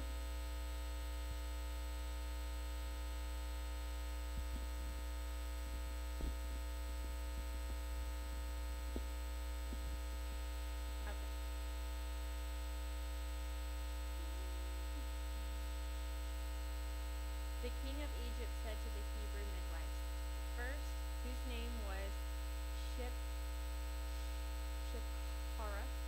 and the second name, whose name was Pur. When you help the Hebrew women give birth, observe them as they deliver. If a child is a son, kill him. But if it is a daughter, she may live. The midwives, however, feared God and did not do as the king of Egypt had told them. They let the boys live. So the king of Egypt summoned the midwives and asked them, why have you done this and let the boys live? The midwives said to Pharaoh, the Hebrew women are not like the Egyptian women, for they are vigorous and give birth before the midwives can get to them. So God was good to the midwives, and the people multiplied and became very numerous. Since the midwives feared God, he gave them families. He gave them families. Pharaoh then commanded all his people, you must throw every son born to the Hebrews into the Nile, but let every daughter live. Now a man from the family of Levi married a Levite woman. The woman became pregnant and gave birth to a son. When she saw that he was beautiful, she hid him for 3 months. But when she could no longer hide him, she got a Piraeus basket for him and coated it with asphalt and pitch. She placed the child in it and set it among the reeds by the bank of the Nile. Then his sister stood at a distance in order to see what would happen to him. Pharaoh's daughter went down to bathe at the Nile, while her servant girls walked among the riverbank. She saw the basket among the reeds, sent for her slave girl, took it, opened it, and saw him, the child, and there he was, a little boy crying. She felt sorry for him and said, This is one of the Hebrew boys. Then his sister said to Pharaoh's daughter, should I go and call a Hebrew woman who is nursing to nurse the boy for you? Go, Pharaoh's daughter told her. So the girl went and called the boy's mother. Then Pharaoh's daughter said to her, take this child and nurse him for me, and I will pay you wages. So the woman took the boy and nursed him. When the child grew older, she brought him to Pharaoh's daughter,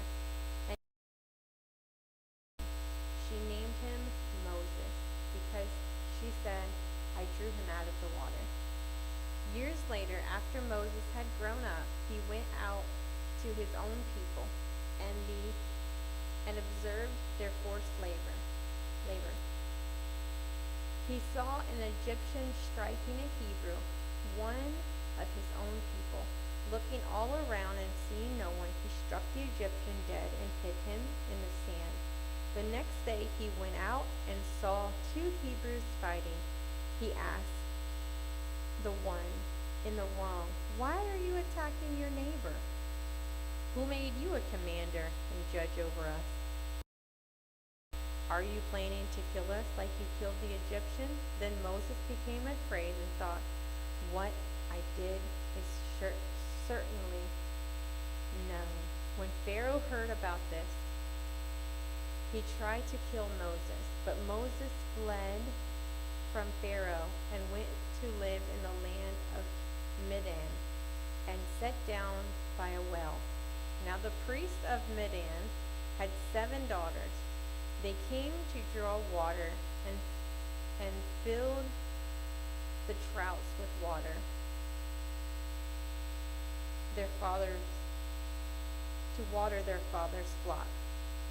Then some shepherds arrived and drove them away, but Moses came to their rescue and watered their flock. When they returned to their father Reuben, he asked, "Why have you come back so quickly today?"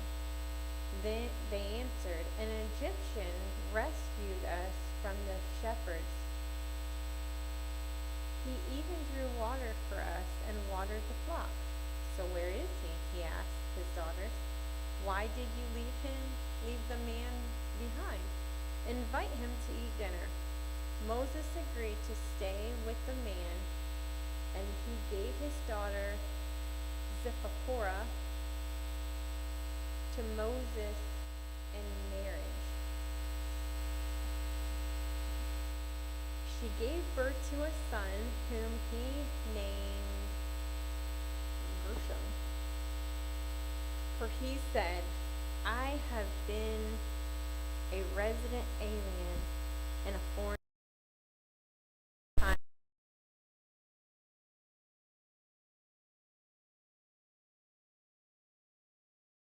And their labor and their cry for help because of the difficult labor ascended to God.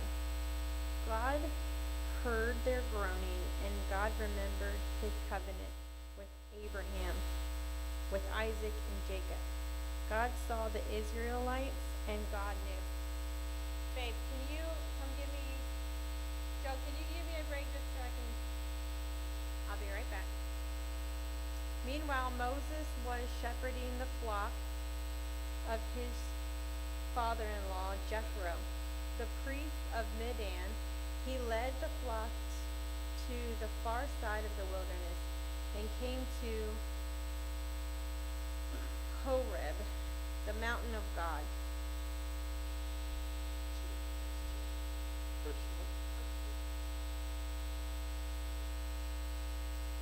Then the angel of the Lord appeared to him in a flame of fire within a bush. As Moses looked, he saw that the bush was on fire, but was not consumed. So Moses thought, "I must go over and look at this remarkable sight. Why is the bush burning up?" When the Lord saw he had gone over to look, God called out to him from the bush, "Moses, Moses." "Here I am," he answered. "Do not come closer," he said. "Remove the sandals from your feet, for the place where you are standing is holy ground." Then he continued, "I am the God of your father, the God of Abraham, the God of Isaac, and the God of Jacob." Moses hid his face because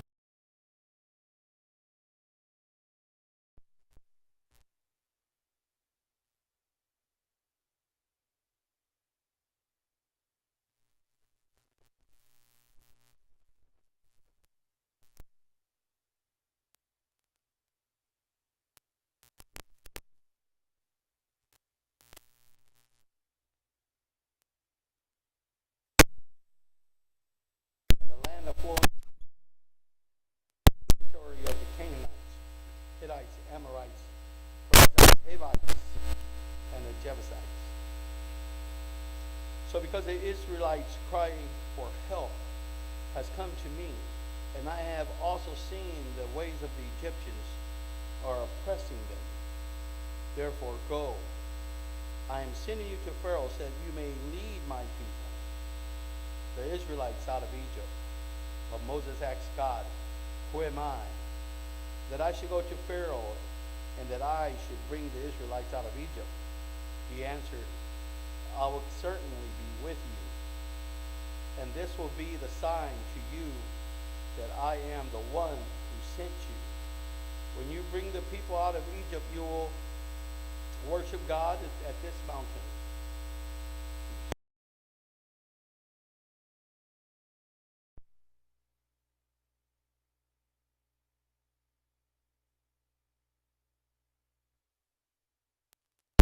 God, if I go to the Israelites and say to them, the God of your ancestors has sent me to you, and they ask me, God replied to Moses, I am who I am. This is what you are to say to the Israelites. I am has sent me to you.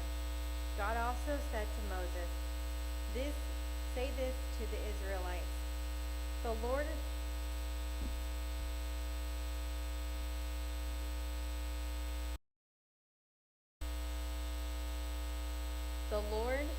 the God of your ancestors, the God of Abraham, the God of Isaac, the God of Jacob, has sent me to you forever. This is how I am to be remembered in every generation. Go and assemble the elders of Israel and say to them, the Lord, the God of your ancestors, the God of Abraham, Isaac, and Jacob, has appeared to me and said, I have paid close attention to you and to what has been done to you in Egypt. And I have promised you that I will bring you up from the misery of Egypt to the land of Canaan, to the land of the Canaanites, Hittites, Amorites, Perizzites, Hittites, and Jebusites, a land flowing with milk and honey.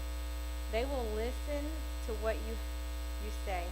Then you, along with the elders of Israel, must go to the king of Egypt and say to him, the Lord, the God of the Hebrews, has met with us. Now please let us go on a 3-day trip into the wilderness so that we may sacrifice to the Lord our God. However, I know that the king of Egypt will not allow you to go, even under force from a strong hand. But when I stretch out my hand and strike Egypt with all my miracles that I will perform in it, after that he will let you go, and I will give these people such favor with the Egyptians that when you go, you will not go empty-handed. Each woman will ask her neighbor, and any woman staying in her house for silver and gold jewelry and clothing, and you will put them on your sons and daughters. So you will plunder the Egyptians. Moses answered, what if they won't believe me and will not obey me, but say, the Lord did not appear to you? The Lord asked me, what is it in your hand? What is it in your hand? A staff, he replied. Throw it on the ground, he said. So Moses threw it on the ground. It became a snake, and he ran from it. The Lord told Moses, stretch out your hand and give it, and grab it by the tail. So he stretched out his hand and caught it. And it became a staff in his hand.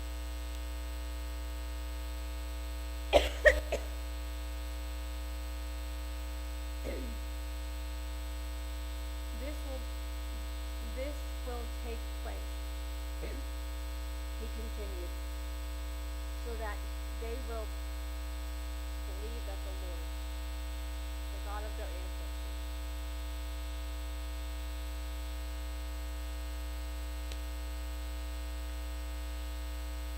the God of Abraham, and the God of Isaac, and the God of Jacob, has appeared to you.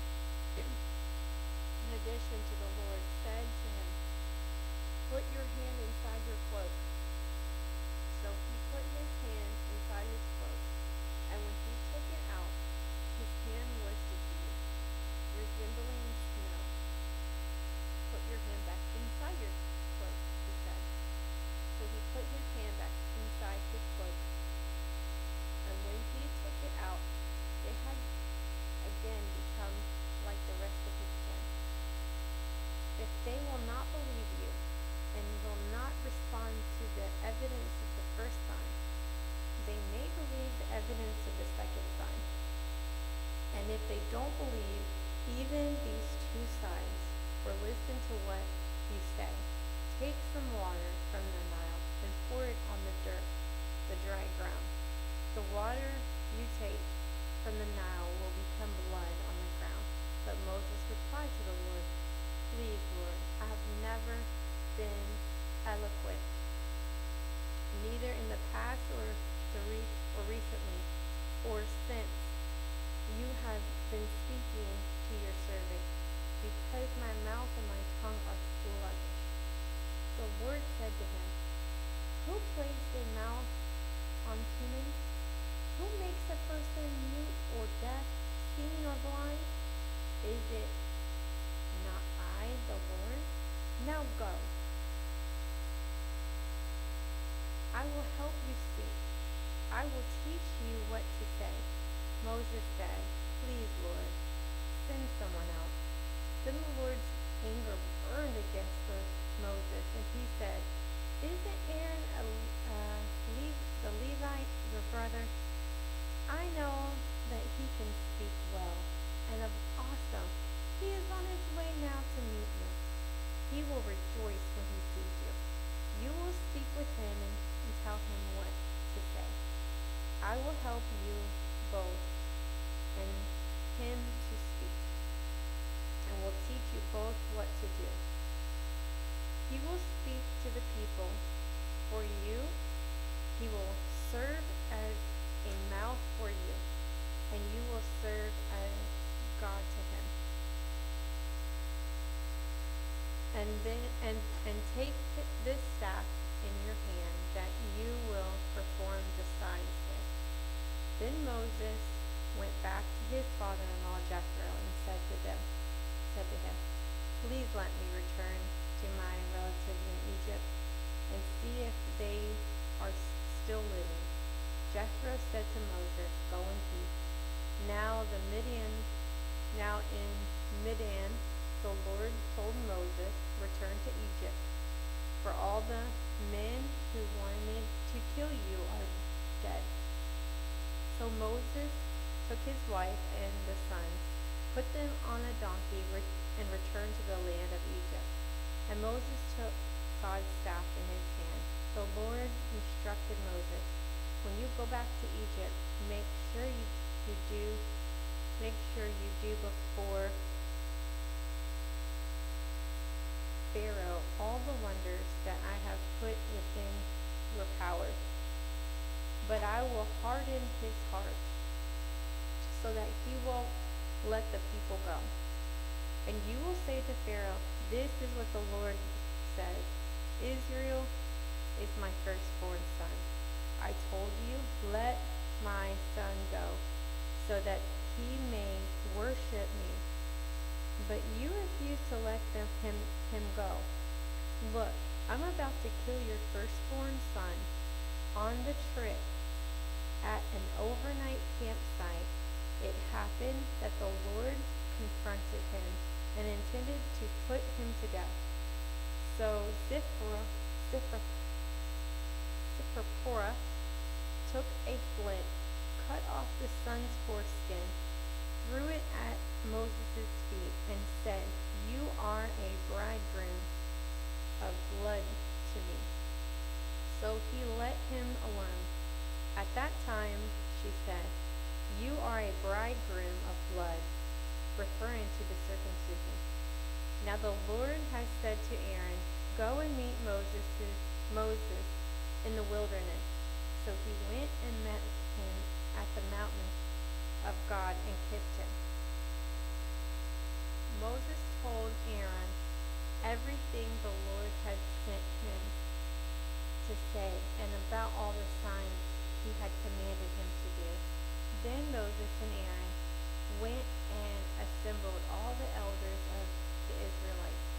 Aaron repeated everything the Lord had said to Moses and performed the signs before the people.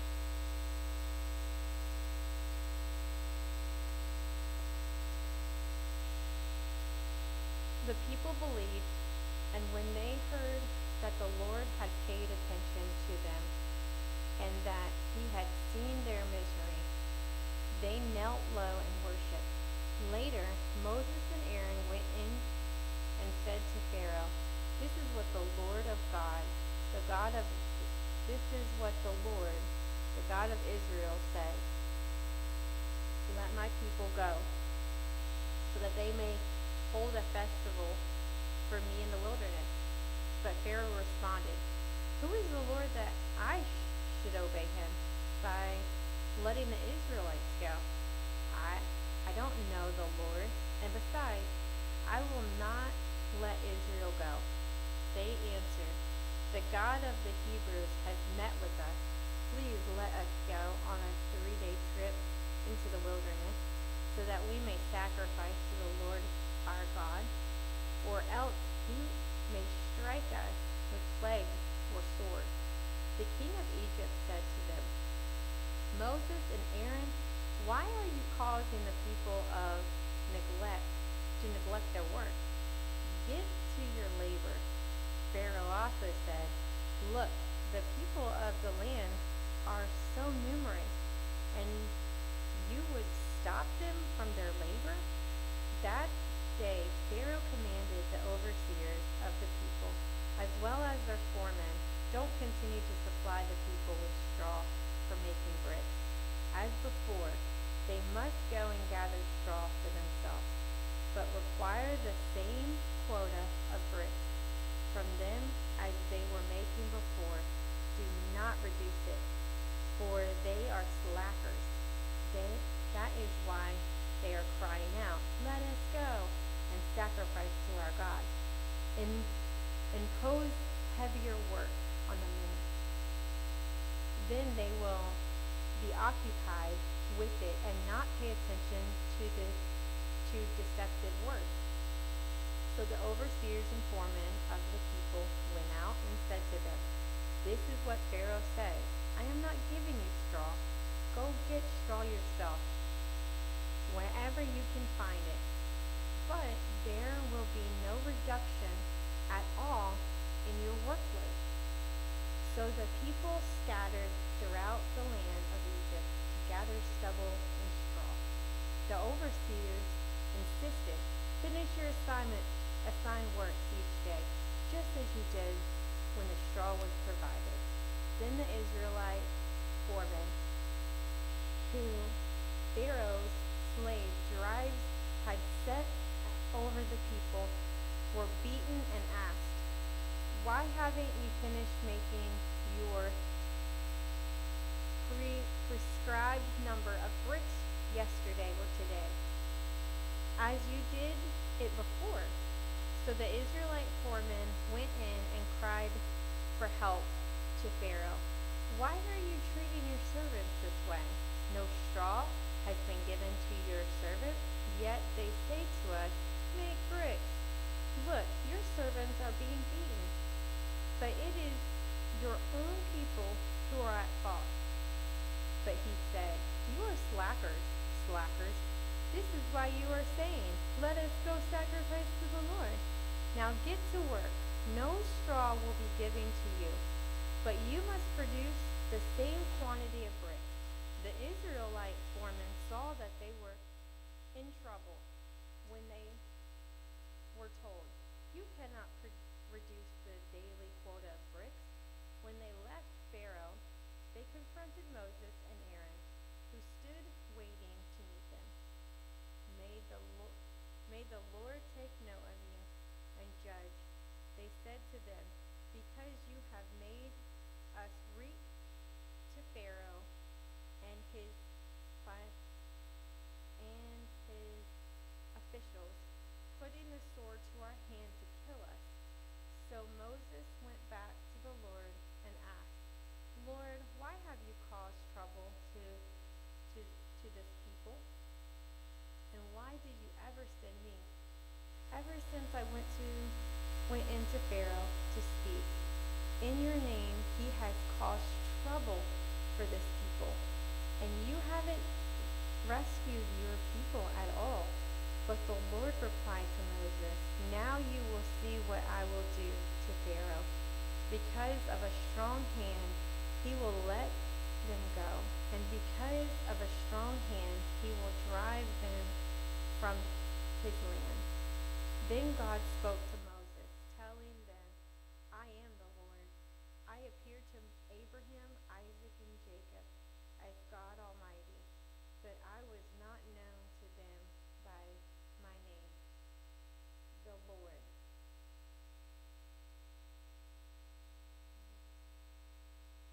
I also established my covenant with them to give them the land of Canaan, the land they live in as aliens.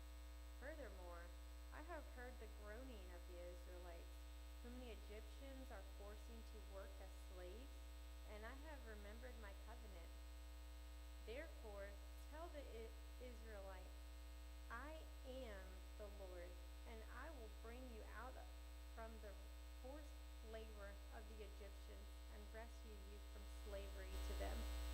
I will redeem you with an outstretched arm and great acts of judgment. I will take you as my people, and I will be your God.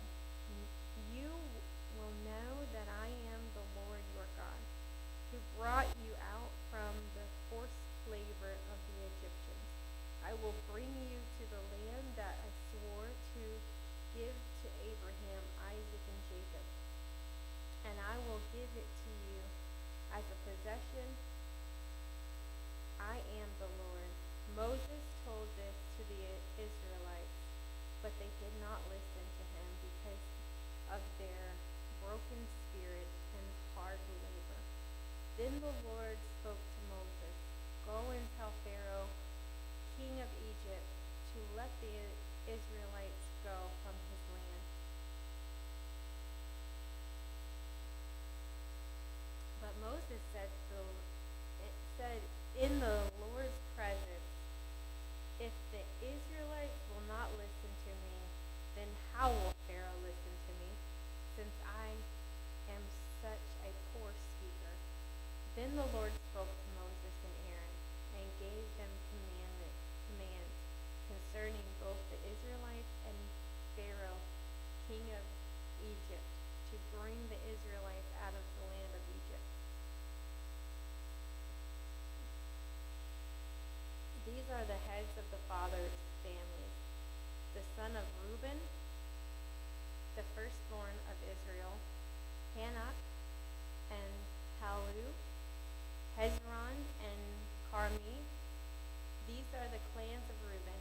The sons of Simeon, Jemiel, Jamian, Ohad, Jashin, Zophar, and Shaul, the son of a Canaanite woman. These are the clans of Simeon. These are the names of the son of Levi, according to the family records: Gershon, Kohath, and Moriah. Levi lived 137 years. The son of Gershon, Libni, and Shimei. By the clans, the son of Kohath, Amram, Ishar, Hebron, and Uzai. Kohath lived 133 years, and the son of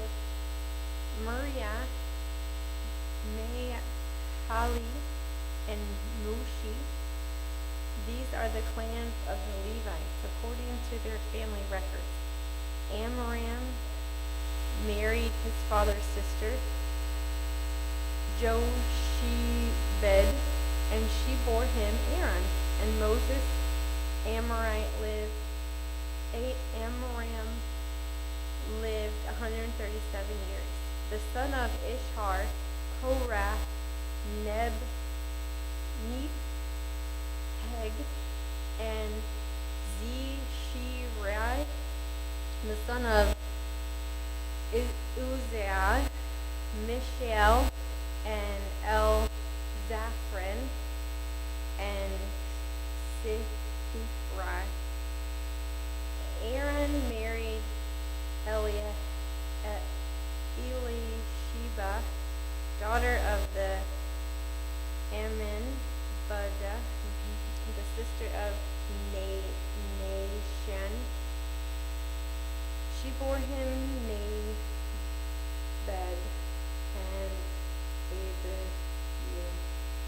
Eleazar and Ithamar.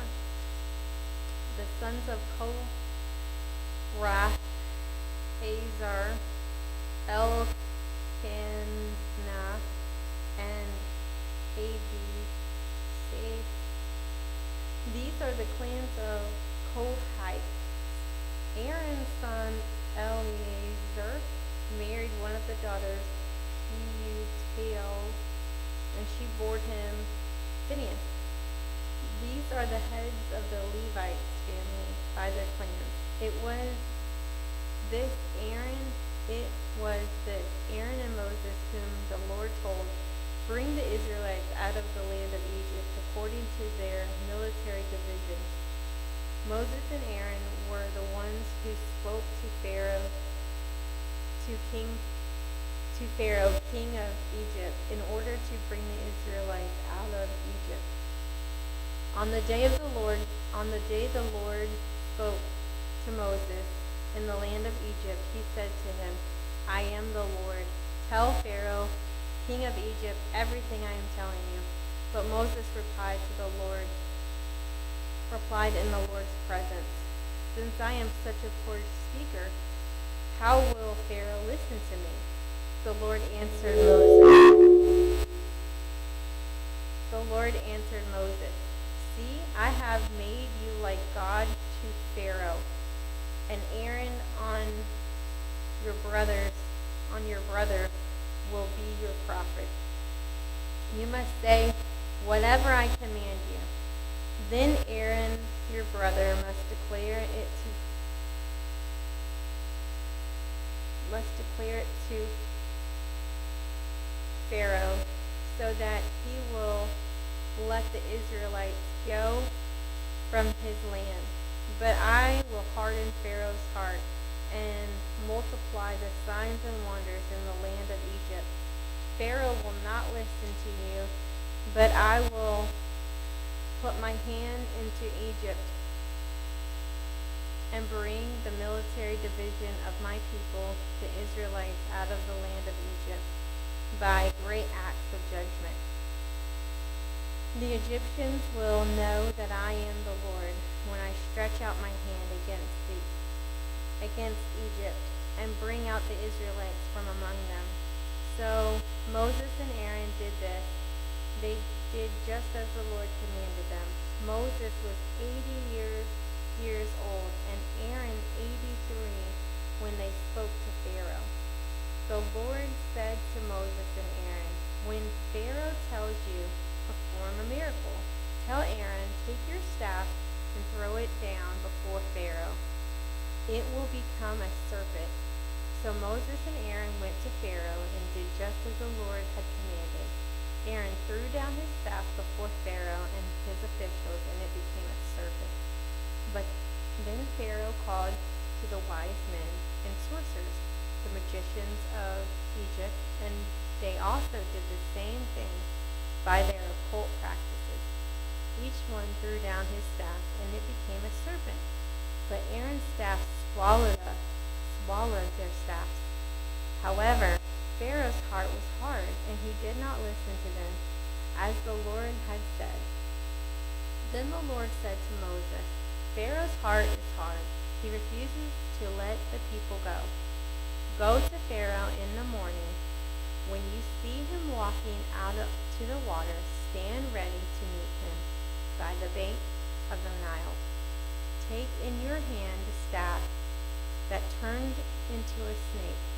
Tell him, the Lord, the God of the Hebrews, has sent me to tell you, let my people go, so that they may worship me in the wilderness. But so far you have not listened.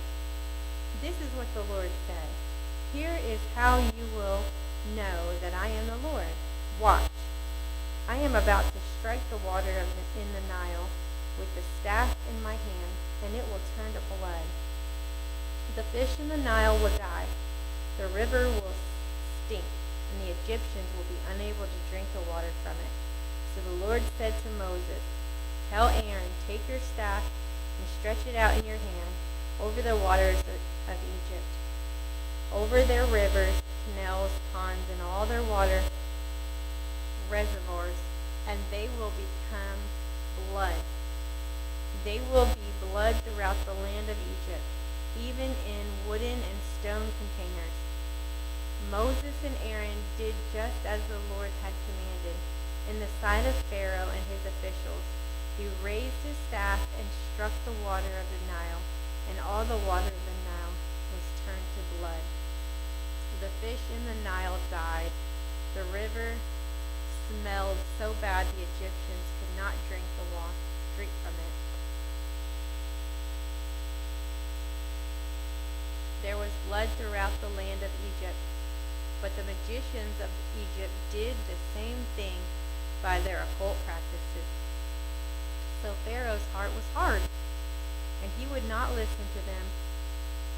As the Lord had said, Pharaoh turned around, went into his palace, and didn't take even this to heart. All the Egyptians dug around the Nile for water to drink, because they could not drink the water from the river. 7 days passed after the Lord struck the Nile. Then the Lord said to Moses, go into Pharaoh and tell him, this is what the Lord says, let my people go, so they may worship me.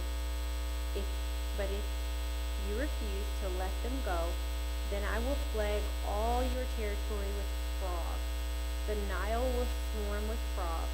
They will come up and go into your palace, into your bedrooms, and onto your bed, into the houses of your officials and your people, and into your ovens and kneading bowls. The frogs will come up on you, your people, and all your officials. The Lord then said to Moses, tell Aaron, stretch out your hand with your staff over the river, canals, and ponds, and cause the frogs to come up upon the land of Egypt. When Aaron stretched out his hand over the waters of Egypt, the frogs came up and covered the land of Egypt. But the magicians did the same thing by their occult practice, and brought the frogs up onto the land of Egypt. Pharaoh summoned Moses and Aaron and said, appeal to the Lord to remove the frogs from me and my people. Then I will let the people go, and they can sacrifice to the Lord. Moses said to Pharaoh, you may have the honor of choosing. When should I appeal on behalf of you, your officials and your people, that the frogs may be taken away from you and your houses and remain only in the Nile? Tomorrow, he answered. Moses replied, as you have said, so that you may know there is no one like the Lord our God. The frogs will go away from you, your houses, your officials, and your people. The frogs will remain only in the Nile. After Moses and Aaron went help from Pharaoh, Moses cried out to the Lord for help concerning the frog that he had brought against Pharaoh. The Lord did as Moses had said. The frogs in the houses, courtyards, and fields died. They piled them in countless heaps, and there was a terrible odor in the land. But when Pharaoh saw that there was relief, he hardened his heart and would not listen to them, as the Lord had said.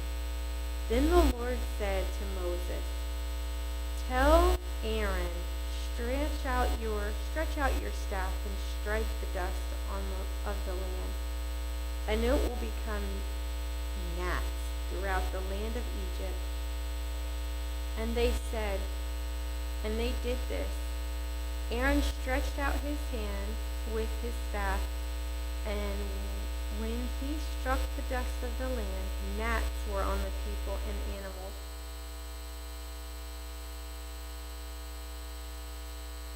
All the dust of the land became gnats throughout the land of Egypt.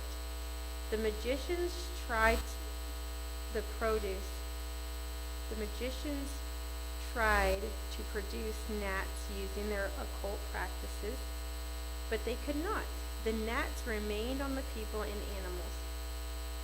"This is the finger of God," the magicians said to Pharaoh. But Pharaoh's heart was hard, and he would not listen to them, as the Lord had said. The Lord said to Moses, "Get up early in the morning and present yourself to Pharaoh. And when you see him going out to the water, tell him, 'This is what the Lord says. Let my people go, so that they may worship me. But if you will not let my people go, then I will send swarms of flies against you, your officials, your people, and your houses. The Egyptian houses will swarm with flies, and so will the land where they live. But on that day I will give special treatment to the land of Goshen, where my people are living. No flies will be there. This way you will know that I, the Lord, am in the land. I will make a distinction between my people and your people. This sign will take place tomorrow." And the land did this. 6 swarms of flies went into Pharaoh's palace and his officials' house. Throughout Egypt, the land was ruined because of the swarm of flies. Then Pharaoh summoned Moses and Aaron and said, "Go sacrifice to your people within your country."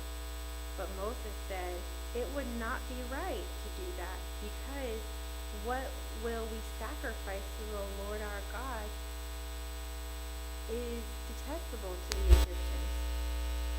If we sacrifice what the Egyptians detest in front of them, won't they stone us?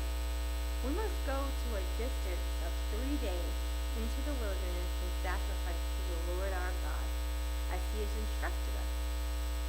Pharaoh responded, "I will let you go and sacrifice to the Lord your God in the wilderness, but don't go very far. Make an appeal for me. As soon as I leave you," Moses said, "I will appear to the Lord, and tomorrow the swarm of flies will depart from Pharaoh, his officials, and his people. But Pharaoh must not act deceptively again by refusing to let the people go and sacrifice to the Lord." Then Moses left Pharaoh's presence and appealed to the Lord. The Lord did as Moses had said. He removed the swarm of flies from Pharaoh, his officials, and his people. Not one was left. But Pharaoh hardened his heart this time also, and did not let the people go. Then the Lord said to Moses, "Go into Pharaoh and say to him, 'This is what the Lord, the God of the Hebrews, says. let my people go, so that they may worship me. But if he refuses to let them go and keep holding them, then the Lord's hand will bring a severe plague against your livestock in the field. The horses, donkeys, camels, herds, and flocks. But the Lord will make a distinction between the livestock of Israel and the livestock of Egypt, so that nothing of all that the Israelites own will die. And the Lord set a time, saying, Tomorrow the Lord will do this thing in the land. The Lord did this the next day. All the Egyptians' livestock died, but none among the Israelites' livestock died. Pharaoh sent messengers who saw that not a single one of the Israelite livestock was dead. But Pharaoh's heart was hardened and did not let the people go. Then the Lord said to Moses and Aaron, Take handfuls of the furnace soot, and Moses is to throw it towards heaven in the sight of Pharaoh. It will become fine dust over the entire land of Egypt. It will become festering boils on the people and animals throughout the land of Egypt. So they took furnace soot and stood before Pharaoh. Moses threw it towards heaven, and it became festering boils on the people and animals. The magicians could not stand before Moses because of the boils, for the boils were on the magicians as well as on all the Egyptians. But the Lord hardened Pharaoh's heart, and he did not listen to them, as the Lord had told Moses. Then the Lord said to Moses, Get up early in the morning and present yourself to Pharaoh. Tell him, This is what the Lord, the God of the Hebrews, says. Let my people go, so they may worship me. For this time I am about to send all my plagues against you, your officials, and your people. Then you will know there is no one like me on the whole earth. By now I could have stretched out my hand and struck you and your people with a plague, and you would not have been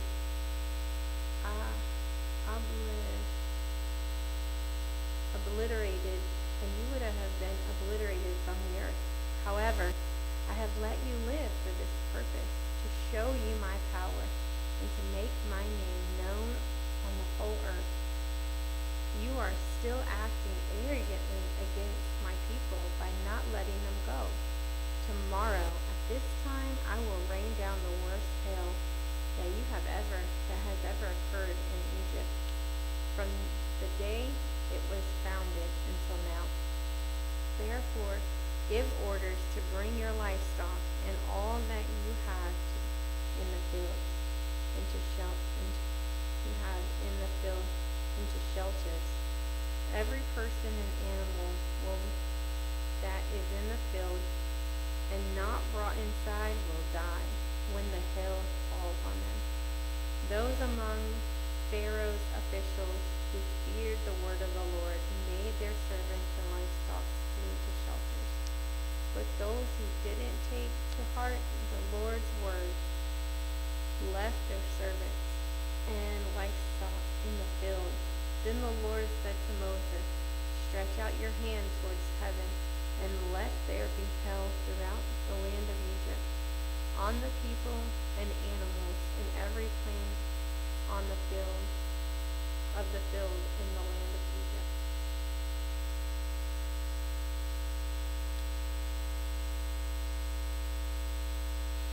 So Moses stretched out his staff towards heaven, and to the land, and to the Lord, and the Lord sent thunder and hail. Lightning struck the land, and the Lord rained hail on the land of Egypt. The hail with lightning and flashing throughout it was so severe that nothing like it had occurred in the land of Egypt since it had become a nation. Throughout the land of Egypt, the hail struck down everything in the field, both people and animals. The hail beat down every plant of the field and shattered every tree in the field. The only place it didn't hail on was the land of Goshen, where the Israelites were. Pharaoh sent for Moses and Aaron. I have sinned this time, he said to them. The Lord is the righteous one, and I and my people are the guilty ones. Make an appeal to the Lord. There has been enough of God's thunder and hail. I will let you go.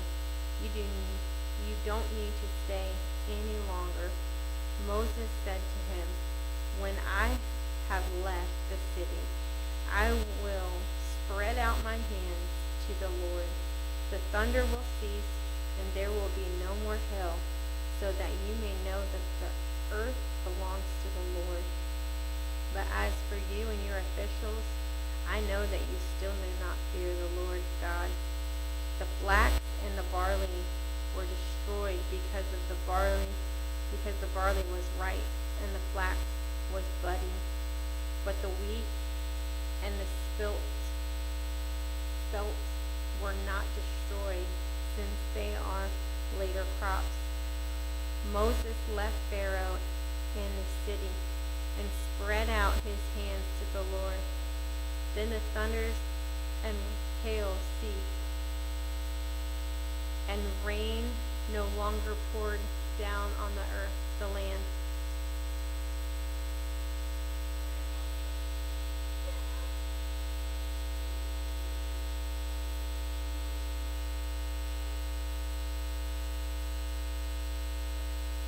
You can have a 20-minute turn at some point, but just right here.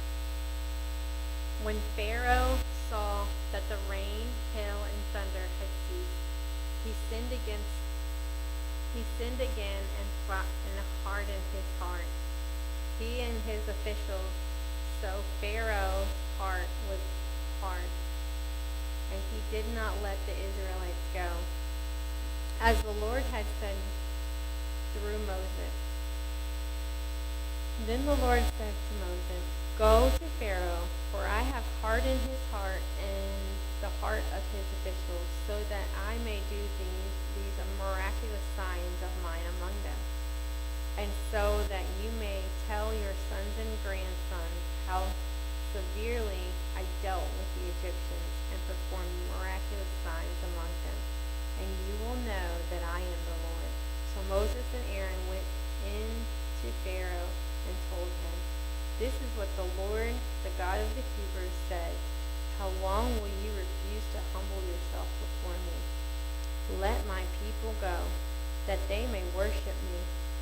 But if you refuse to let my people go, then tomorrow I will bring locusts into your territory. They will cover the surface of the land, so that no one will be able to see the land. They will eat the remainder left to you that escape the hail.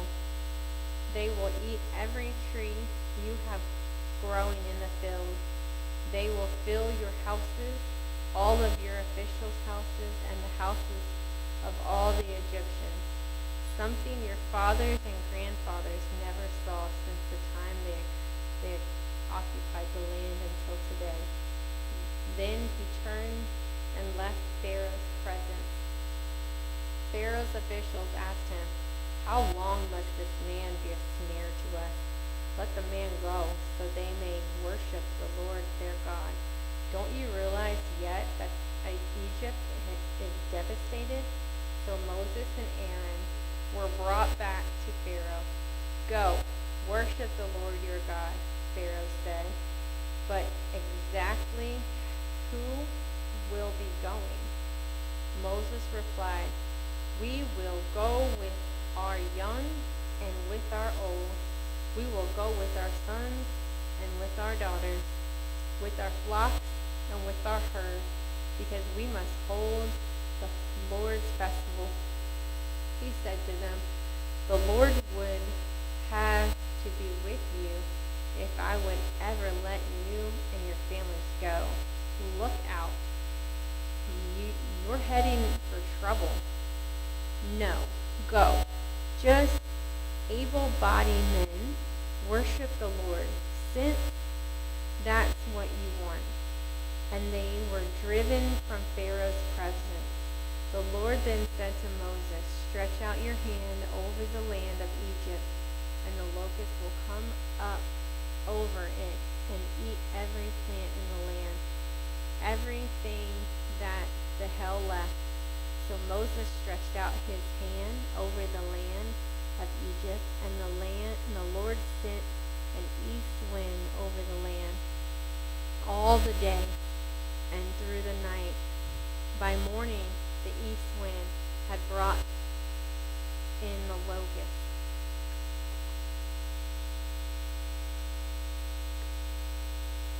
The locusts went up over the entire land of Egypt and settled on the whole territory of Egypt.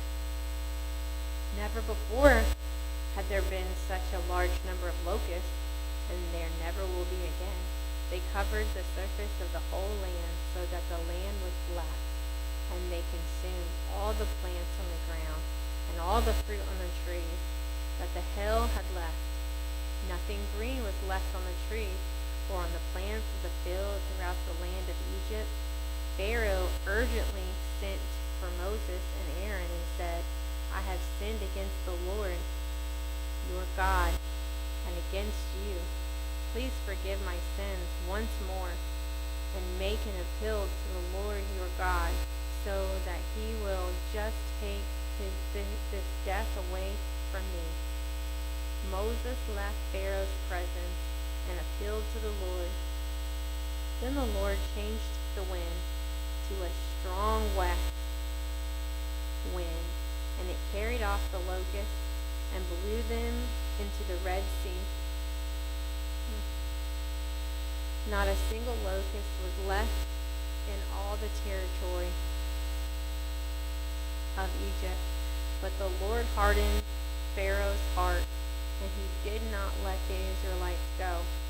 Then the Lord said to Moses, stretch out your hand towards heaven, and there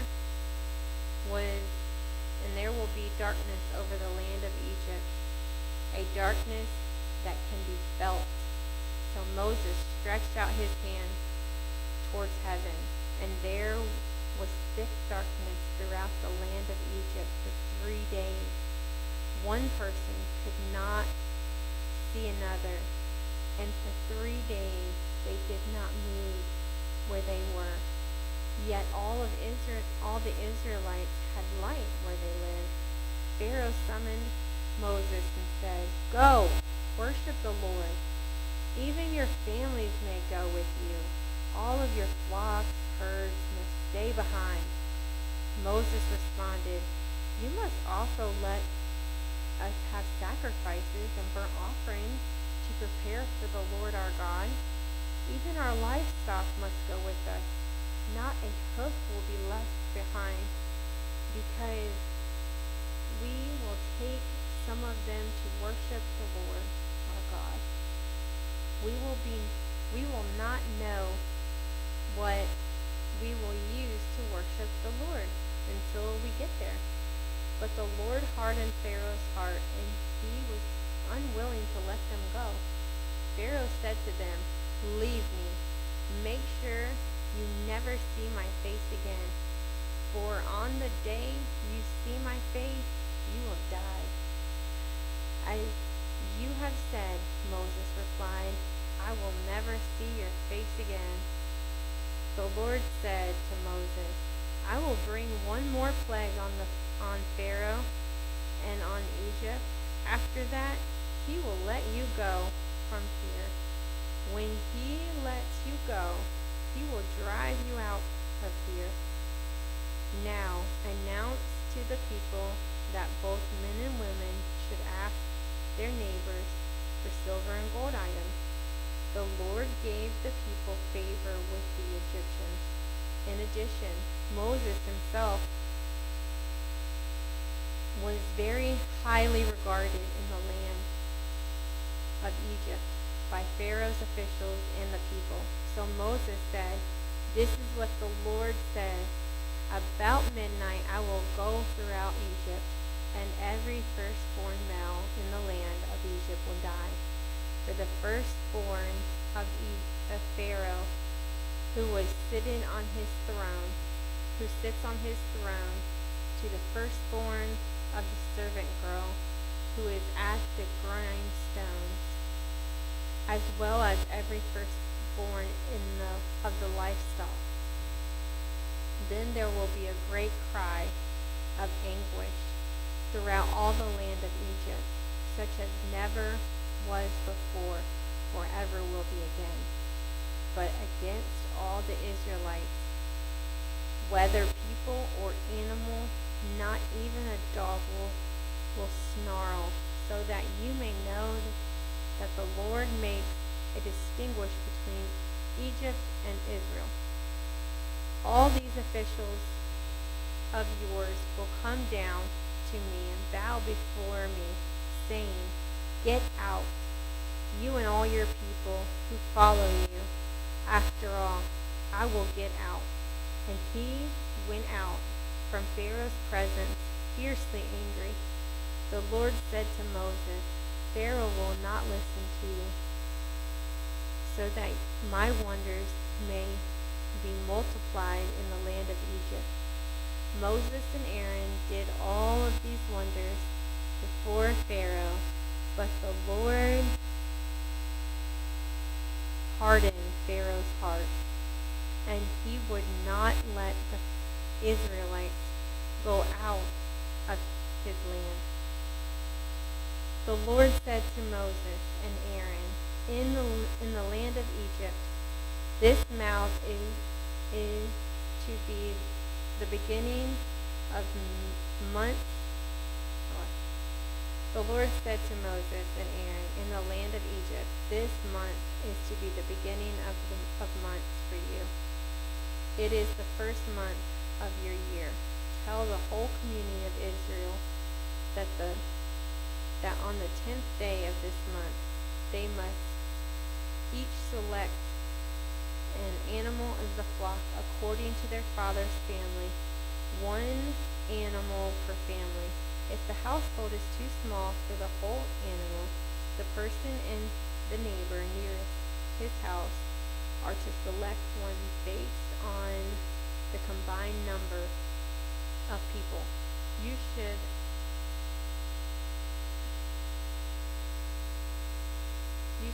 apportion the animal according to what each will eat. You must have an unblemished animal, 1 year male, a 1-year-old male. You may take it from either the sheep or the goat. You are to keep it until the 14th day of this month. Then the whole assembly of the community of Israel will slaughter the animals at twilight.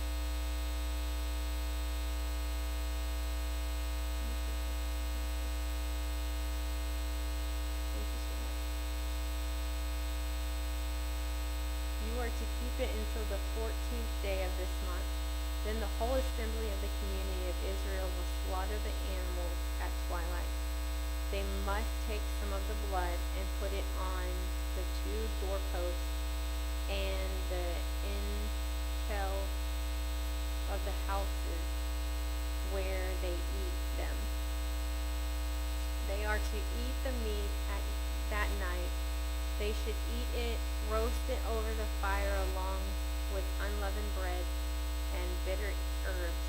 Do not eat any of it raw or cooked in boiling water, but only roasted over fire, its head as well as its legs and inner organs. You must not leave any of it until the morning. Any part of it left until the morning must be burned. Here is how you must eat it. You must be dressed for travel, your saddles on your feet, and sandals on your feet, and your staff in your hand. You are to eat it in a hurry. It is the Lord's Passover. I will pass through the land of Egypt on that night and strike every firstborn male in the land of Egypt, both the people and the animals. I am the Lord. I will execute judgment against all the gods of Egypt. The blood on the houses where you are staying will be a distinguishing mark for you. When I see the blood, I will pass over you.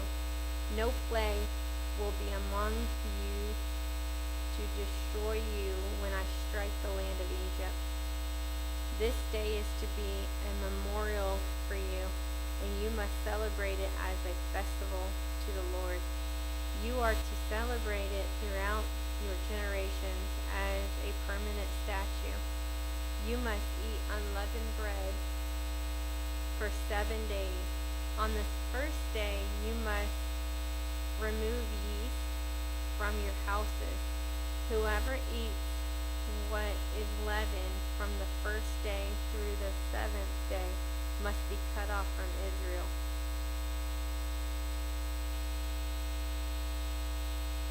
You are to hold a sacred assembly on the first day and another sacred assembly on the 7th day. No work may be done on those days except the preparing of what people need to eat. You may do only that. You are to observe the festivals of unleavened bread, because on this very day I brought your military division out of the land of Egypt. You must observe this day throughout your generations as a permanent statute. You are to eat unleavened bread in the first month. From the evening of the 14th day on the month until the evening of the 21st day. Yeast must not be found in your house for 7 days. If anyone eats something leavened, that person, whether a resident, alien, or native of the land, must be cut off from the community of Israel. Do not eat anything leavened. Eat unleavened bread in all your homes. Then Moses summoned all the elders of Israel and said to them, Go, select an animal from the flock according to your families, and slaughter the Passover animal. Take a cluster of the hyssop, dip it in the blood that is in the basin, and brush the intel, and the 2 doorposts with some of the blood in the basin. None of you may go out of the door of your house until morning, when the Lord passes through to strike Egypt and sees the blood on the intel of the 2 doorposts. He will pass over the door and not let the destroyer into your house to strike you. Keep this command permanent as a statute for you and your descendants. When you enter the land that the Lord will give you, as he promised, you are to observe this ceremony. When your children ask you, What does the ceremony mean to you? You are to reply, It is the Passover sacrifice to the Lord.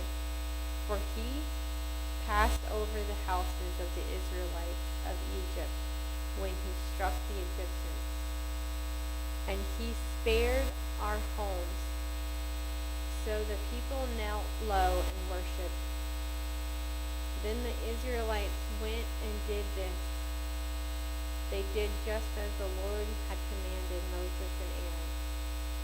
Now at midnight the Lord struck every firstborn male in the land of Egypt, from the firstborn of Pharaoh who sat on the throne to the firstborn of a prisoner who was in the dungeon, and every firstborn of the livestock. During the night, Pharaoh got up, he along with all his officials and all the Egyptians, and there was a loud wailing throughout Egypt because there wasn't a house without someone dead. He summoned Moses and Aaron during the night and said, "Get out immediately from among my people, both you and the Israelites, and go worship the Lord as you have said. Take even your flocks and your herds as you have asked, and leave, and also bless me." Now the Egyptians pressure the people in order to send them quickly out of the country, for they said, "We're all going to die." So the people took their dough before it was leavened, and their kneading bowls wrapped up in their clothes on their shoulders. The Israelites acted on Moses' word and said and asked the Egyptians for silver and gold items and for clothes. And the Lord gave the people such favor with the Egyptians that they gave them what they requested. In this way they plundered the Egyptians. The Israelites traveled from Ramesses to Succoth, about 600,000 able-bodied men on foot, besides their families. A mixed crowd also went into them, along with a huge number of livestock, both flocks and herds. The people baked the dough as they brought out. The people baked the dough they had brought out of Egypt into the unleavened loaves, since it had no yeast. For when they were driven out of Egypt, they could not delay and had not prepared provisions themselves. The time that the Israelites lived in Egypt was 430 years. At the end of 430 years, on that same day, all the Lord's army's divisions went out from the land of Egypt. It was a night of vigil in honor of the Lord, because he would bring them out of the land of Egypt. The same night is in honor of the Lord, a night vigil for all the Israelites throughout their generations. The Lord said to Moses and Aaron, "This is the statute of the Passover. No foreigner may eat it, but any slave a man had purchased may eat it after he had circumcised him. A temporary resident or hired helper may not eat the Passover. It is to be eaten in a house. You may not take any of the meat outside the house. You may not break any of its bones. The whole community of Israel must celebrate it. If an alien resident among you if an alien resides among you and wants to observe the Lord's Passover, every male in his household must be circumcised, and then he may participate. He will become like a native of the land. But no uncircumcised person may eat it. The same law applies to both the native and the alien who resides among you." Then all the Israelites did this. They did just as the Lord had commanded Moses and Aaron. On the same day the Lord brought the Israelites out of the land of Egypt, according to their military division. The Lord spoke to Moses, "Consecrate every firstborn male to me, the firstborn from every womb among the Israelites. both the man and the domestic animal. It is mine. Then Moses said to the people, remember this day when you came out of Egypt, out of the place of slavery, for the Lord brought you out of here by the strength of his hand. Nothing leavened may be eaten. Today, in the month of Abib, you are going out. When the Lord brings you into the land of the Canaanites, Hittites, Amorites, Hivites, and Jebusites, which he swore to your ancestors that he would give you, the land flowing with milk and honey, you must carry out this ceremony of this month. For 7 days you must eat unleavened bread, and on the 7th day there is to be a festival to the Lord. Unleavened bread is to be eaten for those 7 days. Nothing leavened may be found among you, and no yeast may be found among you in all of your territory. On that day, explain to your son, this is because of what the Lord did for me when I came out of Egypt.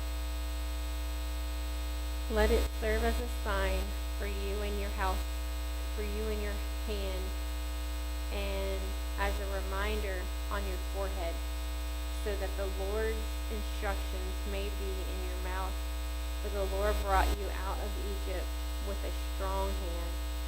Keep this statute at its appointed time from year to year, when the Lord brings you into the land of the Canaanites, as he swore to you and your ancestors, and it gives to you. You are to present to the Lord every firstborn of the womb, all firstborn offsprings of the livestock you own that are males will be the Lord's. You must redeem every firstborn of a donkey with a flock animal. But if you do not redeem it, break its neck. However, you must redeem every firstborn among your sons. In the future, when your sons ask you, what does this mean? Say to him, by the strength of his hand, the Lord brought us out of Egypt, out of the place of slavery, when Pharaoh stubbornly refused to let us go. The Lord killed every firstborn male in the land of Egypt, both the firstborn of humans and the firstborn of the livestock. That is why I sacrifice to the Lord all the firstborn of the womb that are males, but I redeemed all the firstborns of my sons. So let it be a sign on your hand and a symbol on your forehead. For the Lord brought us out of Egypt by the strength of his hand. When Pharaoh let the people go, God did not lead them along the road to the land of the Philistines, even though it was nearby. For God said, the people will change their minds and return to Egypt if they face war. So he led the people around towards the Red Sea along the road to the wilderness, and the Israelites left the land of Egypt in battle formation. Moses took the bones of Joseph with him, because Joseph had made the Israelites swear a solemn oath, saying, God will certainly come to your aid. Then you must take my bones with you from this place. They set out from Succoth and camped in Etham on the edge of the wilderness. The Lord went ahead of them in a pillar of cloud to lead them on their way during the day, and in a pillar of fire to give them light at night. so that they could travel day and night. The pillar of cloud by day and the pillar of fire by night never left its place in front of the people. Then the Lord spoke to Moses, "Tell the Israelites to turn back and camp in front of Pi Hathroth, between Migdol and the sea. You must camp in front of the sea of Bel Zephon, facing it by the sea. Pharaoh will say to the Israelites, they are wandering around the land in confusion. The wilderness has boxed them in. I will harden Pharaoh's heart so that he will pursue them. Then I will receive glory by means of Pharaoh and all his army, and the Egyptians will know that I am the Lord." So the Israelites did this. When the king of Egypt was told that the people had fled, Pharaoh and his officials changed their minds about the people and said, "What have we done? We have released Israelites from serving us." So he got his chariot ready and took his troops with him. He took 600 of his best chariots and all the rest of the chariots of Egypt, with officials in each one. The Lord hardened the heart of Pharaoh, king of Egypt, and he pursued the Israelites, who were going out defiantly. The Egyptians, all Pharaoh's horses and chariots, his horsemen and his army, chased after them and caught up with them as they camped by the sea beside Pi Hathroth, in front of Baal Zephon. As Pharaoh approached, the Israelites looked up, and there were the Egyptians coming after them. The Israelites were terrified and cried out to the Lord for help. They said to Moses, "It is because there was no graves in Egypt that you have taken us away to die in the wilderness? What have you done to us by bringing us out of Egypt? Isn't this what we told you in Egypt? Leave us alone so that we may serve the Egyptians. It would have been better for us to serve the Egyptians than to die in the wilderness." But Moses said to the people, "Don't be afraid. Stand firm and see the Lord's salvation that he will accomplish for you today. For the Egyptians you see today, you will never see again. The Lord will fight for you, and you must be quiet." The Lord said to Moses, "Why are you crying out to me? Tell the Israelites to break camp. As far as you lift up your staff, stretch out your hand over the sea and divide it so that the Israelites can go through the sea on dry ground. As for me, I am going to harden the hearts of the Egyptians so that they will go after them, and I will receive glory by means of Pharaoh, all his army, and his chariots and horsemen. The Egyptians will know that I am the Lord. When I receive glory through Pharaoh, his chariot, and his horsemen." Then the angel of God, who was going in front of the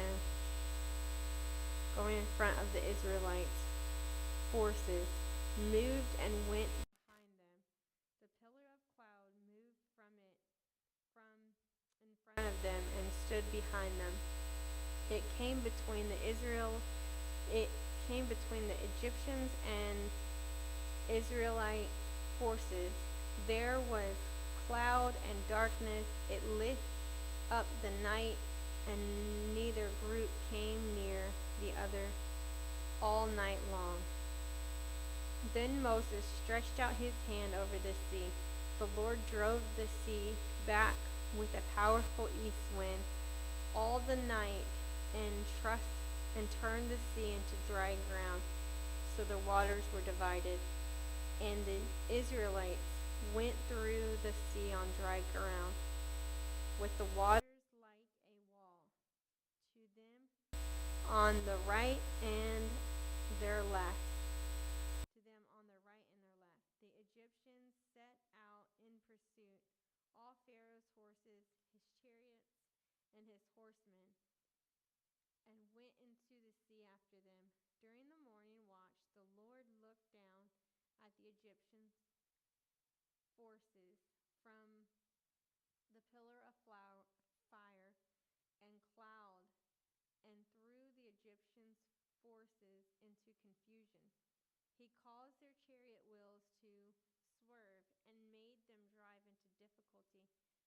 "Let's get away from Israel," the Egyptians said, "because the Lord is fighting for them against Egypt." Then the Lord said to Moses, "Stretch out your hand over the sea so that the water may come back on the Egyptians, on their chariots and horsemen." So Moses stretched out his hand over the sea, and at the daybreak, the sea returned to its normal depth. While the Egyptians were trying to escape from it, the Lord threw them into the sea. The water came back and covered the chariots and horsemen, plus the entire army of Pharaoh that had gone after them into the sea. Not even one of them survived. But the Israelites had walked through the sea on dry ground, with the water like a wall to them on their right and their left. That day the Lord saved Israel from the power of the Egyptians, and Israel saw the Egyptians dead on the seashore. When Israel saw the great power of the Lord used against the Egyptians, the people feared the Lord and believed in him and in his servant Moses. Then Moses and the Israelites sang this song to the Lord. They said, "I will sing to the Lord, for he is highly exalted. He has thrown the horses and the riders into the sea. The Lord is my strength and my song. He has become my salvation. This is my God, and I will praise him, my Father's God, and I will exalt him. The Lord is a warrior. The Lord is his name. He threw Pharaoh's chariots and his army into the sea. The elite of his officers were drowned in the Red Sea. The floods covered them. They sank to the depths like a stone. Lord, your right hand is glorious in power. Lord, your right hand shatters the enemy. You overthrew your adversaries by your great majesty. You unleashed your burning wrath. It consumed them like stubble. The water heaped up at the blast from your nostrils. The current stood firm like a dam. The watery depth congealed in the heart of the sea. The enemy said,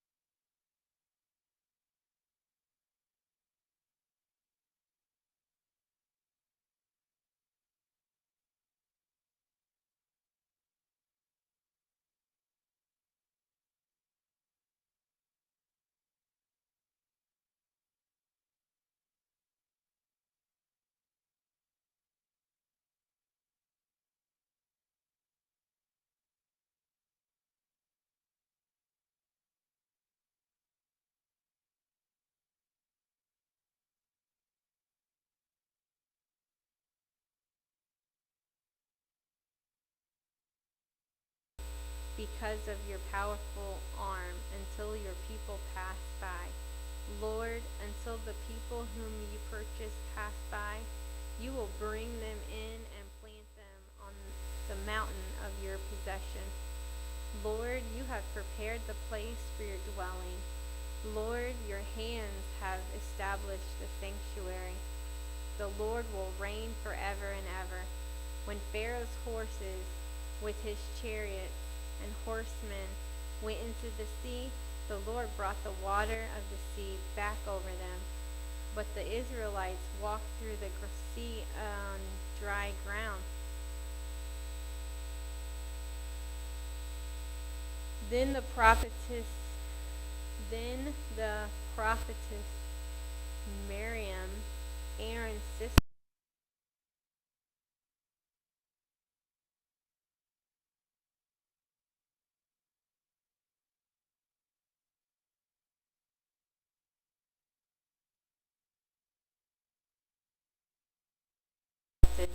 he has thrown the horse and its rider into the sea.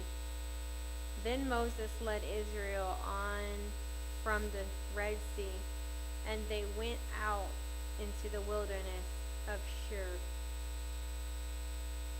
They journeyed for 3 days in the wilderness without finding water. They came to Mariah, but they could not drink the water of Mariah because it was bitter. That is why it is named Mariah. Mariah.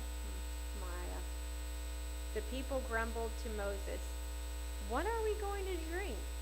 So he cried out to the Lord, and the Lord showed him a tree. When he threw it into the water became drinkable. The Lord made a statute and ordinance for them at Moriah, and he tested them there. He said, "If you will carefully obey the Lord your God, do what is right in his sight, pay attention to his commands, and keep all his statutes, I will not inflict any illnesses on you that I inflicted on the Egyptians, for I am the Lord who heals you." Then they came to Elim, where they were 20 springs and 70 date palms, and they camped there by the water.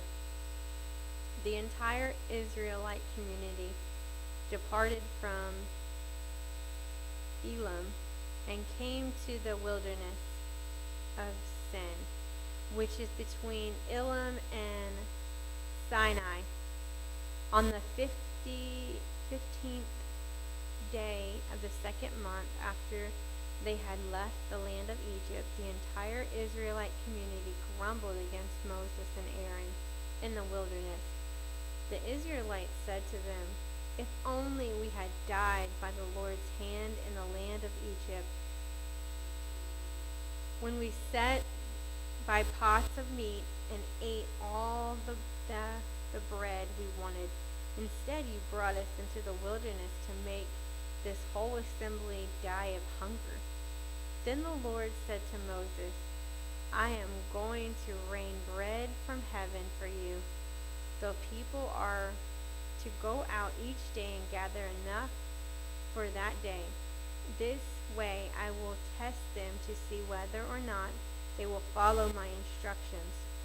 On the 6th day, when they prepared what they bring in, it will be twice as much as they gather in other days. So Moses and Aaron said to all the Israelites, "This evening you will know that it is the Lord who brought you out of the land of Egypt, and in the morning you will see the Lord's glory, because he has heard your complaints about him. For who are we that we complain about us?" Moses continued, "The Lord will give you meat to eat this evening, and all the bread you want in the morning. For he heard your complaints that you are raising against him. Who are we? Your complaints are not against us, but against the Lord." Then Moses told Aaron, "Say to the entire Israelite community, 'Come before the Lord, for he has heard your complaints.'" As Aaron was speaking to the entire Israelite community, they turned towards the wilderness, and there was a cloud. The Lord's glory appeared. The Lord spoke to Moses, "I have heard the complaints of the Israelites. Tell them, at twilight you will eat meat, and in the morning you will eat bread until you are full. Then you will know that I am the Lord your God." So at evening quail came and covered the camp. In the morning there was a layer of dew all around the camp. When the layer of dew evaporated, there were fine flakes on the desert surface, as fine as frost on the ground. When the Israelites saw it, they asked one another, "What is it?" Because they didn't know what it was. Moses told them, "It is the bread the Lord has given to you to eat. This is what the Lord has commanded. Gather as much of it as each person needs to eat. You may take 2 quarts per individual according to the number of people each of you has in his tent." So the Israelites did this. Some gathered a lot, some a little. When they measured it by quarts, the person who gathered a lot had no surplus, and the person who gathered a little had no shortage. Each gathered as much as needed to eat. Moses said to them, "No one is to let any of the remaining until morning." But they didn't listen to Moses. Some people left parts of it until the morning, and it bred worms and stains. Therefore Moses was angry with them. They gathered it every morning. Each gathered as much as they needed to eat. But when the sun grew hot, it melted. On the 6th day, they gathered twice as much food, 4 quarts apiece, and all the leaders of the community came to report this to Moses. He told them, "This is what the Lord has said. Tomorrow is the day of complete rest, a holy Sabbath to the Lord. Bake what you want to bake."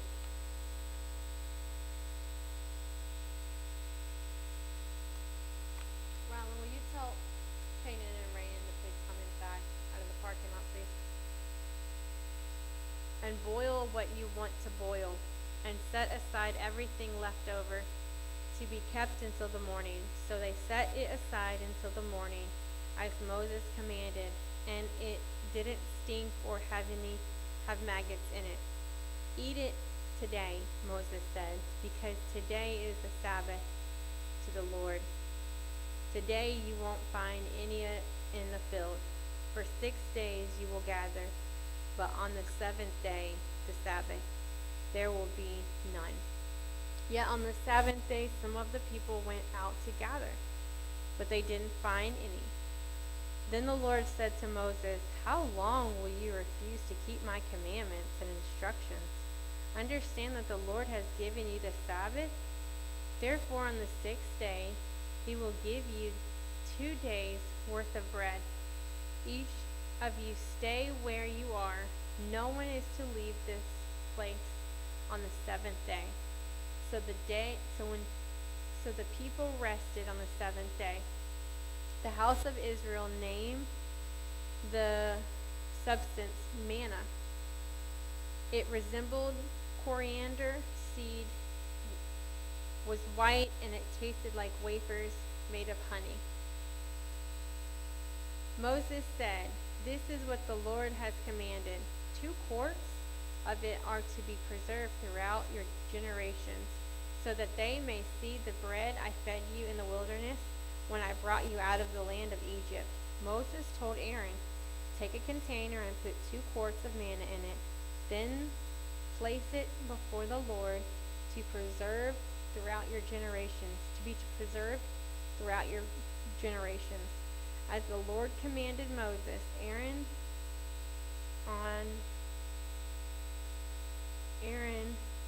placed it before the testimony to be preserved.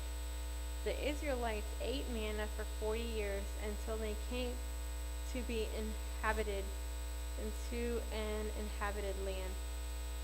They ate manna until they reached the border of the land of Canaan. They used a measure called an omer, which held 2 quarts. The entire Israelite community left the wilderness of Sin, moving from one place to the next according to the Lord's command. They camped at Rephidim, but there was no water for the people to drink. So the people complained to Moses, "Give us water to drink. Why are you complaining to me?" Moses replied to them, "Why are you testing the Lord?" But the people thirsted after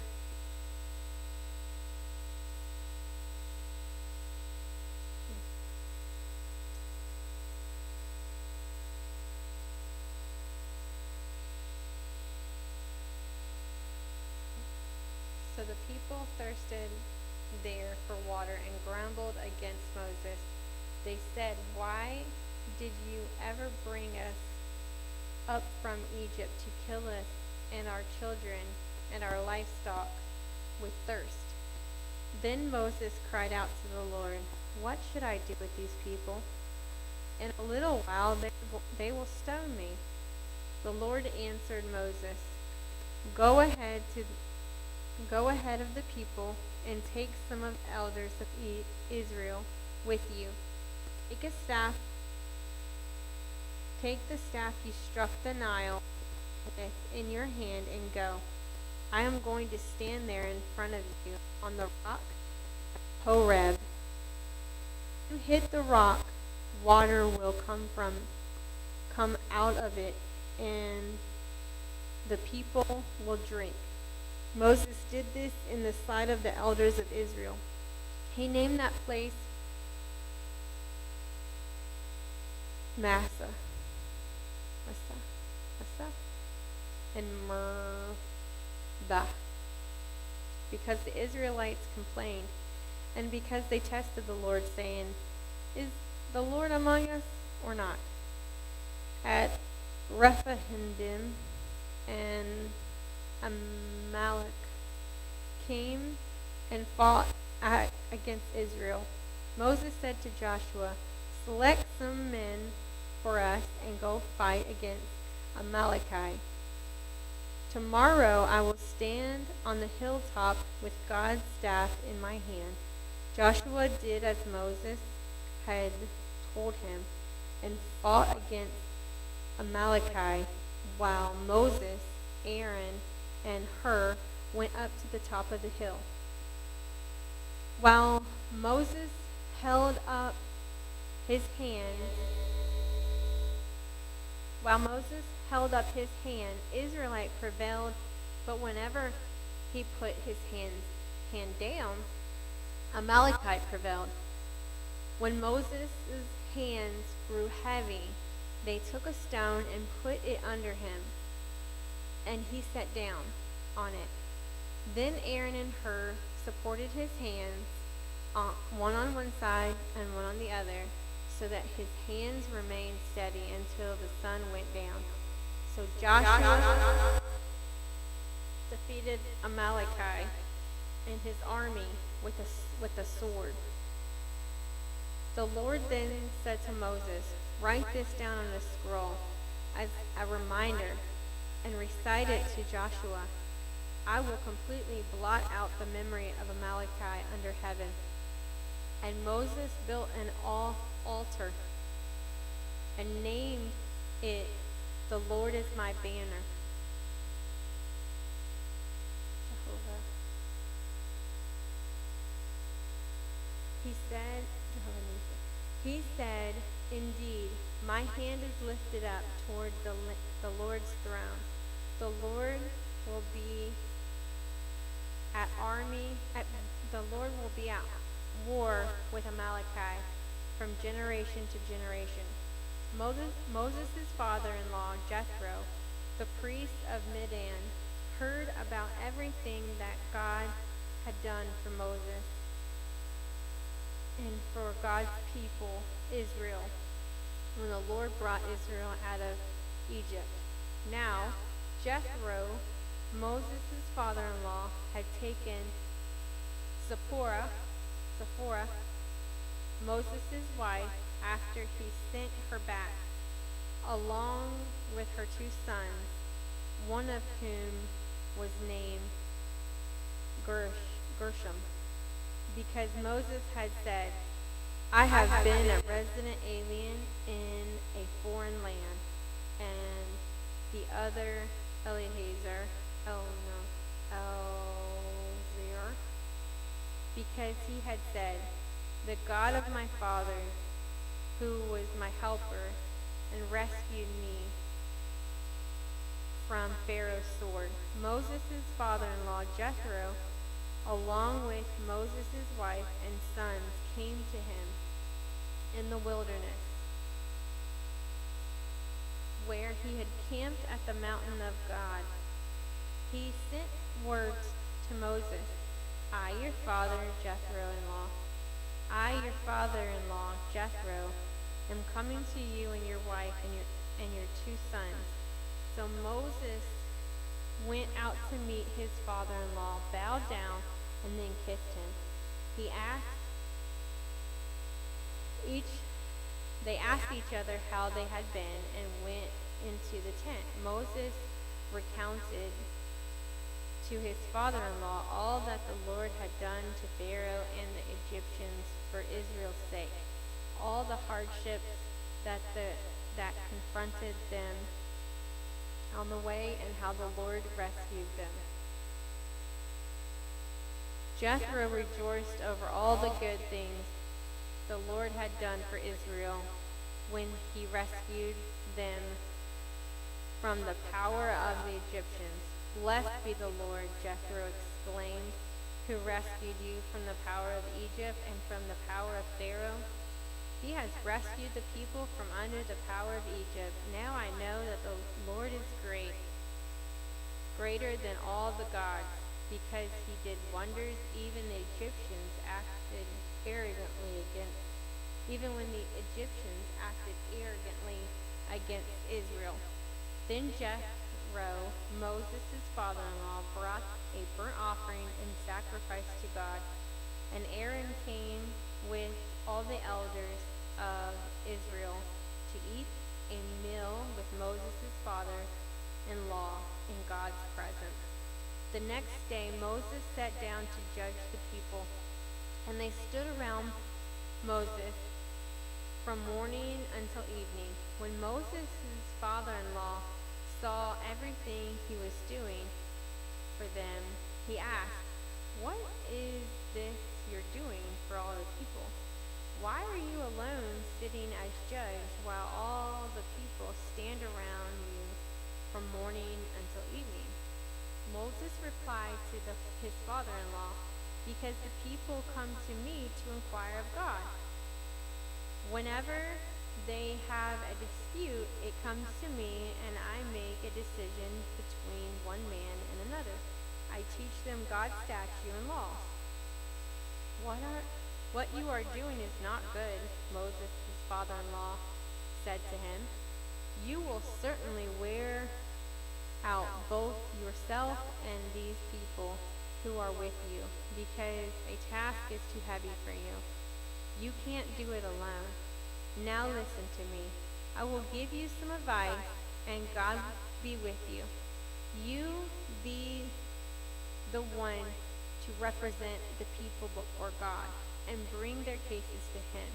Instruct them about the statutes and the laws, and teach them the ways to live and what they must do. But you should select from all the people able men, God-fearing, trustworthy, and hating dishonest prophets. Place them over the people as commanders of thousands, hundreds, fifths, and tens, 50s and tens. They should judge the people at all times. Then they can bring you every major case to judge, but judge every minor case themselves. In this way, you will lighten your load, and they will bear it with you. If you do this, and God so directs you, you will be able to endure, and also all these people will be able to go home satisfied. Moses listened to his father-in-law and did everything he said. So Moses chose able men from all Israel and made them leaders over the people, as commanders of thousands, hundreds, fifties, and tens. They judged the people at all times. Then they would not bring the hard cases. They would bring the hard cases to Moses, but they would judge every minor case themselves. Moses let his father-in-law go, and he journeyed on his own land. In the 3rd month from the very day of the Israelites left the land of Egypt, they came to the Sinai wilderness. They traveled from Rephidim, came to the Sinai wilderness and camped in the wilderness. Israel camped there in front of the mountain. Moses went up the mountain of God, and the Lord called to him from the mountain. This is what you must say to the house of Jacob, and explain to the Israelites. You have seen what I did to the Egyptians, and how I carried you on eagle wings, and brought you to myself. Now if you will carefully listen to me and keep my covenant, you will be my own possession out of all the peoples throughout the whole earth is mine, and you will be my kingdom of priests and my holy nation. These are the words that you are to say to the Israelites. After Moses came back, he summoned the elders of the people and set before them all the words that the Lord had commanded him. Then all the people responded together, "We will do all that the Lord has spoken." So Moses brought the people's words back to the Lord. The Lord said to Moses, "I am going to come to you in a dense cloud, so that the people will hear when I speak with you, and you will always believe you." Moses reported the people's words to the Lord. And the Lord told Moses, "Go to the people and consecrate them today and tomorrow. They must wash their clothes and be prepared by the 3rd day. On the 3rd day of the Lord will come down on Mount Sinai in the sight of all the people. Put boundaries for the people all around the mountain, and say, 'Be careful that you don't go up on the mountain or touch its base. Anyone who touches the mountain must be put to death. No hand may touch him. Instead, he will be stoned or shot with